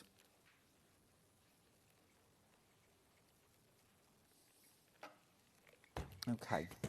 And that's the block made. I think it's really cute. And that's all we make? You make a load of 9 patches. A load of these. Yeah, Puss, yeah. Puss in the corner. Now, just one final check I want you to do. Once you've pieced your block, I want you to measure it. And we want it to be 5.5 inches square. That's what we're hoping for. Right. Okay. That's fine. Yeah. That's 5.5 inches square. We're good. Good. Right. Make a bunch. Make a bunch of them. Make a bunch. Right. So the next thing is we've got our setting squares. Okay. Yeah. These are 5.5 inches square. Okay. Now this is why we need these blocks to be 5.5 inches square, because we're going to sew patchwork to plain fabric, and this is where you can get unstuck. Right. If you haven't sewn an accurate 1/4 inch seam allowance. So this is why I say make one, measure it. If it's not the right size and shape, stop. Whatever you do, don't listen to that terrible advice, which is occasionally given by very well-meaning people. Oh, as long as all of your seam allowances are the same, if you're consistent, it will all fit together. No, it won't, because if you've used a different seam allowance, even slightly, this won't be 5.5 inches square. And there's no way that that will sew to a 5.5 No, inch square. exactly. So, all right, let's cut some squares. So I've got a big old chunk of fabric here. Don't be overwhelmed by it. No, don't. Right, there's twice as many people now got the quilt kit in their basket than we've got stock of, just to keep you updated. It is gorgeous. Now look. Very lovely. I save all of my Tula fabrics, especially the true colours, because they're so useful. And then I use them in my scrap quilts. Oh, yeah. So fresh pineapple I made out of a load of my Tula Pink. So any of these little leftovers that you can keep, do and use them. Also, all her colours are so clean, aren't they? They're so pure, Yeah. all the colours she uses. There's nothing grungy or dirty. Or she never uses brown. She said when she came in, she just never, ever uses brown. Just beautiful, pure colours. Interesting. Yeah, I didn't know that until she came in when we were at Sewing Quarter, and that was the day that Hannah sent Mike, the cameraman, off to buy everybody Starbucks and said, what you must do is get a receipt. Tula's mum had a dirty chai latte or something like that. Anyway, he ran off. The bill was extraordinarily huge because she bought one for everybody. And said, where's the receipt? And he went, I didn't get a receipt. Oh, no. So Hannah didn't get the money back. Oh, no. Treated everybody to a Starbucks that morning. Well, that's unheard of. I know. Anyway, she said that day that she never, ever uses the colour brown in any of her designs. Oh, okay. I mean, fair enough. Yeah. I love brown. I love brown in quilts. Yeah. But, so I'm just cutting some setting squares, and I just want to show you how you can cut these quite easily. I'm just using 2 layers of fabric near to the edge, but not. I haven't actually neatened that edge. And what I'm doing, look, I haven't ironed my fabric. Naughty. You said to us. I know. And the thing is that ironing it afterwards isn't the best, but I'm going to, because I'm that kind of guy. Well, we all forget sometimes. Yeah, well, you did iron the first bit. I did. I started well, John. Yes. Not where you start, it's where you finished. That is true as well, isn't it? But I think it would sound better as a song, John. Oh, did you? It's not where you start, it's where you finish. Ba-ba-da-ba-ba-ba-ba-da-ba. Honestly. And it's not even Christmas. It's like Showgirls, the musical, isn't it? Yeah, exactly. Right, so I've got some squares cut out. And what I want to show you here is the difference between a straight set and an on-point set. Lovely. Just to completely demystify, and it's not big and it's not clever, but that's very, very good news. So if I was going to do a straight set, all I would do is, and these might be all star blocks, or they might be all plain blocks, or whatever, you know.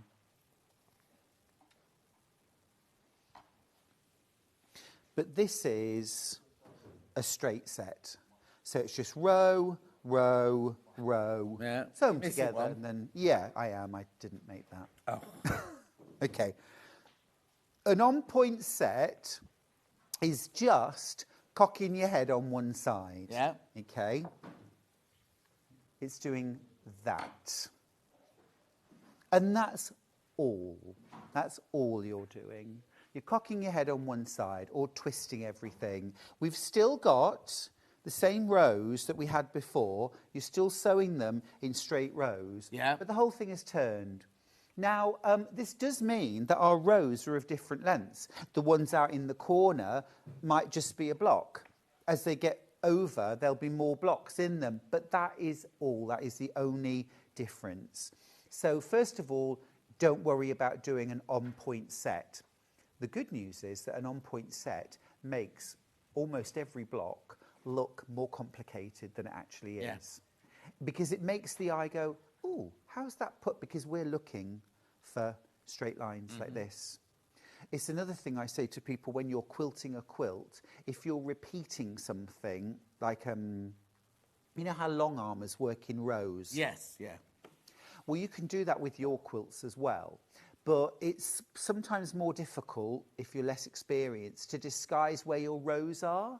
So if you put your rows diagonally, instead of straight across your quilt, when your quilt is hanging, you're looking for this. You're not looking for this. So you miss the repeat. Can I also just point something out that I don't want you to stress about when you get this home, is the picture on the front of the box and the front of the pattern is a digitally enhanced or digitally made picture. So what they've done is they've fussy cutted exactly the same. If you were to look at this, look at the picture on the front, on the grey squares. Yes. Because it's a digital thing. Yes. You don't have to do that. No. You don't have to sit and try and fussy cut something to go in. Don't feel that pressure, because that's a digitally made photograph. You do it like this one, so it's all random, the fluidity and the movement and everything like that. Don't be looking at this picture going, oh, they've cut an owl's head out or whatever it is in That's the middle right. of all the pictures. Yeah. Please don't get yourself stressed about that. Yeah, that's right. Well, and also like this, you see, you cut your squares straight. You don't cut them on point. Well, that's because I looked at this and thought, oh, he's going to have to cut those on the diagonal. Yeah. But no, you don't. No, they're not. They're not. If you were going to do that, so that it was like that, but the image was, if you like, right way up. Yeah. What you'd have to do is you'd have to heavily starch your fabric first. Not by doing one really thick layer of best press, but a spray, an iron, a spray, an iron, and maybe 3 times. Then cut out and cut diagonal strips. Also, would it make any difference that they've yardaged it at cutting across?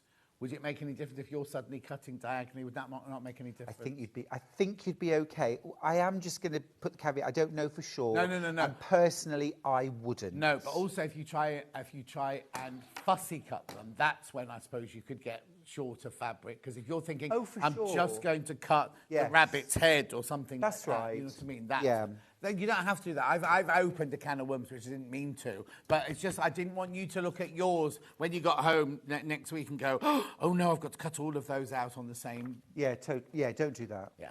Don't do that. Oh no. I mean, for me, directional fabrics, the point of directional fabrics is to allow serendipity. Your quilt is much more exciting. To me, I would much rather look at this quilt with images this way and that and look, rather than a quilt where every single one had the same motif in it. It'd be like, well, I can look there and I've seen the whole quilt, haven't I? Yeah. You know, there's no point looking any further. Right, I'm just going to cut some setting triangles now. Lovely. Now, the first time I ever set a quilt on point, I was doing my own design and I did not know what I was doing. Right. There's an admission. It's true. And so I saw so we have setting triangles and we have corner triangles. So I'll show you where the setting triangles are. They're these here. They're the large triangles that are in the sides. Right. Okay, these ones right here. And to my untrained eye, they looked like half square triangles to me. That was the first thing I thought, oh, well, cut a square and cut it in half, and that's your setting triangle. And that means that your edge is on the bias. And that was the issue I got into then, was that my quilt edge started to wobble. Your corner triangles are small triangles, and those are half square triangles. Right. But anyway, let's do so. I'm just checking the measurement. I want to get it right. 8 3/8. Right, so I'm using a square ruler. Now, a 12.5-inch square ruler, great for this. If you can run to the really big creative grids, I think it's a 21-inch square, even better, because actually these are small blocks, and so your setting triangles are not that big. But to set a 5-inch finished square, which is what these are, you need an 8 3/8 of an inch square to cut triangles from. Now, if you think most quilt blocks are 12 inches or 14 or 15 or 18. Cushion fronts, 18, 20. Think about the size of your setting triangles for those. We're talking 23, 25, 28 inches square sometimes for setting triangles. So the bigger the square, the better, really, is what I'm saying. So we're going to use the same principle. I want just over or just under 8.5-inch square for this. So I'm going to cut the two sides first. I'm going to swivel it around, and then I want 8 3/8. Now, the glasses are going on, so I mean business. Yeah. Okay. Right, first of all, 8 3/8 is just less than 8.5. Yeah. So I'm going to start by lining up 8.5 inches. Okay, this is my little test. So I want to do 8.5, 8.5. Right. Then I want a 1/8 of an inch less. I have this little marking. It's not shown right across the ruler, but if I slide it across one increment, so I've now got, can you see, I've got 8 1/4, that's the solid line, and then I've got one more little mark, which is 8 1/8, 2/8, 3/8, and the same along the bottom. Right, that's my square. So we're still just using markings on the ruler, they're just different ones. Yeah, exactly. Okay, this is another reason why having a larger square ruler is useful. We're now going to cut this on both diagonals. So line up your ruler very carefully, corner to corner, and cut. Leave it where it is. Oh, didn't want to move that. Never mind. Line up the corners. And cut. Okay. And what this means is now, you see, I looked at an on-point quilt and I just saw those triangles as 2 half-square triangles. But if you cut a square in half, this is on the bias. Because I cut this as quarter-square triangles, all of my outer edges are on the straight of grain, so the edge of my quilt will be firm, as it should be. Right, let me show you how to do that on-point layout now. So we lay out our squares with our alternate blocks. And, you know, embrace the this way and that. Okay. And then your setting triangles will go, hang on, let's get this right, like so. Okay. Lovely. Do you see? Check that I'm doing it right. Actually, it's a square block in the corner. Let's just shuffle these along. That's better. Right, like so. Okay. So your diagonal rows then will be this and this and this. But all still straight edges. All still straight edges. Yep. This is all on the straight of grain. Actually, this isn't. This is on the straight of grain. Yeah. This is on the straight. This isn't, but we're going to sew our rows together, so it's not an issue. Yeah. What you will notice about your triangle, if I just get one of these rows now to sew together, is that your triangle has a bit that hangs off the edge. Now, when you come to sew these together, always think about the right angle. So you can see we can line it up perfectly here. We can line it up perfectly here. That is what we concentrate on. Those little tips will hang off the edge, and that is That is as it should be. Right. Don't start trimming anything off, and don't think you've done anything wrong, and don't think that you have to line up that point. Oh no, 'cause the whole thing goes out. The whole thing goes out. So you just line that up, okay, and sew them together. And I need to tell you there's only single figures left not checked out. Way too many people got in baskets, but there are only 9 quilts left now available. 34 people want it, 9 available. Lovely. Now, yes, Stuart asked for this to be put into today's show. This is the extra wide backing fabric from Tula. We took it to an incredible price. $11.99 for half a metre it is. Now it'll tell me in here. I'll just show you. Oh, yeah. You know, when you put those blocks, it's just a match made in heaven, isn't it? Yeah. You need 2 metres. 2 metres. So 4 units, please. You haven't already checked. Which actually, John, that is, so it's £22 a metre. Yeah. So 44. £44 to back your quilt with Tula Pink. That's amazing. Yeah. That's just too good to be missed, isn't it? Yeah. And like I say, if you've never used the satinised cotton for backing a quilt, it behaves in exactly the same way as your regular quilt weight cotton. The underside, the wrong side that you're putting against your wadding doesn't feel any different to regular quilt weight cotton. I would still recommend, as I always do, that you use 505 quilt basting spray to hold your layers together. And again, I just want to emphasise, because I'm asked often about how you use 505. Yeah, keep going through for this, keep going through for the backing. Get backing. Now, in fairness, it is all on the can. However, you are forgiven for not reading that, because I'll just put my thumbnail next to it for comparison. But the instructions are on there, and they are really good. You must do what it says, which is, when you're spraying, to spray from 12 to 15 inches away from your wadding. Most people want to spray here so that the spray doesn't go everywhere, but the point is you want the spray to go everywhere in a nice even mist.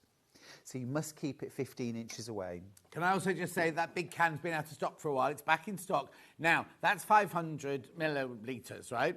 And 251 is $7.99. Which would be £16. So actually, that's from us. Yeah, I'm not comparing us to other shops or anything. That's from us. So getting the big tin like that, you're actually saving a couple of pounds. Yeah, I use cans and I love it. I can imagine, yeah. Brilliant stuff. And if you're trying to use bits of wadding, say like for bag making, and you're not using a whole piece of wadding, you don't even have to join the wadding. You can just spray and patch it together. Just make sure that the edges but don't overlap. At £13.99, back in stock today. Rightio. You're going back to the quilt kit, Hannah.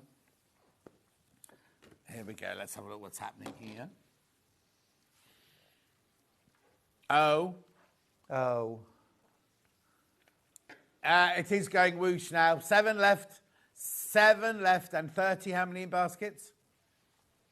34 people want it, and there are 7 left.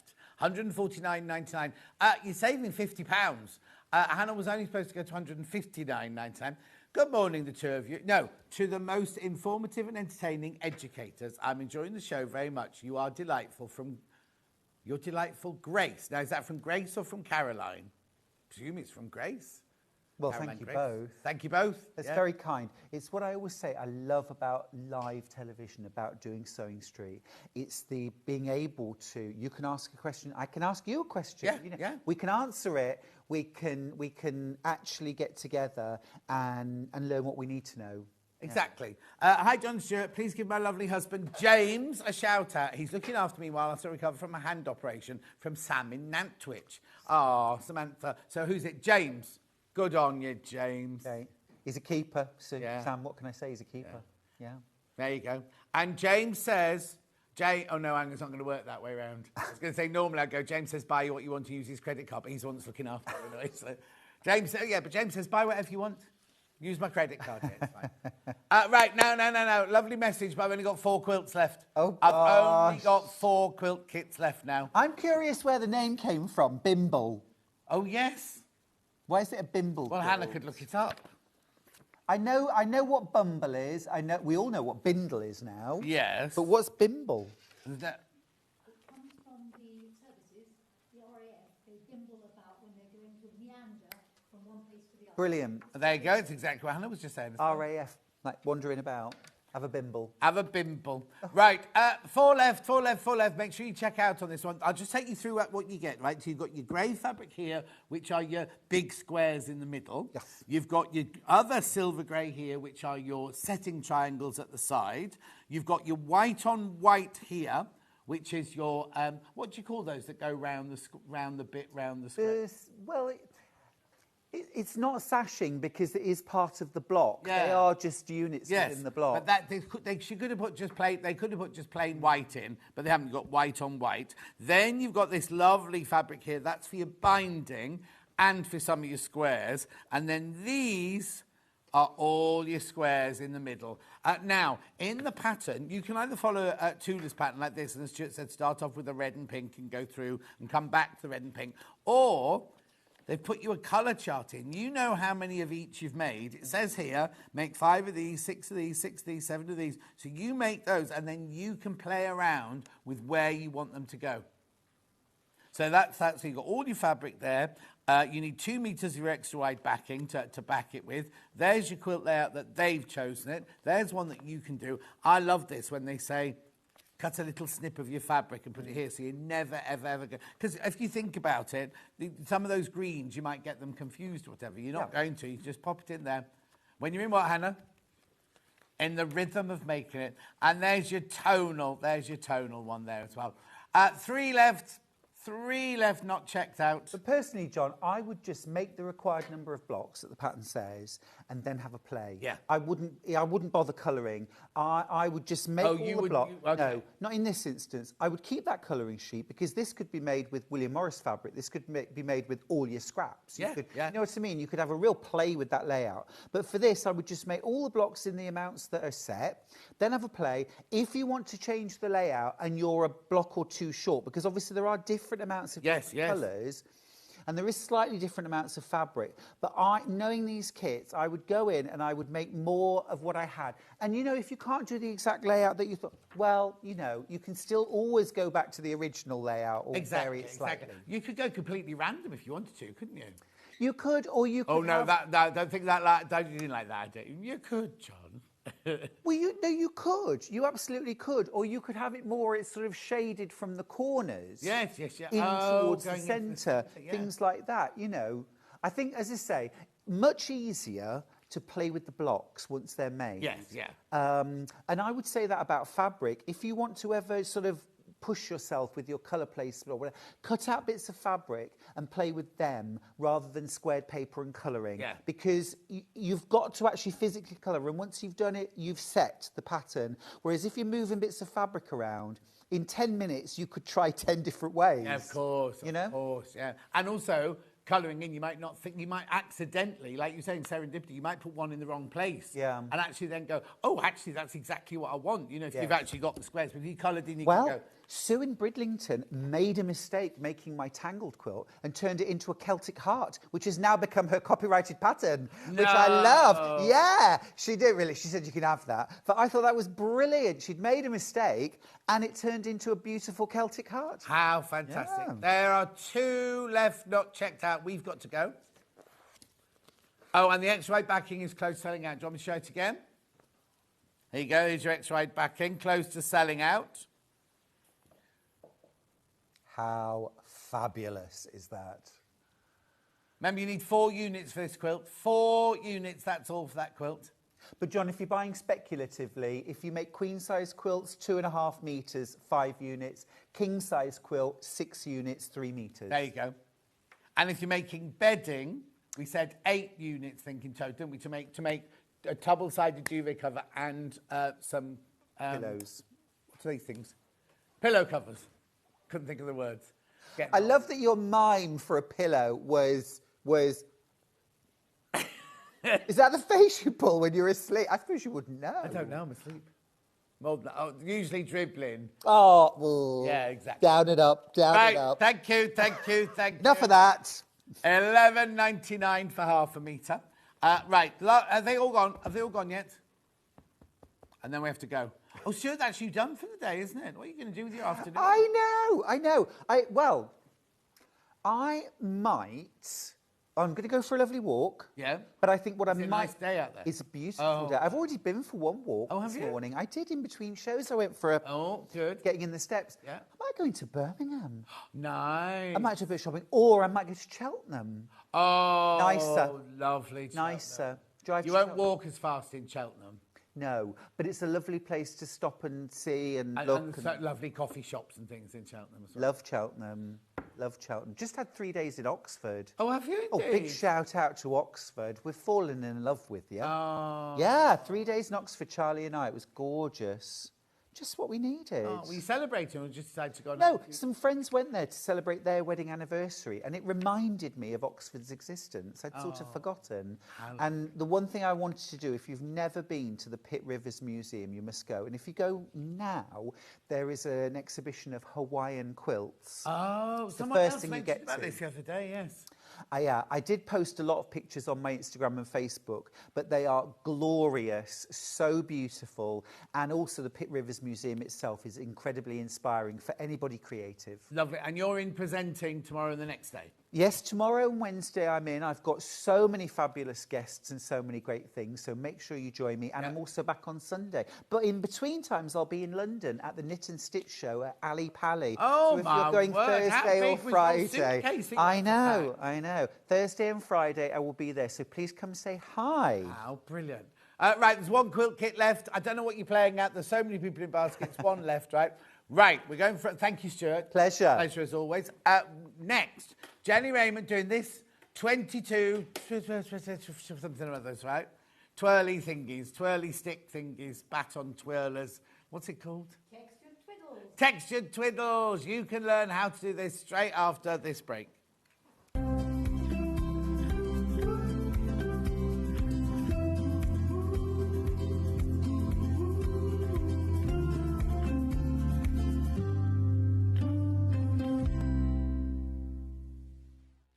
Missed a show on Sewing Street? Don't worry, you can catch up on all the action from the past week on our website. Just head over to sewingstreet.com and go to TV Guide and pick a day, then a show up to 7 days back from the Today tab.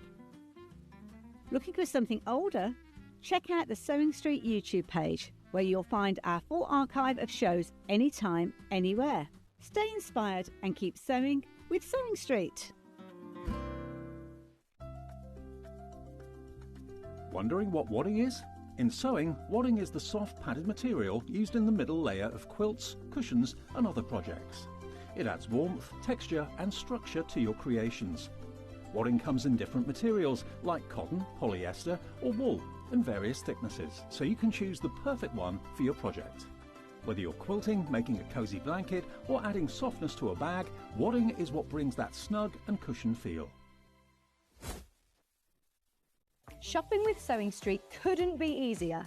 You can shop via our website at www.sewingstreet.com, where you can watch our live shows and see all the products from that day. We also have a huge amount of products on our website, from your sewing room essentials to fabrics, sewing machines and much more. You can download and shop on the go with our Sewing Street app. Simply head over to your app store and search Sewing Street. Alternatively, you can contact our UK-based call centre 24 hours a day on 0800 001 4433. Shopping made easy at Sewing Street. Never miss a show by watching on the go with the Sewing Street app. Head over to your app store now and search Sewing Street and simply download to your smartphone or tablet. You can watch the shows live and see your favourite presenters and guests. Click on the Today button to shop all of the products that are featured in today's show. Want to know what's hot? Then click here to see today's bestsellers and highlights. Have you missed a show or want to watch one back? Then click the schedule button and you can go back 7 days to watch and shop and you can also see what's coming up over the next 7 days. Want to say hello or ask a question to our guests? Then send a message to the studio. You can also keep in touch with all the latest news, events, product launches and much more by clicking here for our social media pages. Never miss a show by watching on the go with Sewing Street.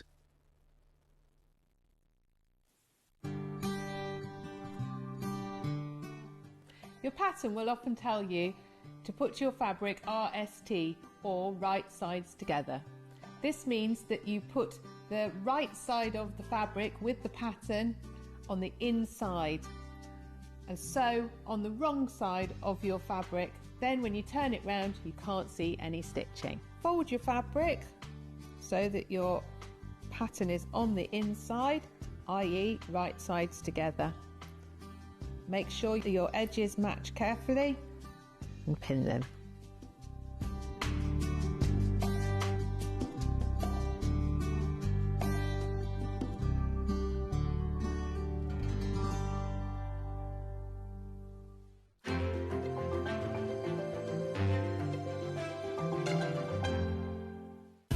Keep up to date with what's on Sewing Street, as well as all the latest news and special offers by signing up to our email newsletter. Go to sewingstreet.com and scroll down to the bottom of the homepage. Type in your email address and click the envelope. That's it. You'll never miss out on the latest news and special offers ever again. Did you know at Sewing Street that on various products we offer split pay?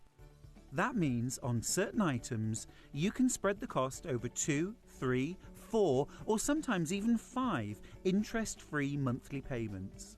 Just pay the first instalment when you purchase and you're away. So shop your way with split pay.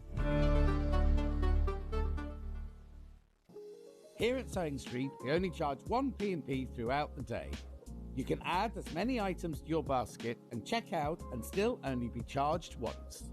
Once you've checked out the first time and want to order again, you simply add the item to the basket and click on the Combine Order button. Remember, standard P&P is £4.95. Charges may differ for outside the UK. Or upgrade to our premium option for £6.95 on certain items. Shopping made easy at Sewing Street.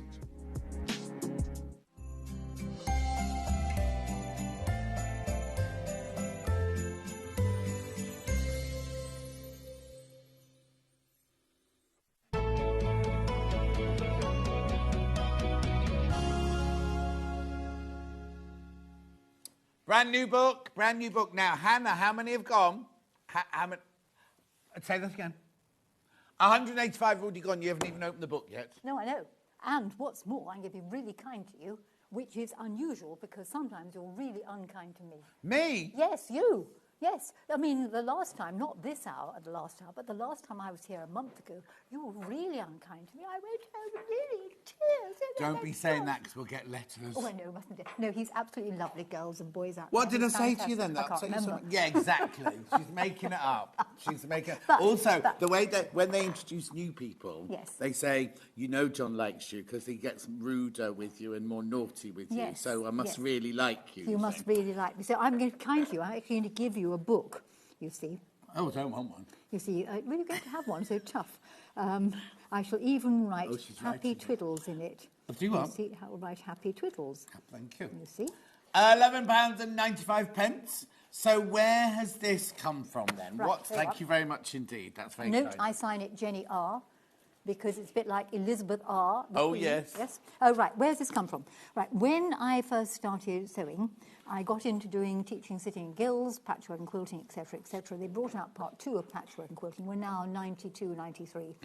And in part 2 it said, thou shalt teach texture. I thought of some ideas. Everyone said, wonderful ideas, write a book. So I wrote various books, which are now sadly out of print.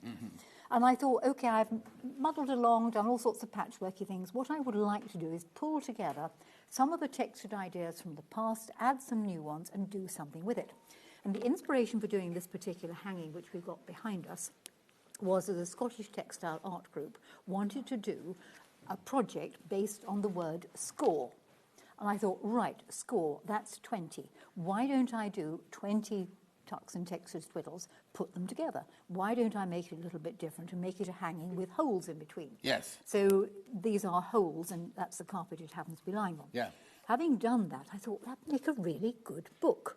And in the writing of the book, there are more than 20 ideas in it, so it became 22. And I adore alliteration, hence 22 textured twiddles.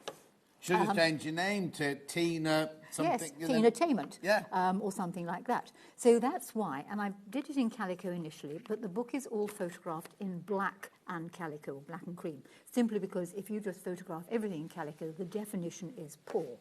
So this will take you through all of the ideas. Can I just say, though, it's not a pattern book to make this wall hanging. No, it's... You can use these, as you showed in the, well, in the first if you fish the cushions over there, okay, right, the other one it would be better first, thank you.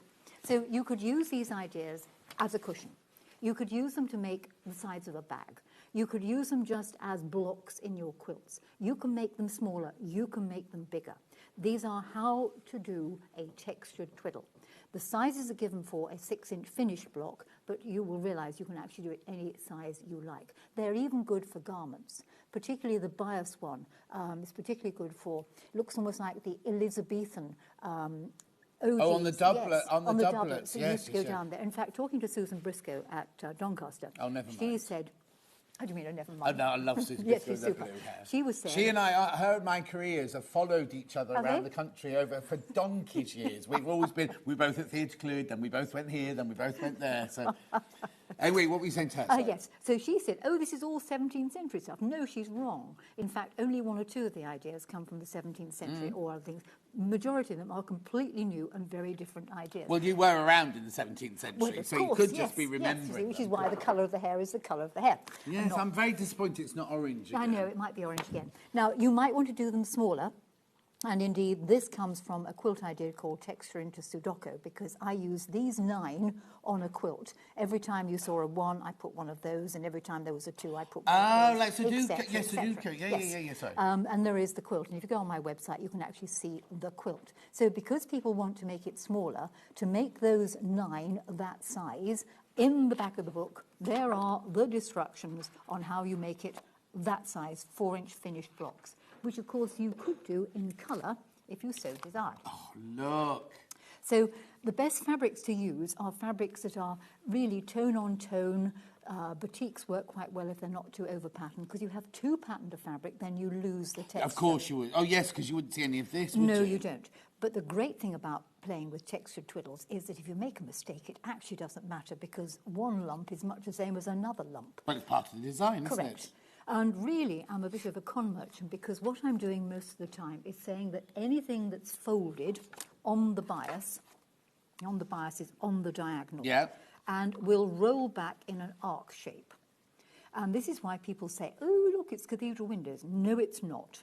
Cathedral Windows has a panel on it, as we did in the show before, where the folds are on the bias, so they roll.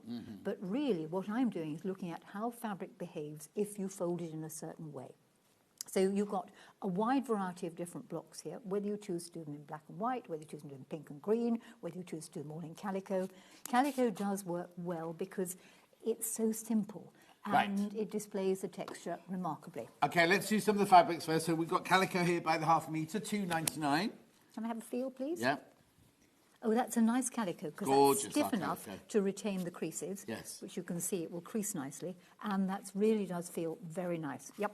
When I love calico. When I went to Wimbledon School of Art and we'd be in the cutting room, the teacher was on a raised plinth, and on the front of her desk was the biggest roll of calico, because when we first started, we made everything in calico, and you'd go along and you'd pull your calico off and chop it off and go back to your desk, and just that smell all day of calico, I love it. At $2.99 for half a metre. Well, that's not bad. I should get a couple of metres if I were you. Oh, yeah. Yeah, so would I. Then I've also got plain black from our core range, our Rose and Hubble black fabric, if you wanted to get some black. Another nice. The nice thing about this black fabric is it's really black and it's a nice, decent weave. Because some black fabrics are awfully thin and whoppity. Beautiful. $3.99 that one, but for half a metre. That's just if you want to get started, buy yourself a couple of metres of each of those, and then get the book, and you can start doing things from the book. So we haven't even opened the book yet. I need to tell you, the graphic's coming back in now. Right? How many are in baskets? Oh, what? There's 52 people need to check out. When those 52 people need to check out, over 300 books, way over 300 books have gone. Right. Tell me what's inside the book. Right. Then. But one further thing before you do before you tell open it, before I open it, is just go back to a comment that Stuart made about colour. Right. And he was talking about various different colours. If you are concerned about whether you've got the light, dark or medium, putting them on a photocopier and photocopying it will give you shades, and black and white will come out as shades of dark, light or pale, which works remarkably well. He was quite correct on that, what he was saying. Okay, so opening the book. In the book you have...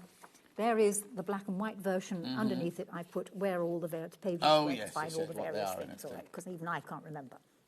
There is a page that is useful information. It's always worth reading useful information. Well, it's there for a reason, isn't it? It's there for a reason. So there are all the various bits and bobs that are in there. It's basically then it's just a question of choosing the one you want and working your way through. Every stage is photographed. The words have been proofread by somebody who knows absolutely zero about stitching. Right. And managed to follow them. Well, do it in paper, says she down the telephone. Can't you do it? I know you haven't got any fabric. Do it in paper. Does it work in paper? Yes, of course it works. Oh. So it takes you through various different things. I mean, you can do the woven design in 2 different ways. Now, interestingly, you can do other things with the woven design because you could pad the strips and you can make it for the size of a bag, etc., etc. The contrariwise cathedral window. This is similar to the pattern I had this morning. You can, of course, make this idea considerably bigger, make it into a table mat, do it in stripes. Wow. Give yourself a migraine. Yeah. This one, particularly the bias one, this is great for possibly a garment. Just use the section down the middle. And then you've got those wonderful OGs that would flash sleeves, etc., etc. You can even do this design without any fabric in it, behind it.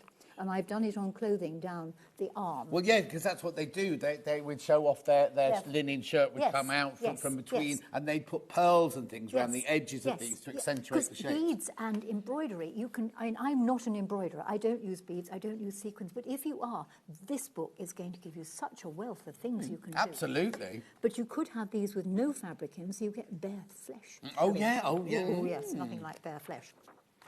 Going to show you trumpets in a minute.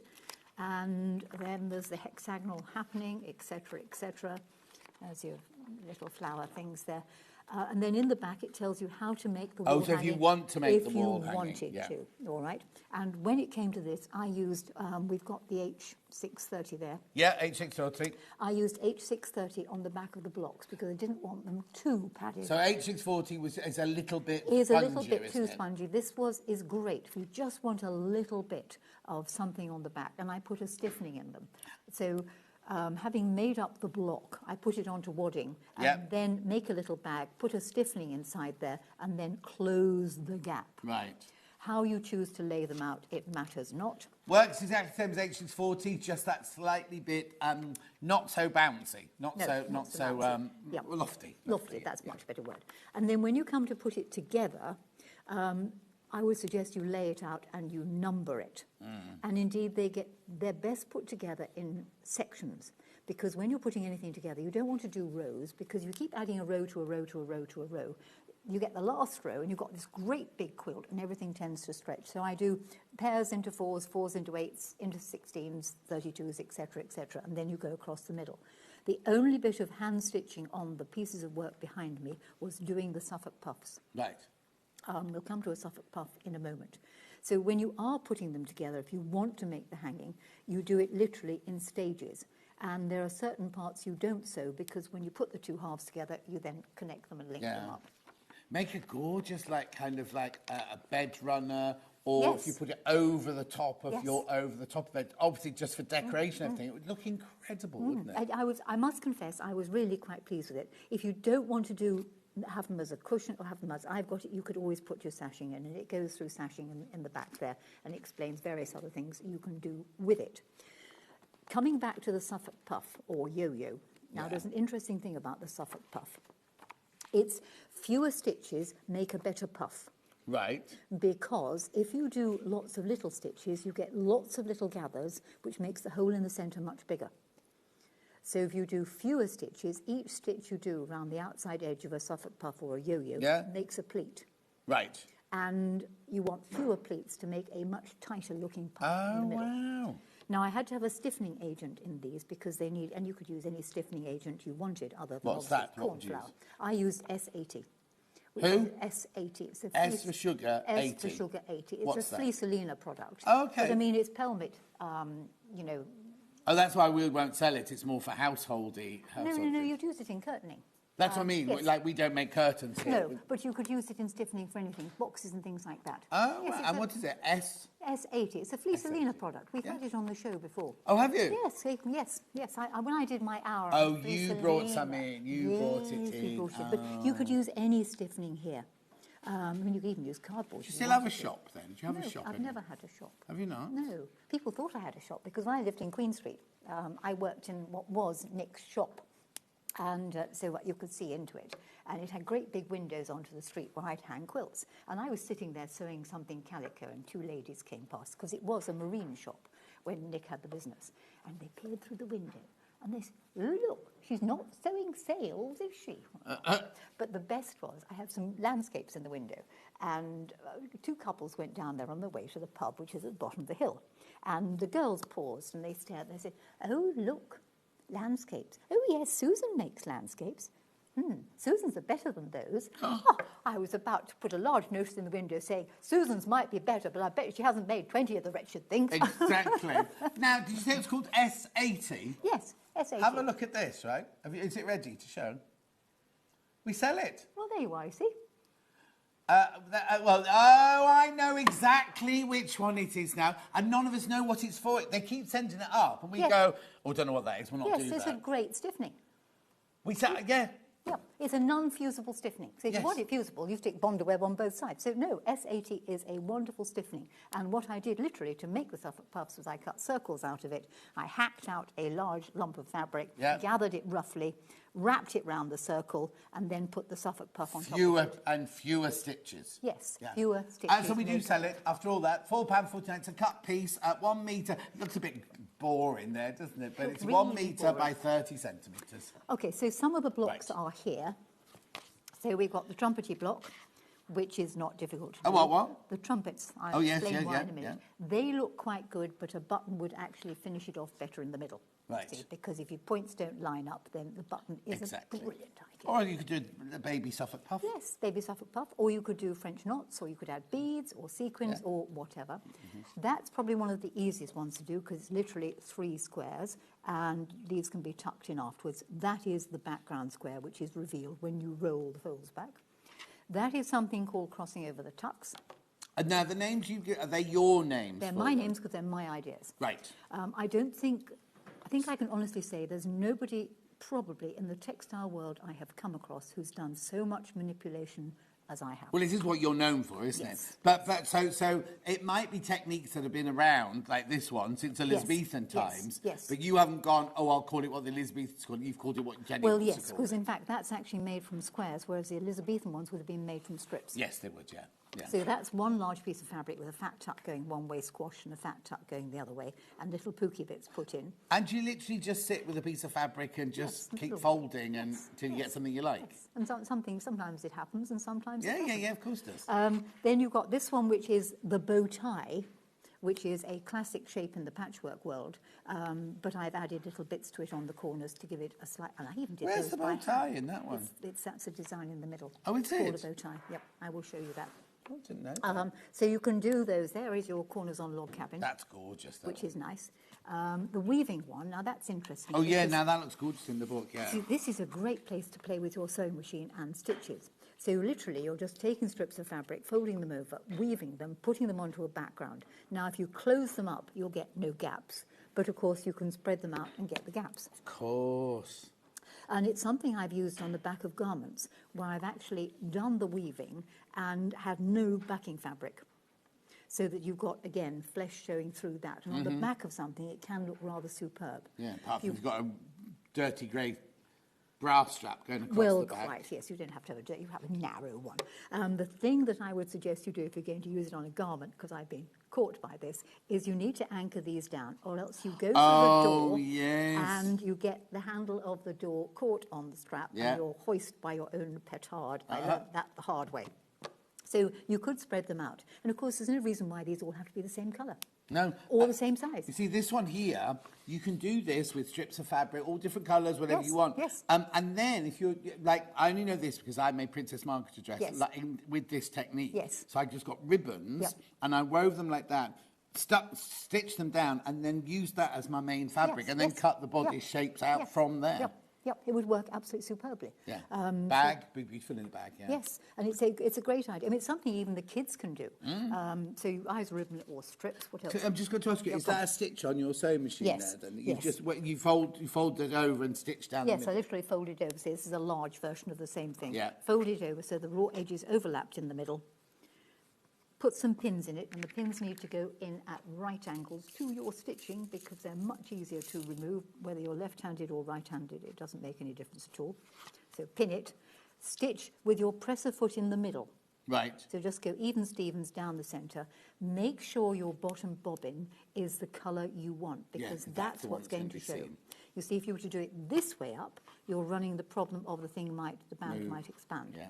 All right. So just sew down the centre there, and you can have a play. Yeah. But be careful with check the stitch because some machines' fancy patterns are the one thing on the top and something completely different on the back. Oh, right, of course, yes. Yep. And the other thing is when you've done it and you've done it beautifully neatly, make sure you've got them all the right way up because it's ever so easy to have one of those strips upside down by accident.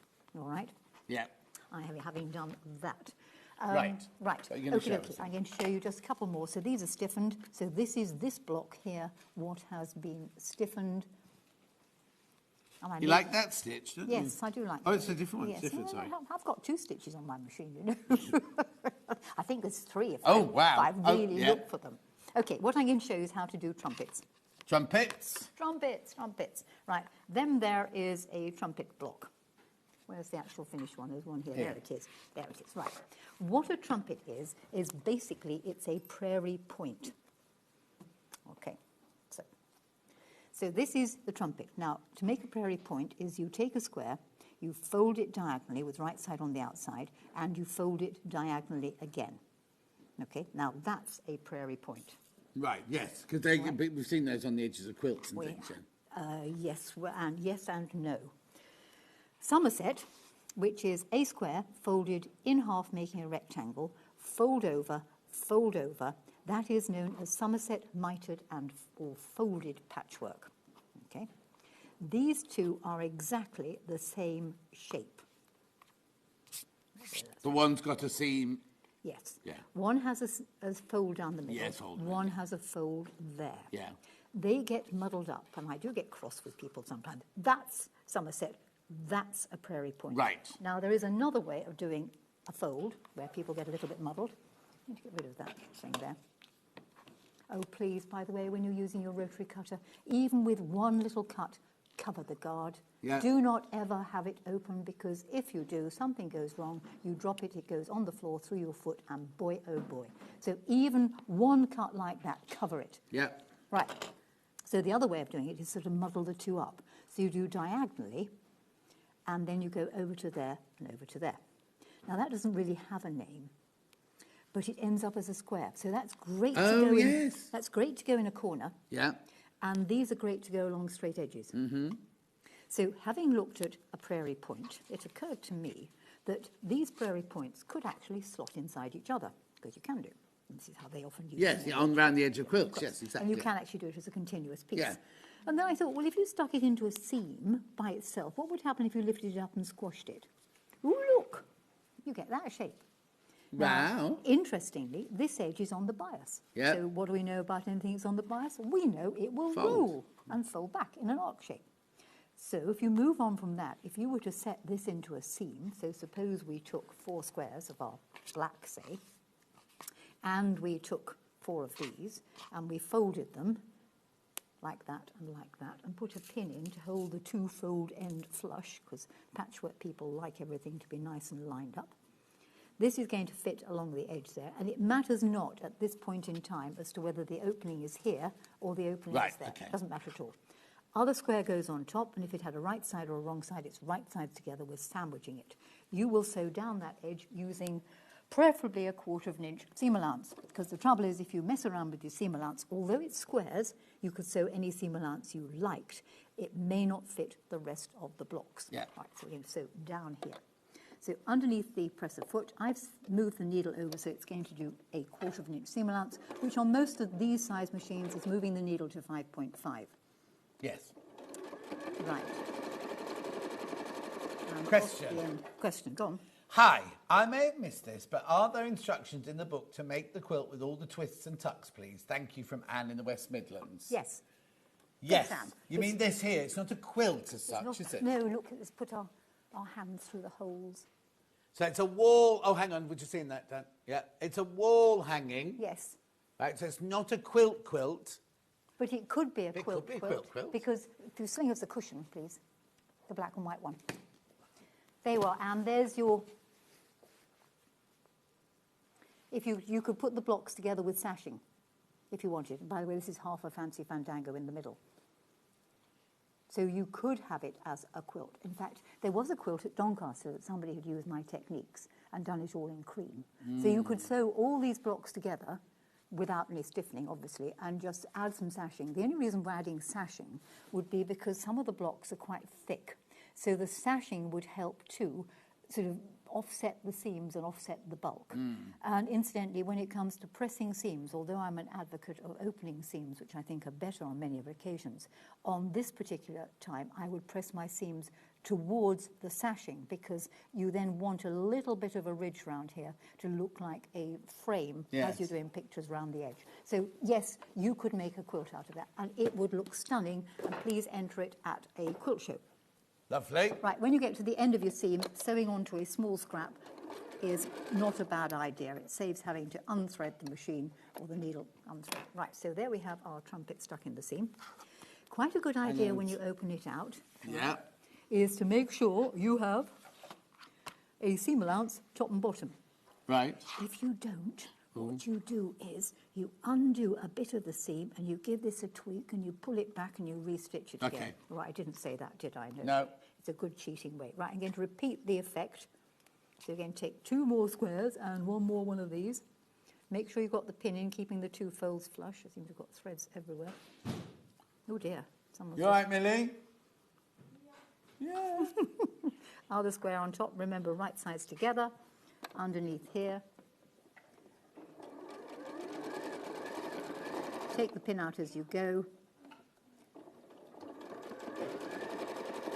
I don't have to wear high heels next time because it's really, my arms aren't long enough. Oh. I know. Everybody go, oh.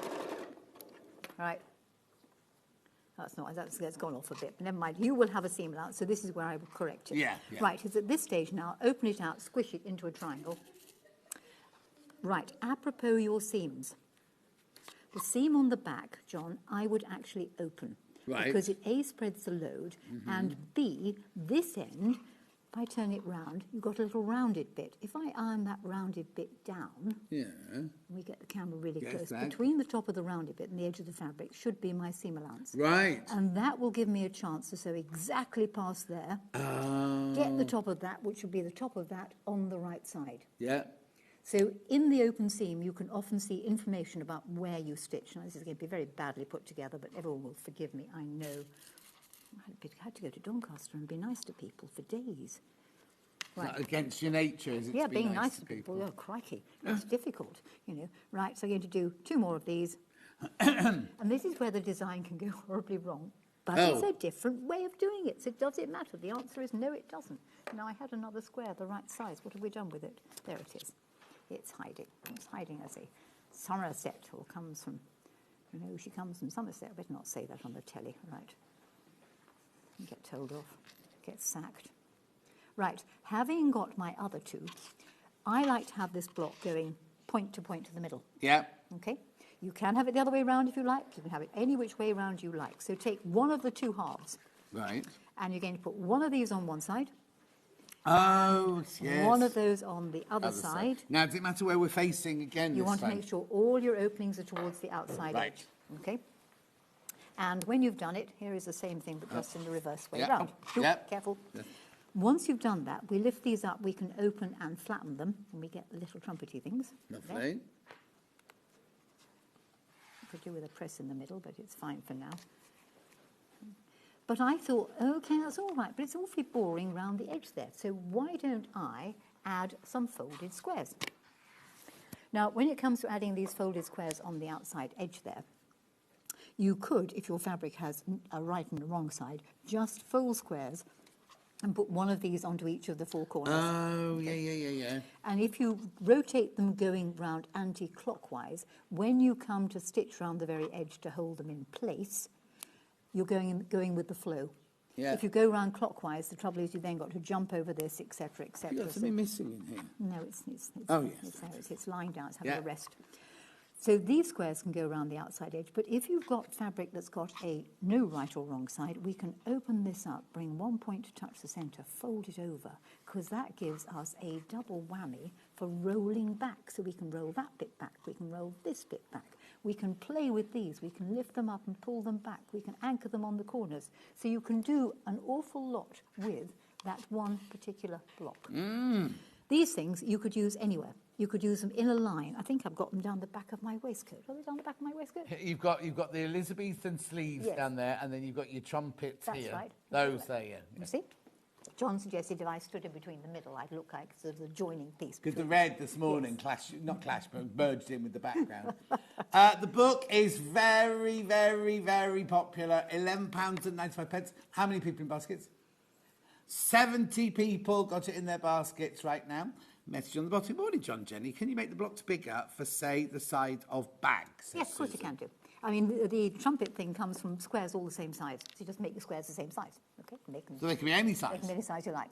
So Absolutely. those squares and those squares are the same size? Yes. So if you did 10-inch squares... You'd have 4 lots of 10-inch squares in black and 4 lots of 10-inch squares in cream. Yeah. Or you could have 4 10-inch squares in a patterned fabric, Yes. like from a charm Now you're pack. thinking, yes. And then these could stay black or a Yes. plain colour, and that would really pop It then. would indeed. And indeed, these don't have to even be the same size as those squares, because these could be any size. Oh. You see, so you could have enormous squares with small ones of those. Oh, yes. Because that is done by taking your square, folding it like that, and folding it But like it's that. all playing, isn't it? It's It's sitting playing, in your yes. workroom with different size squares of fabric. And you just... could put it anywhere you like. You know, it's a shape. So, Oh, yes, you put them between two. Yes. And then you could have a trumpet Yes, actually in the seam. yes. Or you could put them between lines of stitch, and they make jolly good little Christmas what's-it. You know, pockets to put little Christmas things in. Oh, yeah. You know, it's play, and we don't play enough. Now, one of the other things that I really, really, really like is the origami twist. Now, where's my origami twist? There it is. Yeah, it's all this is in the book. Are they in alphabetical order in the book? No. Okay. No, because they didn't. You see, the origami twist also comes as a hexagon. Oh, so okay. it would be, they are literally, as I sort of decided that they went. Yes. Could be the last one I come to. Alphabetic, no, it's the others. Where, There's what are you so looking? much. There's so origami twists. Yeah, keep going, keep going. It's quite near the front. There you are. Go another page. Oh, yeah, there we go. And again. Right, because this is a principle. The origami twist is a principle. Right. You need a square. Size of square is in the book. Okay, I'm going to move that to one side Yep. because I understand that squares have 4 sides. Right. I know that's ridiculous, but if you understand that principle, you can apply the principle to other things. You are going to fold one side of the square in half, and a pin is going to be placed at X distance from, that's a terrible pin, that one, not that pin, not going to use that one, it got bent. X distance from the fold. It can be any distance you like up to halfway. Right. It can't be any more than halfway because something with the middle will be bigger than the outside edge. So it goes in parallel to the fold. And if you're using a pin with a large head like a flower pin, the flower pin head has to be on the outside because otherwise it will, the distance that you folded that will be subtly different. Okay. Now, while I've got this folded in half, I might as well do the other side. Mm-hmm. So I'm going to fold it in half. You, viewers, dear viewers, will measure this. All right, beautifully, won't you? Yes, miss. Okay? Yeah. Right, so I've done opposite sides of my square. Basically, I put a fat tuck. But squares have 4 sides. So I'm going to fold this side in half, put a pin in parallel to the fold, and at the same distance, you would measure it, and here. Okay, so all I've done is the same thing to each of the 4 sides. Open it out. Put it on a flat surface and make it nice of sort of pointy in the middle. Right. And then the pleats chase each other round. The tucks chase each other round. So this one chases that one, chases that one, chases that one. And when you do that, that happens in the middle. It can't not happen, providing your pleats are all the same size. Did you know it would do that the first time you did it? Or was that just a happy accident? It is something that was done in the States in a subtly different way called a square biscuit. And I thought, well, that's a bit of a ridiculous way to make that sort of thing. I think you could improve upon it. So this is my improving thing upon it. But we go one further. Because having got it to like that, if you pressed it, Yeah. and then if we anchored it round the edges here to keep it going in that direction, you would realise you can actually go one stage further. So there are various people who teach this. It has been around for a while. I mean, I've been teaching it That for... you? Quite. And me. And you, quite, yes. We're both children of the 60s. Yeah. 1960. Yeah, and a bit. Right, so if I now take the middle, Right. I can twist it back on itself, you Oh. see. Interestingly, there was a quilt. Oh, no. All right, there was a quilted festival that won a prize where she'd used the similar sort of thing, but perhaps hadn't gone so far. Now, the interesting thing about this is that when you anchor the corners down there, these edges are, guess what, Bias. on the bias, and they roll. So you could end up with something that looks like that in the bottom corner there. No, oh, I don't do that. That's it. Oh, hang on, he's coming in. There we are. Wow. And if you didn't like that, you could always put a tiny wee one in the middle and roll the edges over. And are they just little folded squares as well? Come to those and show Okay. you that as well. So now, when you apply this principle, you could say, OK, I understand the principle. What happens, John, if I make my tucks smaller? Will I get a bigger or smaller middle? What happens if you make your tuck smaller? Will you get a bigger or large, smaller middle? Well, I'm asking you. I'm asking you. You're the expert. No. I'm asking you to give me an answer. It'll get bigger. The middle will get bigger. Yeah. Really? Yeah. The middle will get bigger, will it? Yeah. Make it nice and pointy in the middle, so the middle gets bigger. Does it? No. I thought there'd be more space because these were smaller. I thought there'd be more fabric in the middle to make. No, the size of the centre is directly related to the size of pleat you take. So when you understand this, you see, you can then do the origami twist to a hexagon. I know it's a trick question. I do it in class and I get sort of 50-50. One say one lot and one say the other lot. You'd be good at one of the teachers of a speed awareness course because they do that all the time in that speed. Not that I know, of course. So you can apply the principle to a pentagon. Yeah. There is a hexagon in the book, and the hexagon in the book will end up looking like, let's go and find the page again. You've got 64 pages in here, so there's your origami hexagon. Yeah. And that's lovely, because that's got sort of 6 legs. Yeah. And then you can turn it into a star in the middle. There we are. All right, Okay. there's the origami hexagon. Then you can play with it, and it comes out looking like that. That's incredible, isn't it? It's John, I think what I'm trying to get through to everybody is there's no reason why you can't play. You'll understand how to do it. There is nothing right, there is nothing wrong. What you do with it afterwards is entirely and utterly up to you. I would choose to always spin these things round. Now, you asked about those funny little pooky bits, which are the same. I'm just, sorry, I was just going to go back to that. Can I do that in paper, that one? You can do it in paper to a certain extent, but you can't roll the paper. No, that's what I was looking, that one there. That one won't work in paper, that bit. Okay. But it'll work in paper up to that bit. Right, okay. Okay, and indeed, if you buy origami paper, it's got more flex in it. Oh, it doesn't matter. Or crepe paper. Yeah. Right, coming to these little pooky bits, which are on the origami twist we've just seen. Yeah. That comes from a rectangle. So just let me cut a rectangle. But no, let's explain the whole thing. If you did that on a square, so in half making a rectangle, fold over, that's your Somerset. Yeah. Then basically the triangle hugs itself. Right. The trouble is, if you do that, it has a very wodgy bottom. Right. You don't want a wodgy bottom, do you? No. Okay. So in order to avoid having a wodgy bottom, Oh, Hannah, how to avoid a wodgy bottom? we want a rectangle. Yeah. Okay. Note, guard on cutter. Yeah. Fold over a seam allowance. I've got all these threads in the way. Fold it into your triangle. Oh, Okay. yes. So make it like an aircraft. Meow. Yeah. And then it hugs itself. So Yeah. one comes in there, One comes But in you've got there. nowhere near the amount of And fabric nowhere in near the a base. wadgy bottom. Yeah. And then these can be tucked under anything. Technically, this is a Baltimore rosebud. I like to use it this way up. You can use it that way up. The Right. choice is Yeah, yours. yeah. That's a so flame, though, that way That's up. a flame. I mean, it's whatever you happen to want it to be. Now, is there a way of making Yes. that bit in there a different colour? We just sew two rectangles together.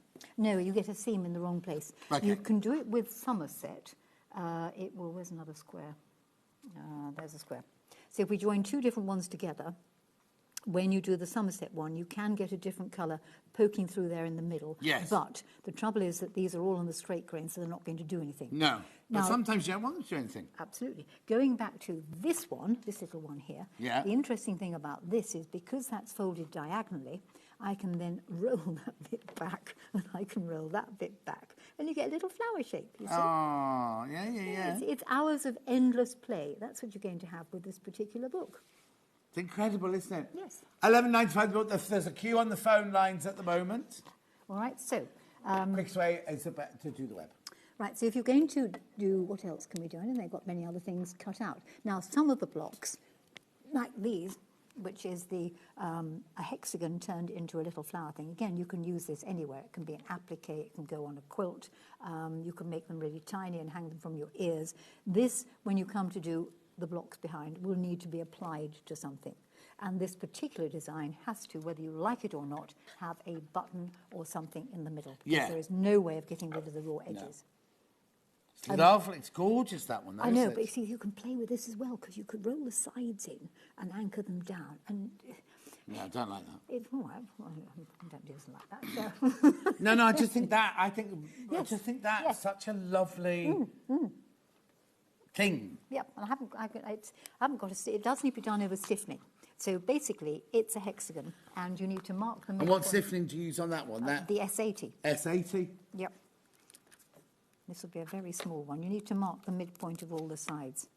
Oh, okay. Right. Okay. Okay. And then you need something in the middle. Basically, you bring sides to middle. Yeah. Okay. Underneath this, I've not done it this Oh, small. Oh, we got the Whoa. lights flashing again. It's only when you're on.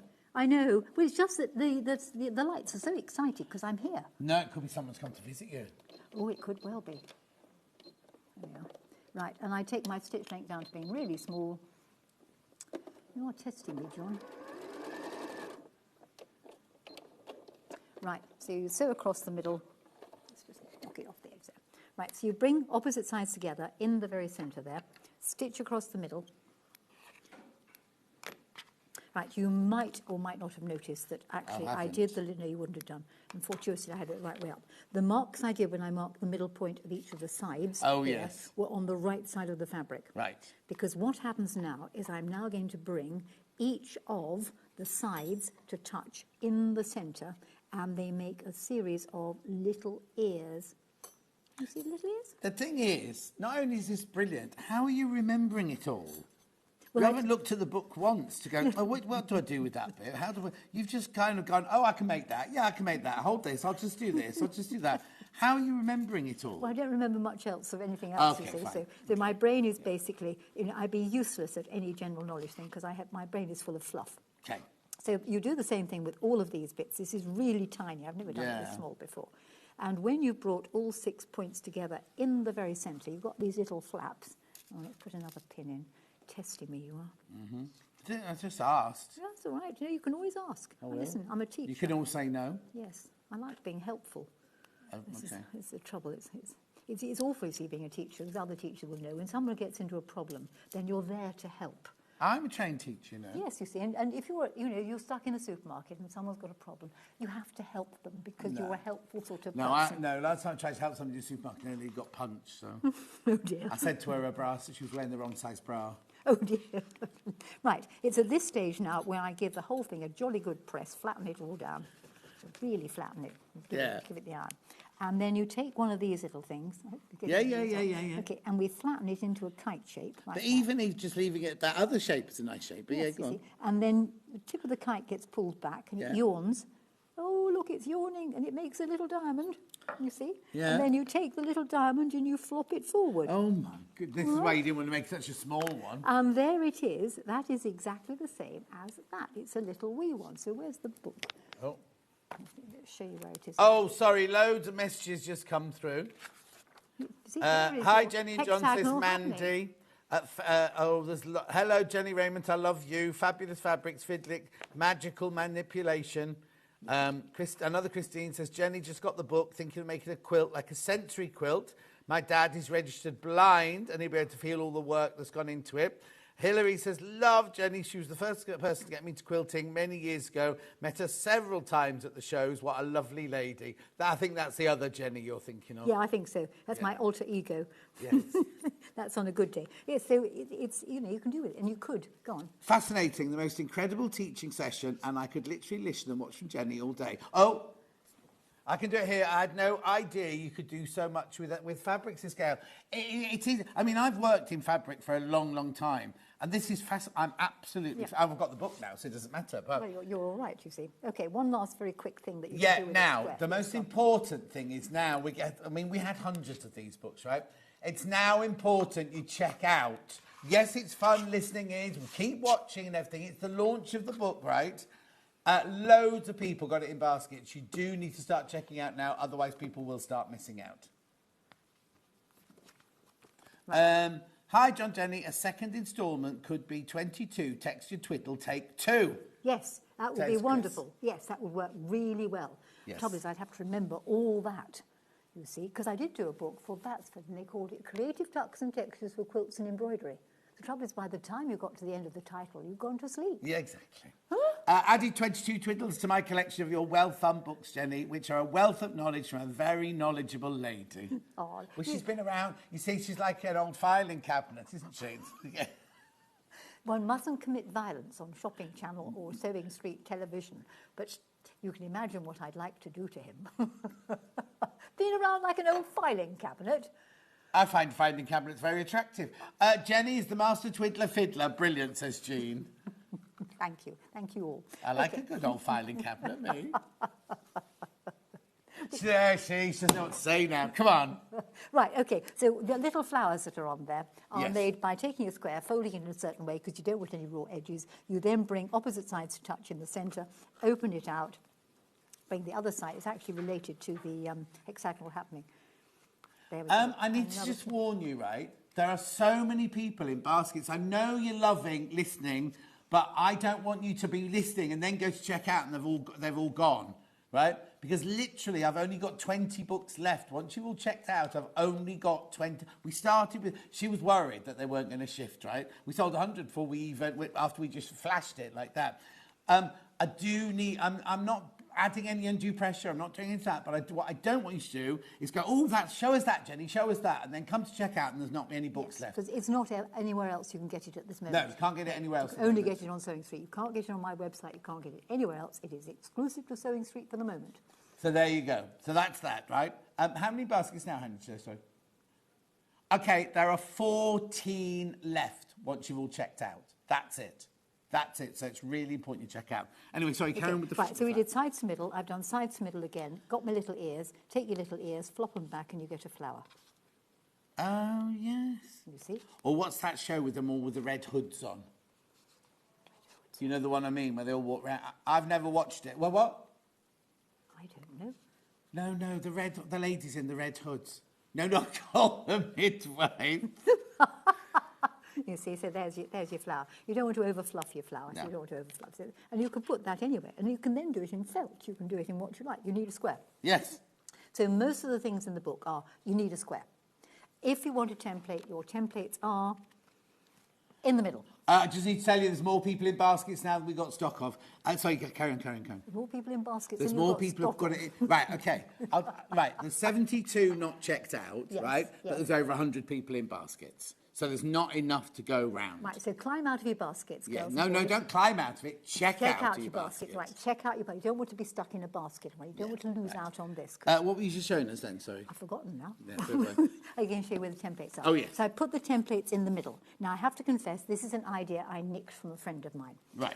Who used to have books where she sold 16 pages for nearly 10 quid, and I thought that was a dire price. Yes. This is 64 pages Exactly. of amazing text. Anyway, she always put her templates in the middle, Right. because if you need to scan them in, Ah. the book lies flat. So they've either got to be in the centre or on the back or front page. Yes. They don't want them on the front Don't page. want on the front page, No, do you? it's on the back page. So that's why that is... There's way too many people now. Sorry to keep going on and interrupting, but I don't... People are going to be disappointed. Right, it's not the Chinese bot. No, right, there's way too many people. I'm not going to say it again. So there you are. So that's what the book's all about. Okay? Handmaid's Tale, that's what I was thinking of, the ladies with the red Oh, shorts. yes, Not yes, call the midwife, yes, Dan. yes, call the midwife. That shows how he spends his Sunday nights, doesn't it? So whether or not you put them together as just plain blocks. Yes. Now, because I am a machinist, I have done all of the work on the machine, because I don't do this. Even the foldy back bits? Even the foldy back bits. Now, how I do that, no, these are hand done, because I was at Doncaster and I had to do something. Oh, okay, right. I wasn't going to pay for electricity, so I just did some hand sewing to people's surprise. But if you're going to, say, take this, okay, when it comes to anchoring these folds together in the middle, what I do is there's two ways of doing it. One is to reduce your stitch length to really small. Yeah, but you can't make a mistake then. Drop your needle in, you can't make a mistake. So forwards a couple of stitches, reverse a couple of stitches, forwards a couple of stitches, cut the thread off flush on the top, leave a little tail underneath. Okay, it's not going to come undone. The other way of doing it is to put your free motion foot on, which is usually the way I do it, and I will literally do jiggle, jiggle, jiggle on the spot, jump to the next place, drop the needle down before you start to stitch, because dropping the needle down starts the next stitch. If you jump, i.e. carry your threads with you so you don't get birds nesting underneath, and you don't drop the needle into the work, it did half a stitch at the end, it does another half a stitch, it gets its underwear in a knot, say, and then you get a nasty bird's nest underneath. But if you drop the needle down, and indeed these days, usually when I sit at the machine, I will drop the needle down, I then know it's going to start the stitch properly. It's not going to do half a stitch and get in a horrible muddle and everything go, what's it up? Oh, didn't you? No, right. So that is how I would do it. So jiggle, jiggle, jiggle, jump. So if you're ever going to jump and take your threads with you, the great thing about that is it keeps the tension on the threads, so it's not going to pull out the needle. It's a bit like chain piecing in a funny sort of way. And because the stitch is so tiny, you cut off flush on the top and just leave a little tail on the back. Okay, I just got that message from Hannah. I can't use the word she used. Basically, there's a queue on the phone line. The queue is bigger than the amount of books we've got. So she said, if you don't check out on the web, then I don't see them getting through everybody in time because there's too many people on the phone line. They're very good. No, it's not that they won't get through them all. It's what happens. People will check out ahead of you, and then you'll get them and go, hello, Save Street, and they'll go, sorry, sold out. Web will be the best option. Web's the best option if you want to check out. Coming back to that, you can see I've left little tails on the back here, on this little bit. My head's in the way, and cut it off flush on the front. And the other thing to say to everybody is, obviously I do all this stitching on the machine, and the stitching that you can see on the back here was done with a version of the blind hem stitch. That's a blind hem stitch, yeah. Yes, made very small, because the machine I tend to work on doesn't do the applique stitch, which is several straight stitches and a bite. Yes. And you'll find that on here. So there are various ways of holding it back. You can do the applique stitch. The blanket stitch is okay if you must, but you get slightly too many bites for your bucks, in my opinion. Right, okay. The blind hem is good. The problem with the blind hem is that no matter how short you make the stitch length, the V shape has always got the stitch length either side of it. You can't close it up. Right, oh, right, yes. So you just mean, can't. so the V will always be open. The V is always open. The other thing with the blind hem stitch, now this is interesting because there is a variety of machines that say they're reducing your stitch width and your stitch length, but actually doesn't. Now, if you have, where's it? Okay. So on the stitch pattern. Yeah, it's right, just be quick, that's right. all. Okay, on your machine, you'll have the pattern going like that. Yeah. And in your LCD, your liquid, it'll say it will reduce it to 1 and 1, but it won't. It won't take the bite down below 2 millimetres. Right. But if you use the other stitch pattern, which goes in the other direction, you can actually alter that. It's just a pain because How you've got to weird. sew. Yes, Yes, yeah. they've got a governor on the motor. It prevents this sort of stitch from going below Right. the settings on the machine. All right? We didn't even get to your second book, so you have No, to we come didn't. back and Well, do give that. us, well, let's just wave stitch bits at them, please. You have to be quick then. Wave stitch bits at. This has all sorts of things in it. I got so many samples to show you.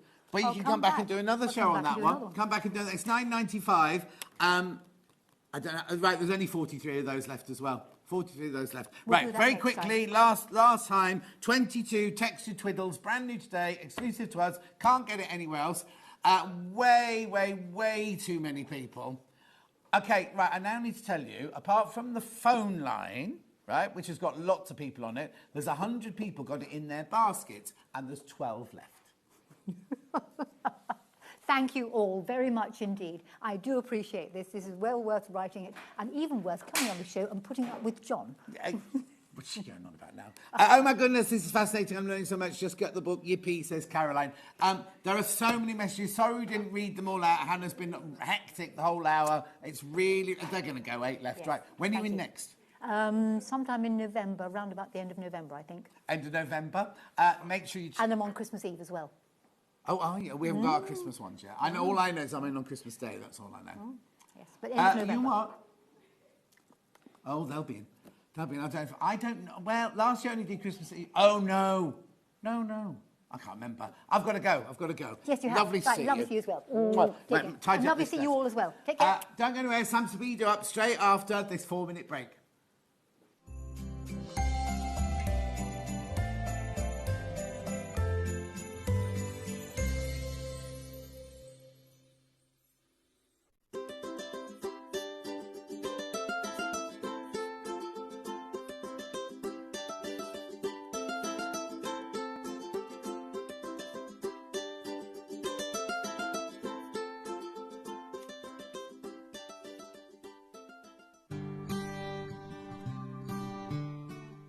Your pattern will often tell you to put your fabric RST or right sides together. This means that you put the right side of the fabric with the pattern on the inside and sew on the wrong side of your fabric. Then when you turn it round, you can't see any stitching. Fold your fabric so that your pattern is on the inside, i.e. right sides together. Make sure your edges match carefully and pin them.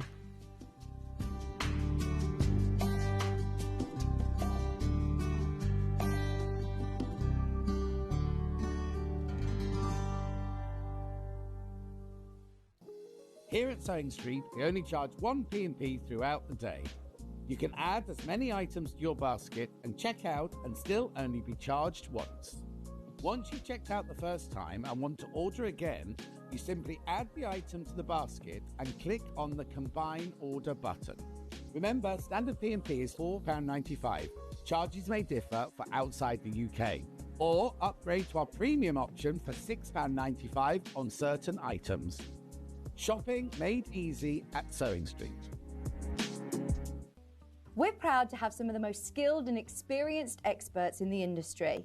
They're brought to you here every day on Sewing Street.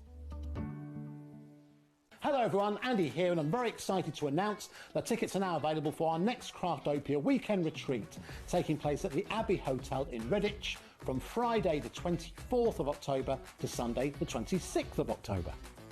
We are bringing back everything you've enjoyed from previous weekends with some of the best tutors representing the very best of Gemporia craft. From Jewellery Maker, we have Debbie Kershaw with an introduction to jewellery making. From Sewing Street, we have Sam Sabido with a focus on crochet. And from Hobby Maker, we have Prudence Rogers with a workshop focusing on her ever-popular bouquet in a book. And Julie Peplow, who will be focusing on paper crafting, but will also be leading the Friday night crafting workshop with a focus on candle painting.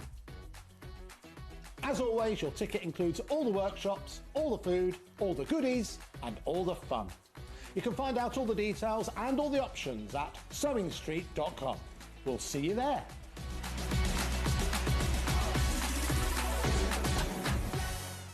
Shopping with Sewing Street couldn't be easier.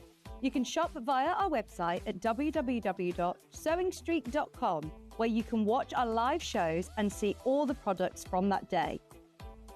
We also have a huge amount of products on our website, from your sewing room essentials to fabrics, sewing machines and much more.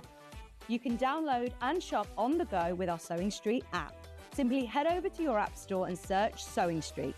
Alternatively, you can contact our UK-based call centre 24 hours a day on 0800 001 4433. Shopping made easy at Sewing Street. Missed a show on Sewing Street? Don't worry, you can catch up on all the action from the past week on our website. Just head over to sewingstreet.com and go to TV Guide and pick a day, then a show up to 7 days back from the Today tab. Looking for something older? Check out the Sewing Street YouTube page, where you'll find our full archive of shows anytime, anywhere. Stay inspired and keep sewing with Sewing Street. Did you know at Sewing Street that on various products we offer split pay? That means on certain items you can spread the cost over 2, 3, 4 or sometimes even 5 interest-free monthly payments. Just pay the first instalment when you purchase and you're away. So shop your way with split pay. Not only is Sewing Street live from 8 AM till 1 PM on Sky 670, Freeview Channel 73, YouTube and the Sewing Street app, now Virgin subscribers can watch on Channel 754, which means there are more ways to watch your way with Sewing Street. Keep up to date with what's on Sewing Street, as well as all the latest news and special offers by signing up to our email newsletter. Go to sewingstreet.com and scroll down to the bottom of the homepage. Type in your email address and click the envelope. That's it. You'll never miss out on the latest news and special offers ever again. Shopping with Sewing Street couldn't be easier. You can shop via our website at www.sewingstreet.com, where you can watch our live shows and see all the products from that day. We also have a huge amount of products on our website, from your sewing room essentials to fabrics, sewing machines and much more. You can download and shop on the go with our Sewing Street app. Simply head over to your app store and search Sewing Street. Alternatively, you can contact our UK-based call centre 24 hours a day on 0800 001 4433. Shopping made easy at Sewing Street. Did you know that we can deliver to over 20 different countries worldwide, spanning 4 continents from the UK to Australia? Check out our website for the list of countries and delivery costs. Sewing Street, stitching the world together.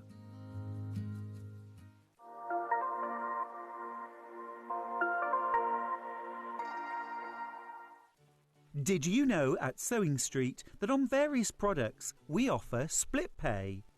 That means on certain items you can spread the cost over 2, 3, 4 or sometimes even 5 interest-free monthly payments. Just pay the first instalment when you purchase and you're away. So shop your way with split pay. The winner of this year's Search for a Star is... Congratulations, Amber Elizabeth. My name is Amber Elizabeth, and I was thrilled to win Search for a Star last year. By day I work in marketing, but in the evenings I run adult sewing classes via my company called The Sewist & Co. I'm a 4th generation seamstress. On my dad's side, there are some key seamstresses too, including my gran in Barbados doing some repairs by hand at age 90. Dressmaking is my go-to, but I also enjoy working with leather, creating small items and handbags. Teaching has become one of my greatest joys for all ages and abilities. I really enjoy demonstrating on Sewing Street and look forward to being back on air again very, very soon. Looking for the perfect gift for the sewing enthusiast in your life? The Sewing Street gift card is just the thing.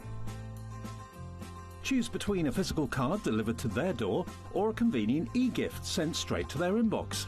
It's easy. Just head to the Sewing Street website, scroll to the bottom of the page, click Gift Cards, or use your smartphone, scan the QR code and go straight there. Pick the amount you'd like to load onto the card, and that's it. The Sewing Street gift card, the gift of creativity made simple.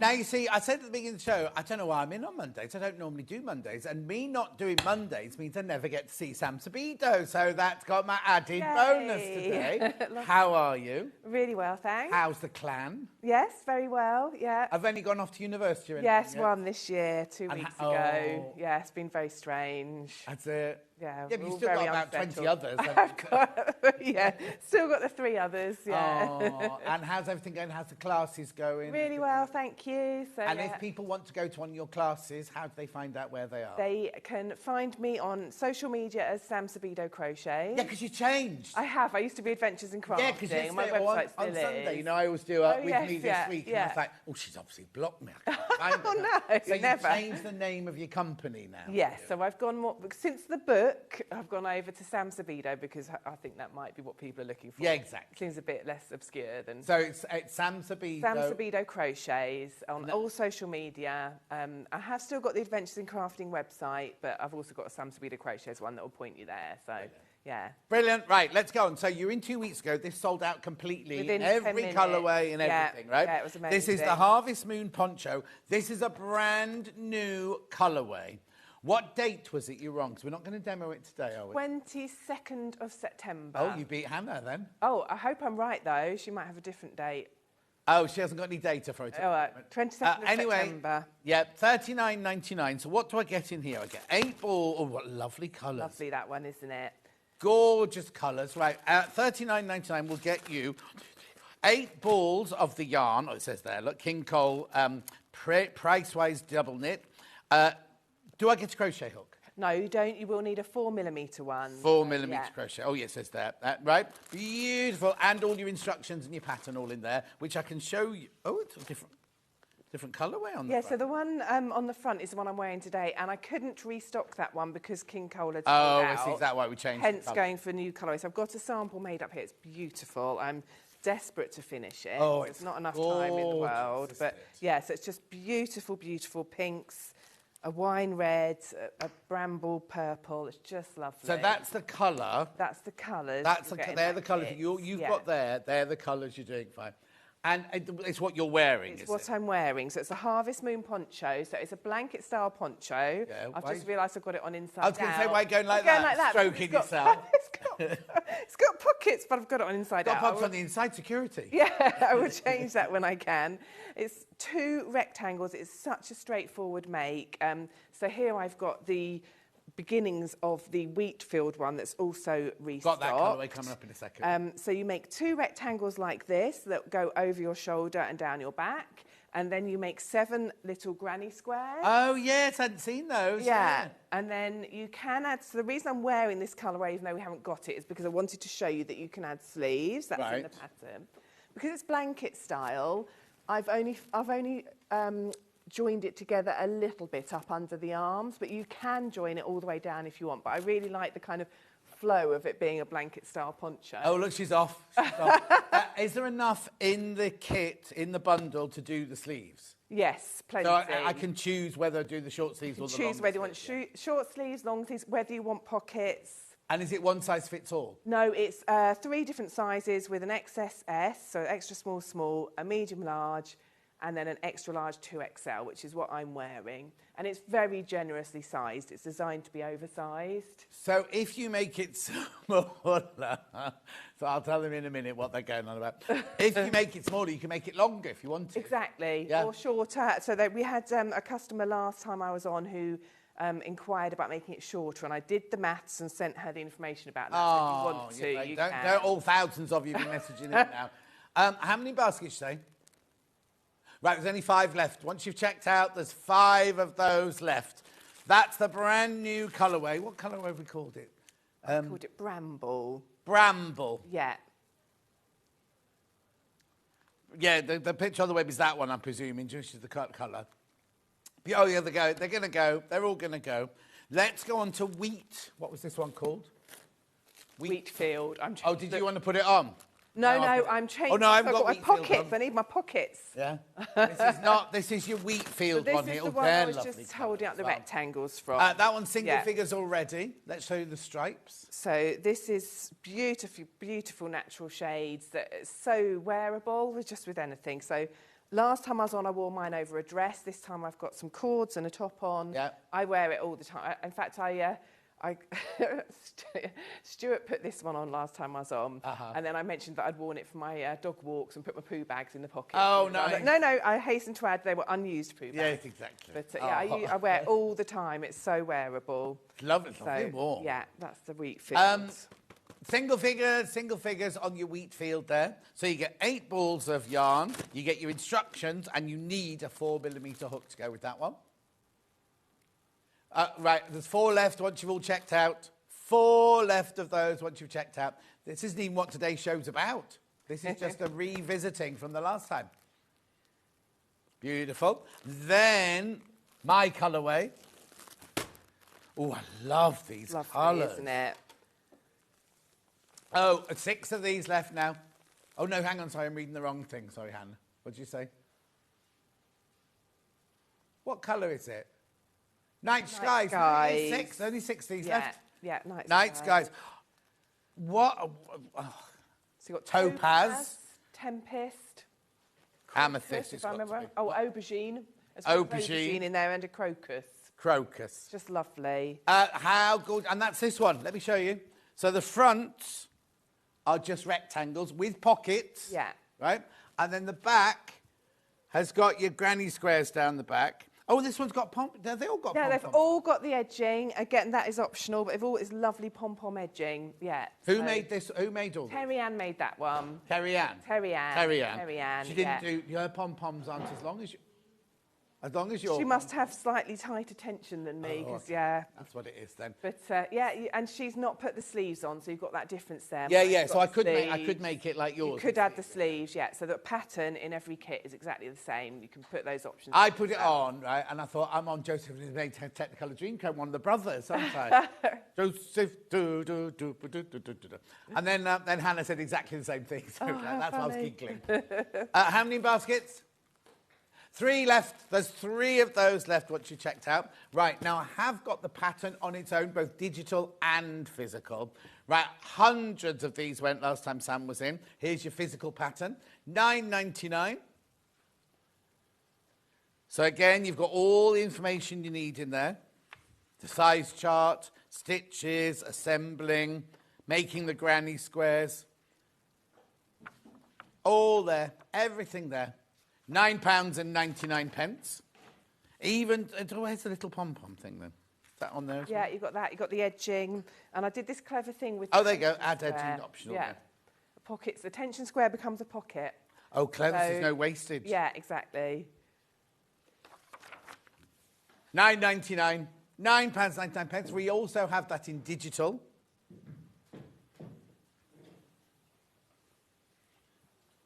Digital. If you've got yarn, and now the thing is, as long as you've got 800 grams of yarn, it's double knit, right? You could start that this afternoon. And you don't have to do stripes. You could do it in 1 solid colour. You could do it in 2 solid colours. Yeah, absolutely. Yeah, brilliant stash buster. Random. Yeah, random. You like use variegated. All your ends, yeah. Oh, do you know what would be nice? Do your granny squares, then the colours from your granny squares just mix and match in the rest of it. Yeah, it'd be lovely. Or you do it plain, do your granny squares in all your bright colours, and then do the rest of it as plain. And oh, then really that show would be those nice. off, That would be lovely. That's your digital one, right? Okay, now let's get on to today's project. So today's project is called the Cheerful Checkers Scarf. Here it is. Oh, there you go. There's different colourways. Which do you want to do first, Hannah? The greeny one. Citrus, this one's called. Oh, half the stock's gone on pre-order already. Half the stock has gone. So in here, you get... Well, actually, tell me what it is, how easy it is and things like that. Really easy. It's so easy and fun. And Terry Ann made that sample, my lovely, lovely friend. Busy, I don't know what Terry I'd do without her. Yeah. She'll have to come on one day with me. Yeah. Yeah, she made that sample. Make sure it's when I'm in. And yeah, that would be great. Nice, wouldn't it? Oh, it's lovely. It That's what I want to make, fan. Yeah.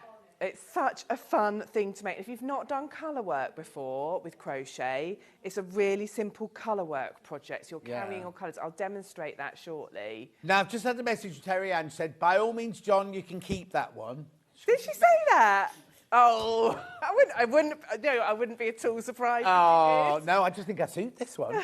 You do suit that one. It's lovely. Well, it's lovely. So is this the full length of it? That is the full length. These are little balls of wool that Terry Ann had left over when she did Oh, that so, one. She could have gone a bit longer. Yeah. Would I have been able to make another row of squares with the I think wool you that's would. left Yeah, over? yeah, Oh, easily. Yeah, yeah. Love it, love it, love it. So you get the pattern. And what stitches is it? It's treble crochet in UK terms. That's all it is, and it's carrying the yarn. Honestly, you're going to love it. And Terry Ann, when she made it, and she's a very experienced crocheter and hasn't actually done this before, and she said her husband kept walking into the kitchen. She kept saying, "I love this. I love this." Oh, so I love fun it. to I think do. it's brilliant. Yeah. First of all, I love the colours you've chosen. Thank But you. it's just a really, really lovely, cheerful scarf, isn't it? Yeah, and the high street is full of them because, as usual, I thought I want to do a scarf, and I had to look at what's available on the high street. Checks are in. Yeah. If you have a look, check scarves are really fashionable this year. Okay, green. How many in basket? 3 left. There's only 3 of those left once you've checked out. So that's the green one. Then which colourway next then, Han? Pinky. Well, is it pinky, though? Because you've got a really soft pink, then you've got that lovely pink, got yellow and a gold, you know. Yeah, I called it sherbet, but everybody on Facebook, when I shared it, said I should have called it Battenberg. Which Oh, yes. Yeah. What have you called it? Sherbet? Sherbet, yeah. Yeah, it's your own. You can. But Battenberg, well, I know, but I Is do this think the same yarn? Battenberg, yeah. Same yarn, yeah. And who did this one? So I made that one. Oh, did you? Yes. I was going to say, no person's not as good as Terry. No, I'm not wearing headscarf. I just couldn't get my arms up. We did boxing last night. Oh, nice. Gorgeous. Oh, it's lovely, isn't it? The thing is, you think of the cold, horrible, wet mornings or days that are due. How happy are you going to be when you wear this? And all the Battenberg cake that Hannah's going to eat to go with it. Hide a multitude of sins, Hannah, look. Oh, no, she says, can she wrap it around her bottom, she says. I think those colours are glorious. Beautiful, yeah. Now, do I make lots of squares and crochet them together, or do I do it as all as you go along. You work in rows. I'm going to show you how to carry Oh, the okay, colour. perfect. Because I was going to say, So, you have to carry the thing along, do you? Yes, yeah. So it's really fun. It's So quick. you can't have it's anything easy. hanging out the back, can you, on a scarf? Well, You know what I mean? That you, yeah. when you carry along, Yeah. they normally sticking out the So you back. can't see it, can you? It's No. invisible. I will show you how that happens as Brilliant. well. Hi, John and Sam. I'm very new to crocheting, just learning. Is this an easy project for a beginner? No, it really is. I know I often say that, but this one, it really is. And it's quick. It's just one stitch. It's repetitive. So it And definitely be is. mindful as well, that means, because once you get going. Absolutely. And I think they make really good Christmas presents. So it's a good beginner's project. Get going. Everyone's going to be asking for them. Would you be able to give it away, though, once you've made it? I know, that is, I do. Oh, struggle different with fringing that. on this one? Yes. So Also, once you've got the pattern, the world's your oyster. Or everyone's going to be asking you to make them, aren't they? Right, Joe. And then one other colourway, which we've not got as a scarf here. What is this? Did you call this one nutmeg? Mallow. Mallow? Like marshmallows, I don't know what was going through my mind. I should have called it cookies and cream. Yeah, honestly. What was wrong with you that day? I don't know. Beautiful, beautiful colour. Look at the colours, though, on that one. This is my Dan, you've switched us off again. They're gorgeous, This is my autumnal favourite. I love colours, this aren't they? one. There aren't enough Okay. hours in the day. I'd love Hannah's to very finish unhappy it. with mallow. Sorry, Hannah. Very I know. Yeah. Unfortunately, I didn't have time to make them before I named them, so I would have definitely Ice gone... latte, she's calling it. Oh. Too late now. Make You've my done mouth the water. patterns and everything. Yeah. 21.99. That now the thing is, right? How much would something like this cost you in a shop? I know, yeah, to buy. Do you know what I mean? Yeah. If you went to a shop, a high street, well, you wouldn't get a handmade one in a high street shop. You went to one of those little boutique shops. Yeah. You would pay a fortune for something like this. Yeah. $21.99. And it must come together really quickly. It's really quick, yeah. It's really quick. You'll see when I start demoing how quickly it grows. Yeah. How quickly it will grow together. And also, just sitting in front of the telly doing it. Yeah.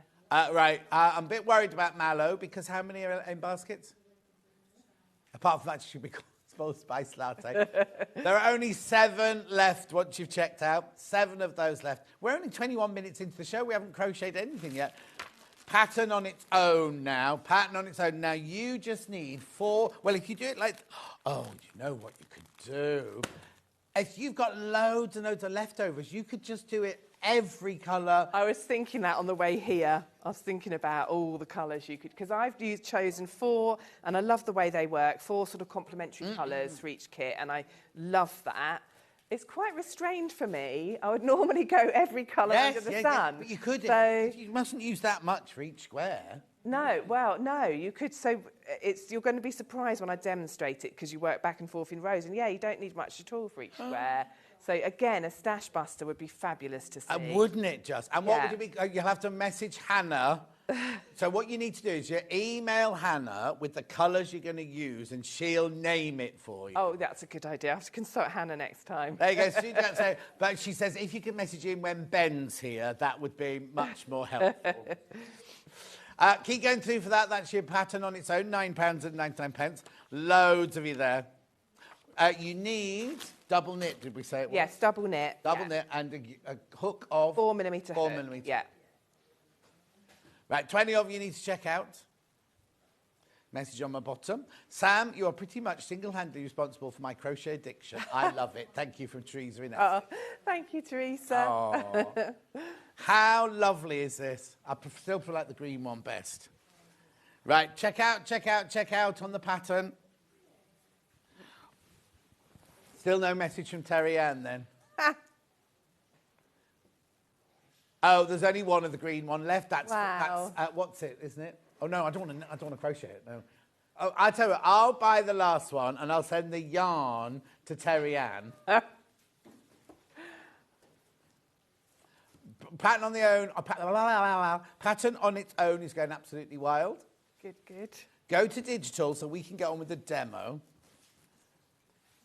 Oh, now apparently Sam's clientele love a digital pattern.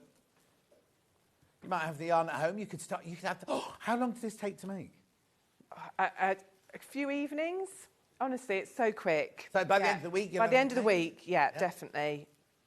Here's your digital one. Now that's an instant purchase. Remember, it comes straight through to you. If it's the only thing you bought today, you're not. Even though it says P&P on it, you're not charged P&P. It's only if you bought other things you charge your P&P, obviously. But if you buy a digital pattern, you're not charged P&P, and it's an instant purchase. You haven't got to wait till midnight. It'll be in your account immediately. $9.99. $9.99. Right, come on then. Let's make a scarf, shall we? So, if you have bought it digitally, chain 32, because you can do it along with me, and get 2 balls of wool. I always say that. I'd love to know if anyone does. I always say that and then wonder if anyone actually does, but it is an option. So you'll... Is that 32 there? I've got a chain of 32 ready to go. Only little? It is only little. That's not the same length as the... Oh, there's my glasses. It's not the same... They'll be in your pocket. I know. It's not the length that you use for the scarf, but I wanted to be able to demonstrate, so I've gone for a shorter one. So this is just a trial. Oh, so that you're not giving us... For the scarf... Don't say...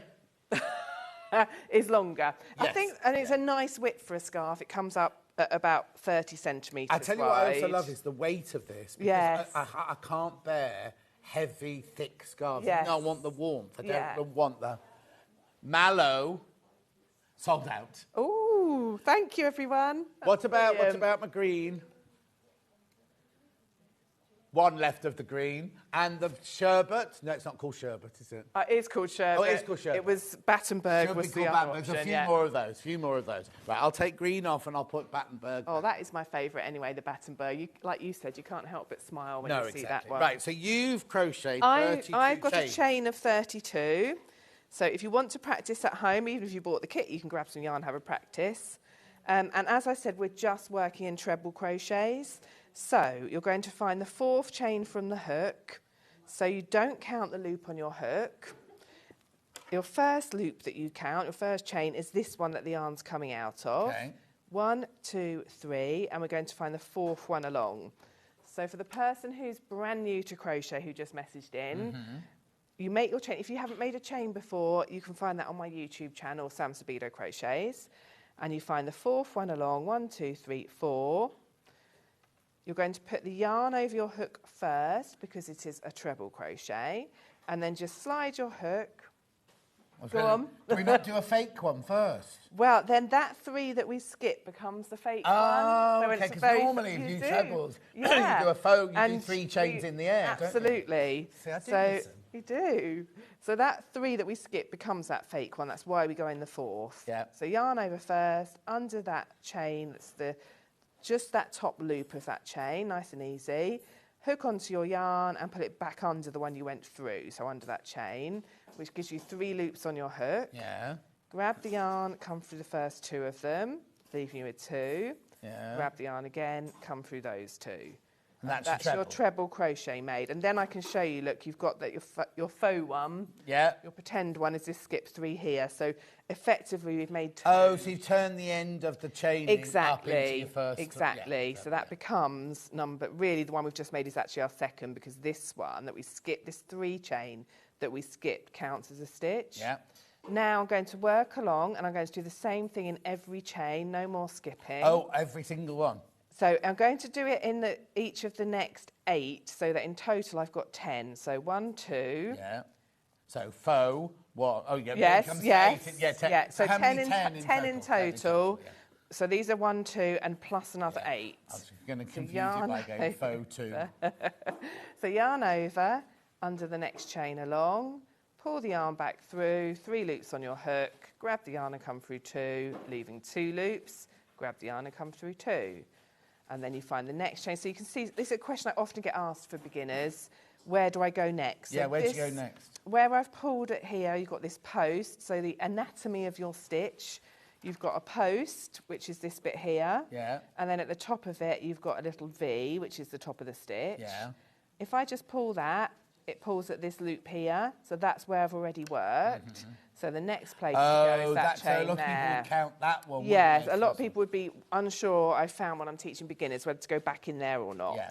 And working out what it looks like and where to go next is part of the battle. That's all in the instructions anyway, Yeah, isn't it? so you go into the next one, do another treble, yarn over, into the next loop, whoopsie, pull the yarn back through, yarn over through 2, yarn over through 2.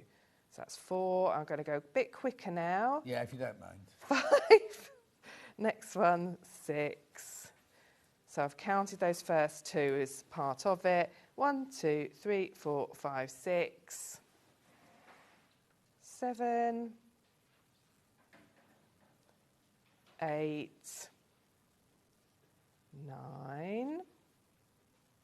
Now on my 10th one, I'm just going to double check. Right. 1, 2, 3, 4, 5, 6, 7, 8, 9. So when you work the 10th one, we're going to change colour. So yarn over, into that chain as we have been, pull back through. So we're starting a treble just as we have been, yarn over through 2.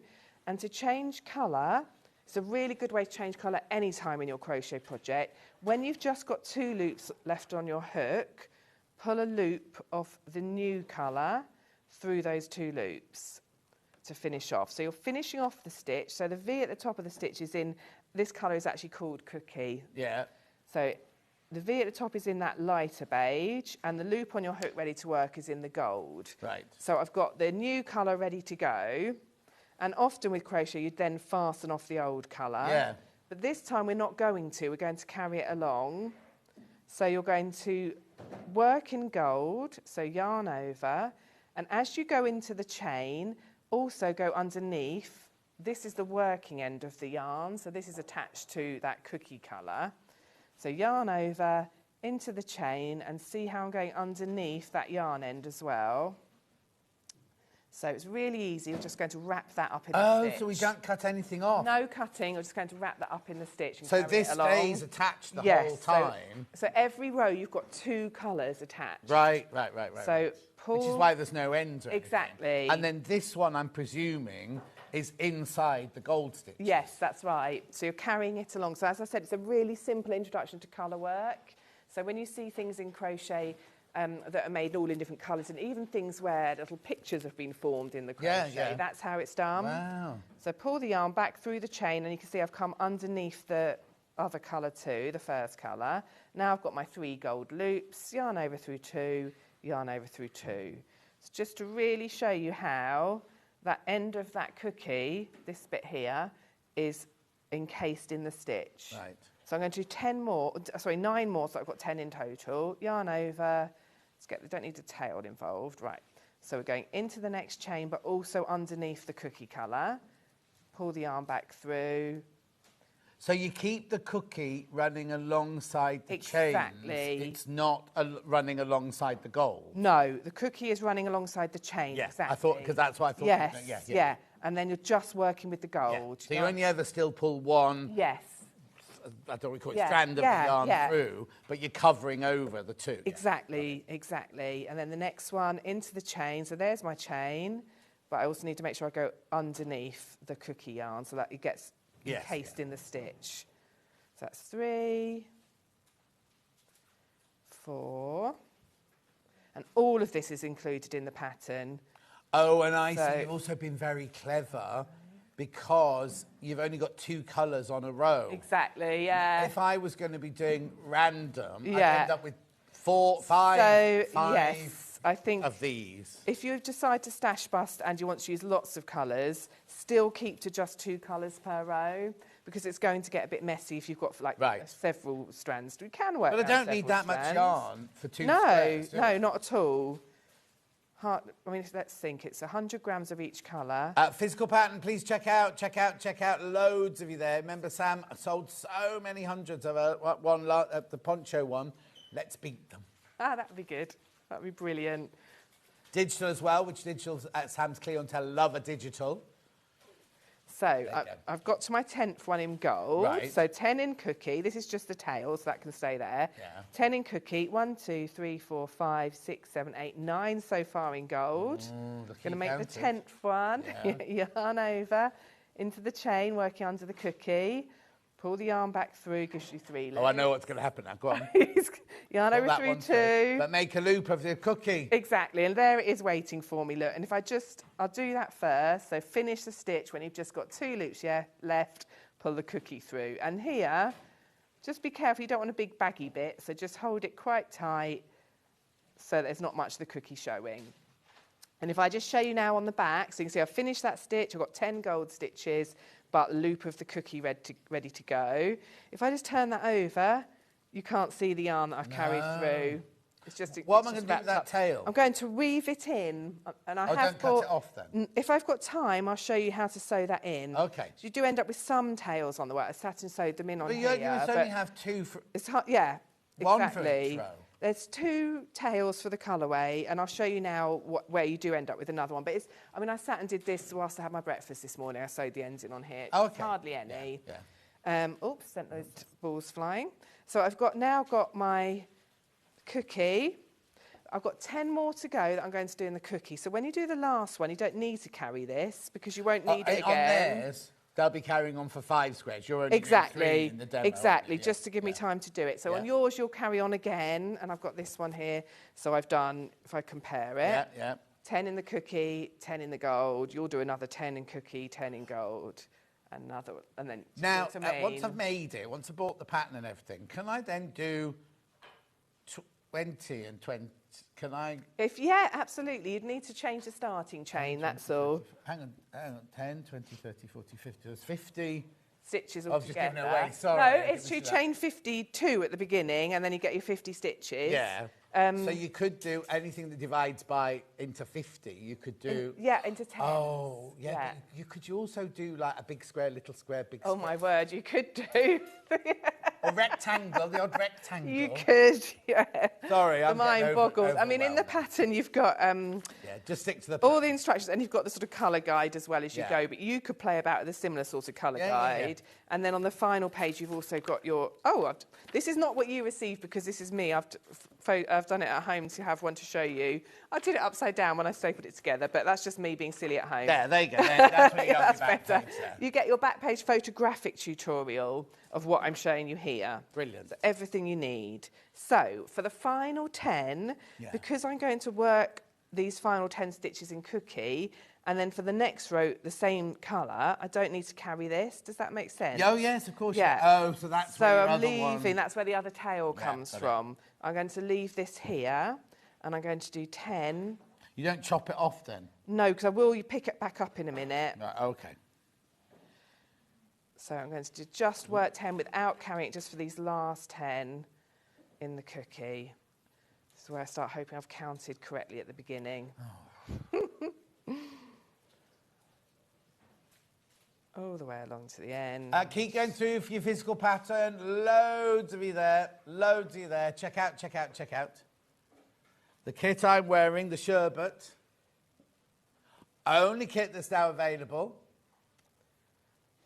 And 7 left. 7 left of that one. Right. Okay, so I've got to the end. So this is just waiting here for when I get back. I actually haven't counted. Go on then. 1, 2, 3, 4, 5, 6, 7, 8, 9, 10. Yeah, well done. Okay, Yeah. chain 3 just in the cookie, because now it becomes Because you're going to turn it around. an exercise in, you know, once you set up the first row, it's like a Tetris exercise. You're just matching the colours. So now I'm going to work along and do 10 in the cookie. And that 3 chain I just did at the beginning there to turn it. Why are you doing 10 in the cookie? So I'm going to sit this back on top of here, because you're In making cookie? blocks. Yes. Oh, I see. So when you're working treble crochet stitches, this chain 3 counts. Of course. as a stitch. Got it. So you don't work in this first stitch here. You're going to go straight in. Yeah, the because you've got second one. lots of rows. I was Yes, getting exactly, exactly. So you could change colour every row, but No, this, no. for this one, I've done 5 rows in each colour. But you can do stripes if you want You to. You didn't could, need to change it. yeah, You've done the whole of that in cookie and absolutely. then gone back in Yes. gold. So, yeah. And I tell you what, that would work beautifully. You'd have a lot of ends, but it doesn't bother me. I like sewing in ends, but some people might go, no, I don't want ends. So back along here, this chain 3 counts as the stitch that would go here. So you do not put a stitch in there, stitch in the next hole. And you've got it switched off. Could you not, if you did do stripes, could you not stitch it into the next stripe up? Will it not go like you? You probably could carry it to a certain extent. Yeah, you probably could. Yeah. You'd have to. You're the expert. Well, Tell I me mean, to I'm shut just up no. and I ask mean, me my what- brain is just going thinking, could you do that? Yes, because yes, I see what you mean. What you'd carry it through. Yeah. Like I just showed you. Yes, that's true. You could. Yeah. So 9. Make a crochet master of me yet? I know, designing as you go along. Yeah. So I'm doing my 10th cookie, and now I want to change back to the gold. And look, there it is waiting for me. So it's just like magic. So Well, it's not. You left it there. Hardly magic. pull that loop through these 2, and I'm ready to work it back into the gold. Right. But this time I'm going to carry the cookie with me. So yarn over. First stitch is there, so I'm working into the gold, but this time again over the top of the cookie. Just keep the original colour Yeah, along the top just of travel the along stitching, with it, yeah. so you're carrying that across the top of the stitch.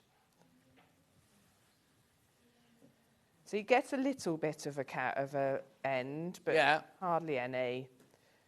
And then that's all there is to it. So where I said at the beginning, it's very repetitive. Look, my Harvest Moon poncho is getting caught up in it. So, where I said at the beginning, it's very repetitive. This is literally all there is to it. So, and now I've come to the final one in the gold, and I can see that's the final one because I can see the colour change there. Yep. Start it in the gold, and when there's just 2 loops left, finish it in the cookie. And you're already building up those blocks of colour. And that is all there is to it. So then I'm going to do, as I did before, I don't need to carry the gold along because I'm going to do 2 rows in the cookie. Yeah. But, so, when you get to the end and you've done all your squares and you change into your 2 new colours... Yes. Do I cut those off or do I run... Yes, so I would cut these off. So if I pretend I've done my 5 rows now, so now the next one in the pattern is this...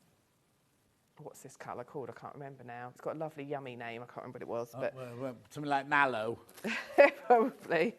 I can't open the bag. Oh, hang on. Can you see it in there? Can't remember what it's called now. I don't want to open the bag because somebody's bought that one because it's sold out. So when I come to do this, I go into the 3rd of my 3 chains. So if you're new to crochet, where that 3 chain at the beginning that we skipped counts as a stitch. I've done 1, 2, 3, 4, 5, 6, 7, 8, 9. I have to work into the top of there and pretend it's a stitch. Yeah.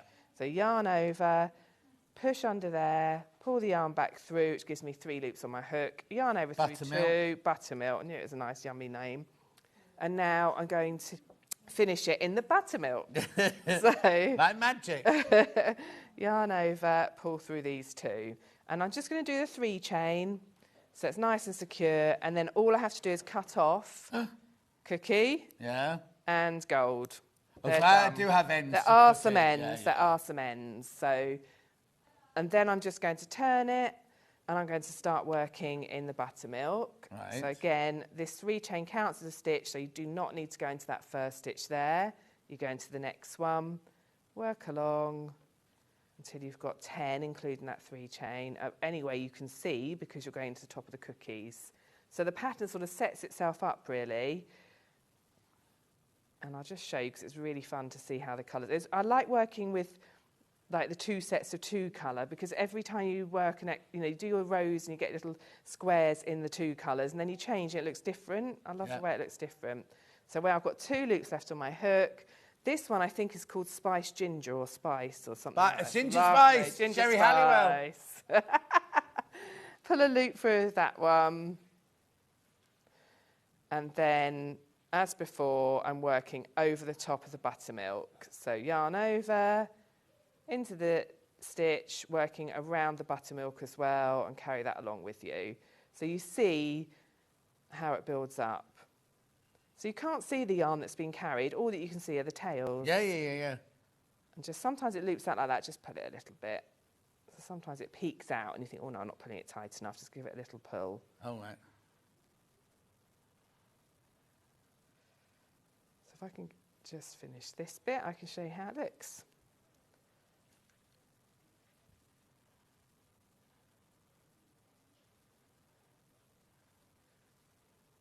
And then I've just got 2 more to go. And this one I finish off. Look, disaster. I forgot to carry it along. No. So look, that does happen sometimes. You can see how it's not being in the right place. So back we go. How easy it is to pull out with crochet.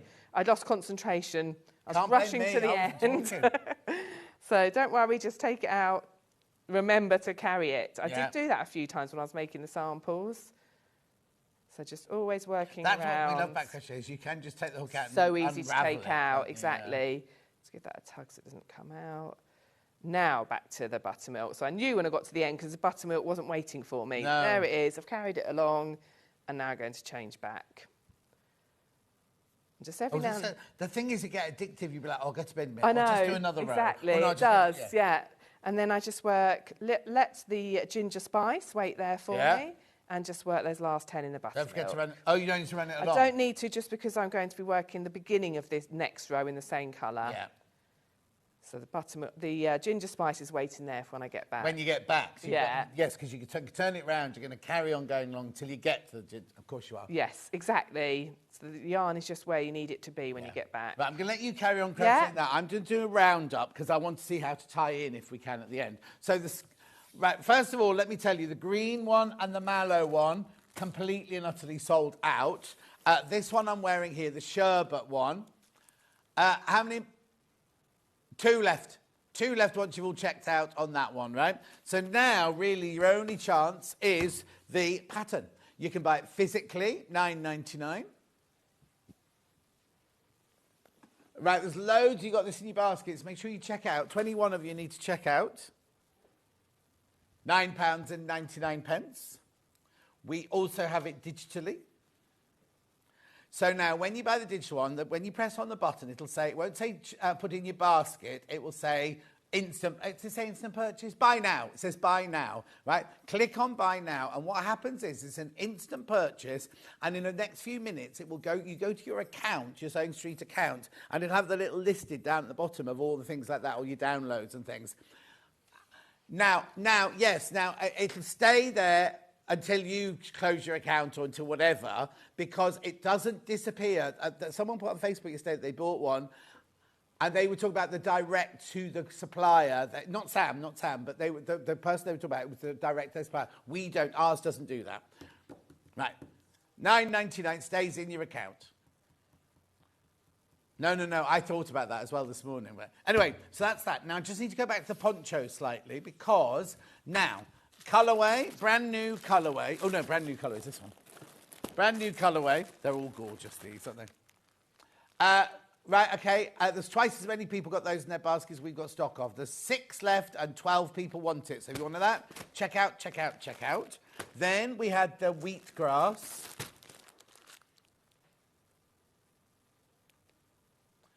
We're not doing the poncho because it was on the 22nd of September. 22nd of September. How many of those are in baskets? Oh, too many people. See, that one is oversubscribed. You need to check out if you want that one. And then this one here, this colourway here. It's gorgeous, isn't it? Night skies. Baskets. Oh, it's sold out. If you all check out, it's sold out. Pattern on its own.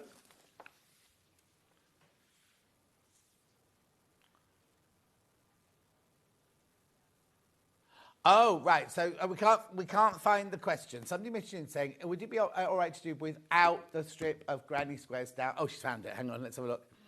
Hi, Sam. I can knit, but I've always wanted to crochet. I've bought your poncho pattern instead of the granny squares. Could you do a block the same? Yes, absolutely. Yeah, definitely. So just do another rectangle? Yeah, just do a narrow rectangle. Yes, absolutely. That's a really good idea. Now I'm thinking, why didn't I think of that? No, why did you do that? Or what could be quite nice if you did it the other way. Yes, that's and true. And you had the stripes going across. That would be lovely. Turn around for it so you can see what you mean. Right, so down the back, see, there's a panel of granny squares. Not difficult, but if you don't want the granny squares, you could just carry on with the stripe, do a narrow rectangle of the stripes, either going downwards or going across. Yeah, I mean, it would work without that. That's just gives you a little bit of neck room, but it would still fit without even. Oh, without what? So don't even put the thing in? Just, if you want to, you could just not put it in and it would just sit around your neck. But it just gives you a tiny bit of neck room. Or make the size smaller. Yes, yeah. Anyway. Bigger, but message me. Any questions, do message me. Like I said, you can find all my... In fact, they're all on the pattern as well. So. Yeah, there's over 20 people got this in their baskets. You do need to check out. And we also have it digitally. It's you, Hannah.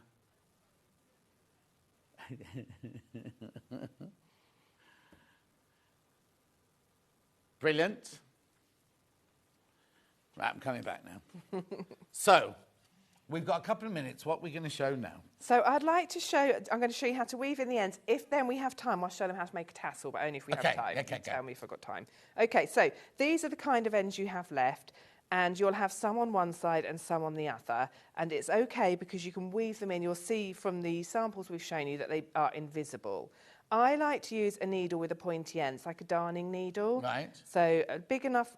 I was going to say hole, and I knew that wasn't right, to thread your yarn on into, and then a pointy bit, because as you work through the yarn, it's good to try to break the yarn. Yeah. So you're going to push it through. I go through the bits of the stitch where it's holding on to the row below. Right. These loops here. Oh, okay. Okay, and just go in and out for about, and when in and out makes it sound fancy, jab it through is fine. Yeah. For an inch or two. Technical term. Yeah, pull it, but not too tight.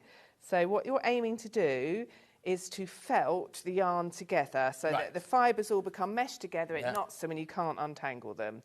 So then I like to go back in the opposite direction, and I like to actually break through the strand of yarn. Shove so it not through. just under it. What was Yeah. the technical term? Jab it in. Jab it in. And you can even go back again if you want. And if you feel it when you've done it, the texture changes slightly because of those fibres meshing together. Right, okay, brilliant. And then all you have to do is snip it really close to the work. Give it a little pull to make sure there's no bits hanging out. And you can see, you can't see there was a tail end brilliant. there. So that's weaving in. People often ask me about weaving Lovely. in the ends. Tassel. Okay. Controversially got my phone in my pocket because when you make a tassel, you need to wrap your yarn around something. Yeah. And I like to wrap it around my phone because it's an easy thing that I have to hand. So there's 2 ways of doing the tassels. What's she saying? She's not saying anything, she's just giggling. So there's 2 ways of doing the tassels. Both are included in the pattern because the green one Terry Ann did with just 1 tassel in every stitch. Right. And I've done it with 4 loops every other stitch. So let me just do that again because I just did it without telling you. Yeah. I'm too busy laughing at to your phone. wrap the yarn around your phone 4 times. Yeah. Snip it here. It doesn't have to be a phone. It could be a book, it could be anything, or you Yeah. could just get a ruler and lay it out and measure it. Right. So you end up with 4 strips around about 25, 30 centimetres They're all long. different sizes. Well, you know, it's fine. I'm going to trim them. It's fine. There you are. I've altered them so they look the same. Okay, hold it in the middle. Yeah. Pick it up. So Yeah. you've made a loop, and then you've got a loop and 8 ends. So Yeah. you don't have to use your phone. Obviously, it's just a nice, easy trick I like to do. You could just measure them with a ruler if you're much more professional than me. Okay, and then hold your loop, hook through the stitch or the gap between the stitches. It's completely up to you. And through the loop that you've made, pull that through to the front, and then make that loop a bit bigger, reach through and pull the ends through. Okay, And that, easy. And that is your tassel. And Lovely. then, doesn't matter about the length because you can snip Trim them. it. Yeah, so it didn't matter So what cut the hair. I love doing that bit. So when I'm trimming them to length, I'll do all the tassels first. I won't normally do it when I've just done one. Yeah. I'll do them all. I'll put it on my ironing board. I I'll steam put it it. in my iPad. I'll put it on my iPad. What other bit of technology can I use?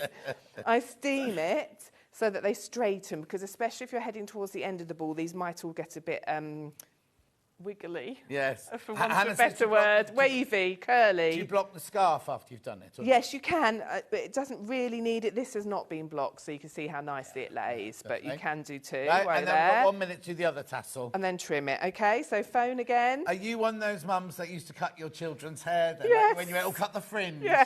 And they all went to school with very funny haircuts. Yes, definitely. Aw. So the other way of doing it, which is, so I've done this, I've done one and I've left a little gap and then I've done another one, Yeah, because yeah. I always like to give you options. Terry Ann, with the green scarf, did this really clever thing where she used She's the very good, contrasting Terry Ann. colours, she is.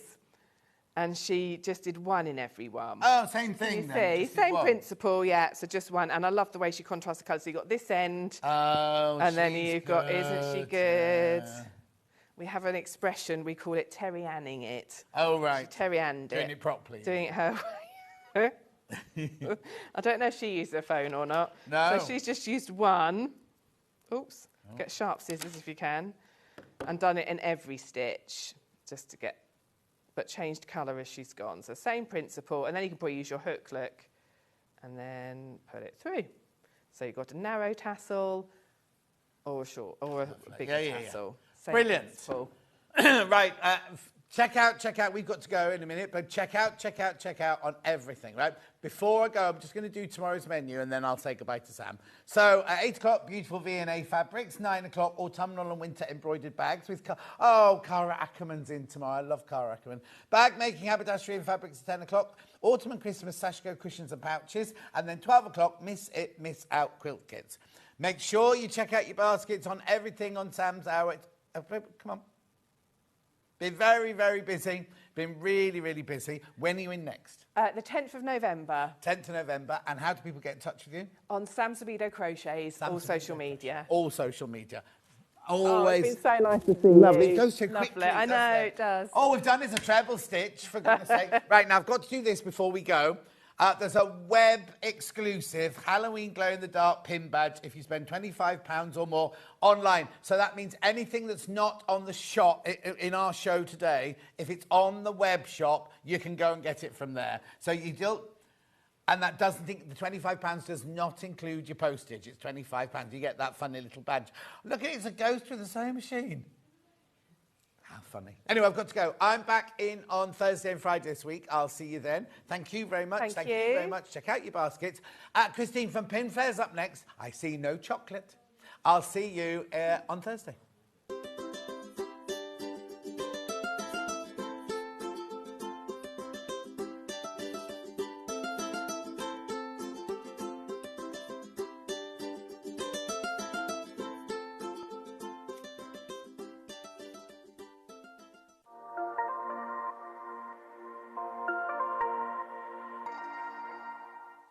Missed a show on Sewing Street? Don't worry, you can catch up on all the action from the past week on our website. Just head over to sewingstreet.com and go to TV Guide and pick a day then a show up to 7 days back from the Today tab.